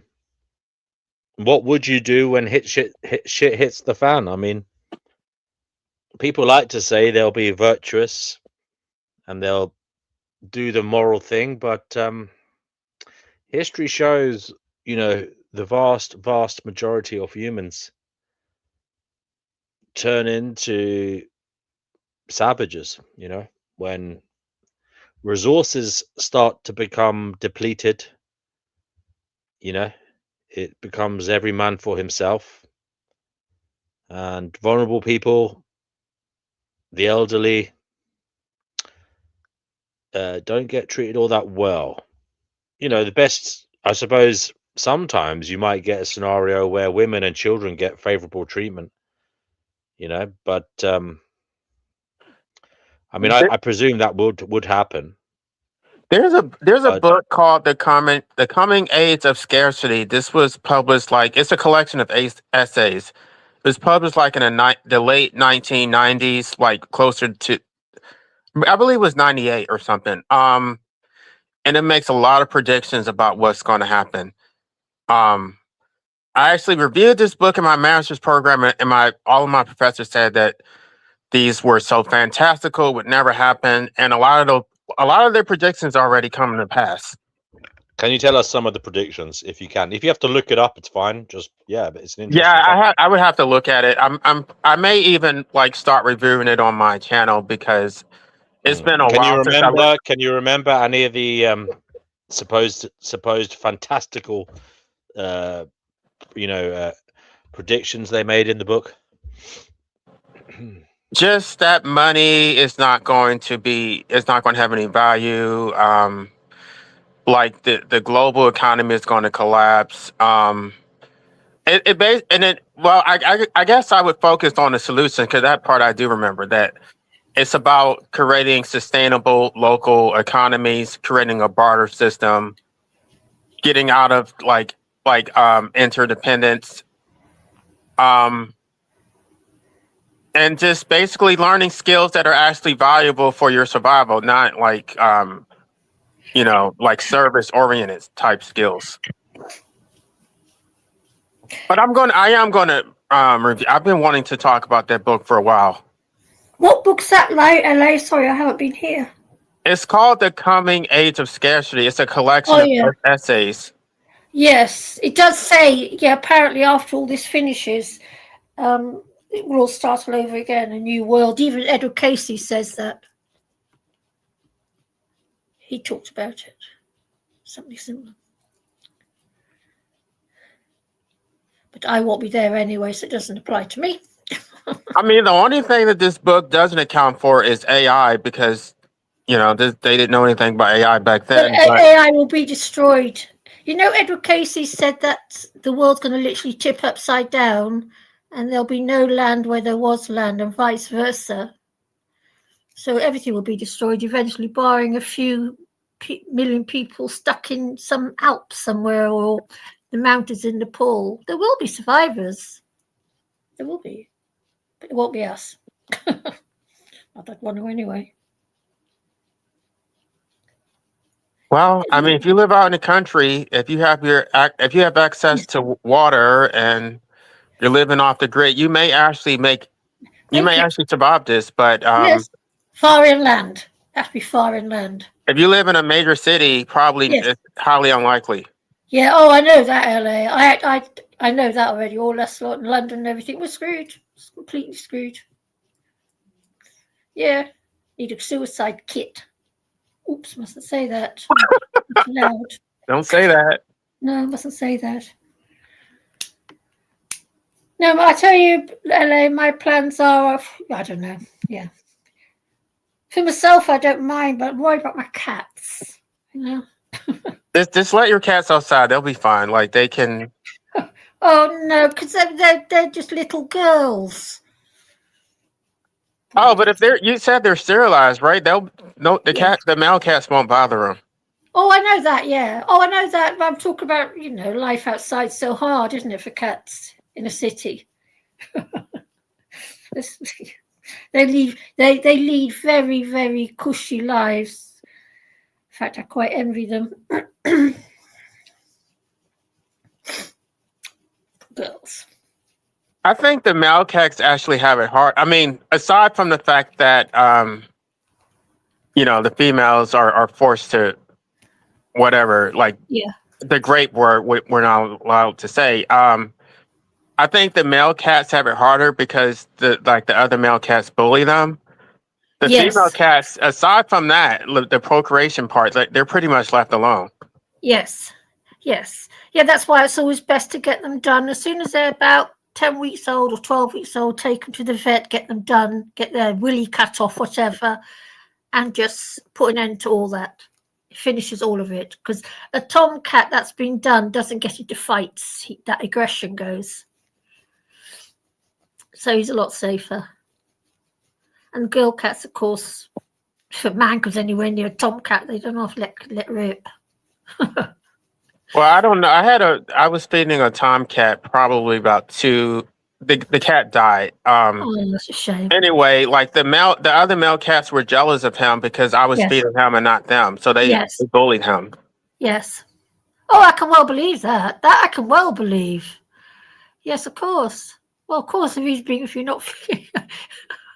Well, it's too many cats. I can't feed the entire neighborhood, and like I was feeding him since he was a kitten, and Yeah, so I know. I feed all sorts. Yeah, I do know what you're saying.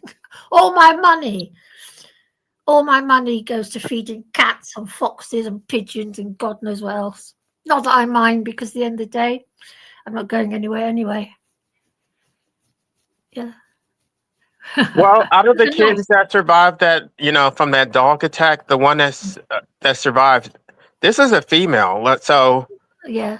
I assume she was a male because she's kind of dominant and she was dominating the other kittens, but no, she's an orange female tabby.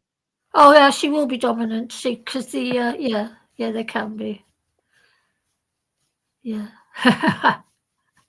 Yeah. Yeah, I mean, my cats don't. I've got 7 cats, and they are so sweet to each other. You wouldn't believe how sweet. You would never see 7 humans being so civilized and kind to each other. I've never seen it in my life, but they do. But then they're spoilt to death anyway. Are they all female or are they? No, I've got six girls and 1 tomcat. The ginger one. He's the man of the house. So I've got 6 females and 1 tom. It's just the way it's all turned out. I don't buy them. They just sort of land up at my flat somehow. People know me. Do you have multiple litter boxes, or how do you? Yes, I've got 5. I've got 5 litter boxes in the kitchen, and I'm forever cleaning litter boxes. You know what? The naughty little girls, they've got a cat flap. They can go outside and do their wee-wees and poo-poos. No, they want to do it inside where it's nice and warm.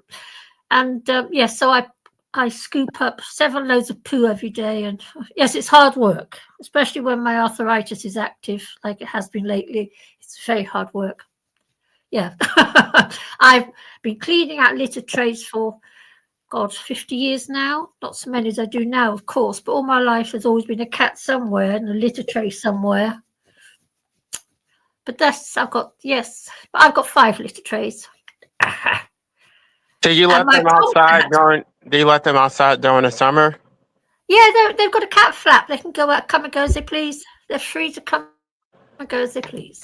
I don't put any no restrictions on their behaviour whatsoever, because they've got a big load of land outside to play on. Even though I live in the middle of a city, it's just the situation that I'm in. I can have a load of cats. It's just a bit weird. And they go out, play, and go hunting. Yeah. They've got very nice lives, even if I say so myself. I knew somebody who did that. Like, he didn't have a litter box because he just let the cat go outside. And Mine like to do it, yeah. Yeah, mine like to do it indoors. I think it's because they were taught to do it indoors when they were kittens. Because I don't let them out when they're kittens. I don't let them out until they're about a year old. So they can. They've learned to do it as kittens, and it's just carried on that way. Well, apart from my tomcat uses the loo. He actually uses the human loo to do his dirties. Yeah, he sits on the loo. the stray cats that I've been feeding, they always go on my lawn. I don't have grass on my lawn. I have mulch, and they're Yes. always digging in the mulch and like destroying everything. Nice to watch, though, isn't it? Isn't it nice to watch? Hello, don't you find it nice to watch? Well, I enjoy watching them eating. I don't like them going to the bathroom on my lawn. I find it annoying. Do you? Oh, it doesn't bother me. I don't. Occasionally, a couple of the girls will go outside, but that's only in the summer. Normally, they just come indoors to do everything. I think when cats do their poo-poos, they look so cute. Only a cat can do poo-poos and look cute at the same time. No other creature can do that, apart from cats. So I'm cat mad. I don't know because I'm always like, digging in my yard, and I don't always use gloves, and so like I don't know. Oh, Now I don't use my now I'm starting to use tools instead of using my hands because yes. you never know. You never know. Yes, mind you, I will say I'm quite careless at things, and I've never caught anything from their poop or their anything. I haven't, never in all my life. And I suspect I've had poop on my hands, blah, blah, blah. I'm sure it has happened. Nothing's ever happened. They do their poo-poos in the kitchen. Nothing's ever happened. So. And the kitten, she went to the bathroom in one of my flower pots. I was just Yeah. right in front of me. I was just like, I wanted to stop her, but it was just like, okay, it's too late. That's funny. That's funny. But didn't you have some cat litter for her to go in? Well, like I told you, I had them in this little container, like a playpen, and that had cat litter in, but I'm never going to do that again. They need to be free because if something attacks them, they have to be able to escape. Yes. Yes. So I have cat litter, but it's not necessary anymore because now they're just, they're running around. It's only one. It's the kitten and her mother. Oh, cute. And the Lovely kitten is to watch. actually growing pretty quickly. Yes. They do. They grow very fast. Beautiful to see, though, isn't it? Isn't a mother cat beautiful to look at? Yeah, They I are wonder. beautiful. I hope she's not pregnant again. She's gaining It weight. will be. Oh, like I tell you something. If you let them, they can have litters 3 times a year. They get pregnant very pop out. She will run off looking for a tom. She'll do it. Oh no, they come looking for her. Oh well, they'll come looking for her then. Yeah, same difference. Oh, she'll get pregnant again. If she's not done, she will get pregnant again. I can promise you that. That I can guarantee you. There were 2 times that were fighting over her, Yeah. I think they basically had their way with her, but Yes. I don't know that she was okay with it. They just kind of forced their way on her. Yeah, she doesn't get much choice. She doesn't get much choice. That's why I always have all my cats are all done. All my cats are always done because at the end of the day, it brings a lot of misery them having cats all the time because the homes aren't there for them. So I'm afraid you'll have to, if you love her, you'll have to take her down to a shelter. Lots of places in America, I have heard they do free spaying, and it's not a problem. They're in and out of the vets in a matter of minutes. The next day, as if nothing has happened. It's not a big deal.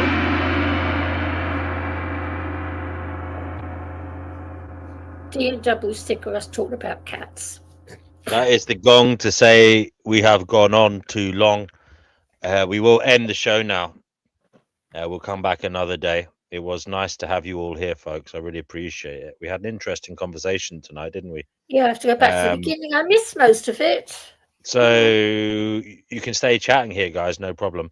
Life abolitionism. Do you want to give a closing statement? I don't have a closing statement unless you have a question. No, it's fine. Chickpea, do you want to give closing remark? Yeah, I wish I'd been at the beginning. It was a nice something that I enjoyed talking about. The end of the world. Love it. Okay, everybody. Thank you for tuning in. Thank you to all the participants who came on here and had their say. Appreciate you all. Thank you to everybody who chimed in with their opinions and views in the live comments. It was an interesting conversation. Yeah, I'll go back Let's to the hope it beginning. really isn't as bad as some of you were saying it is. Let's really hope that it's not as bad as some of you are saying it is. Chickpea, thank you. Life abolitionism, welcome. thank Thank you. Cougar you. Doom has gone to do his Dooming. doomsday bunker. Good luck to him on that. We will end the stream. Thank you, everybody. Take care. Night, dear W. Love you. Bye.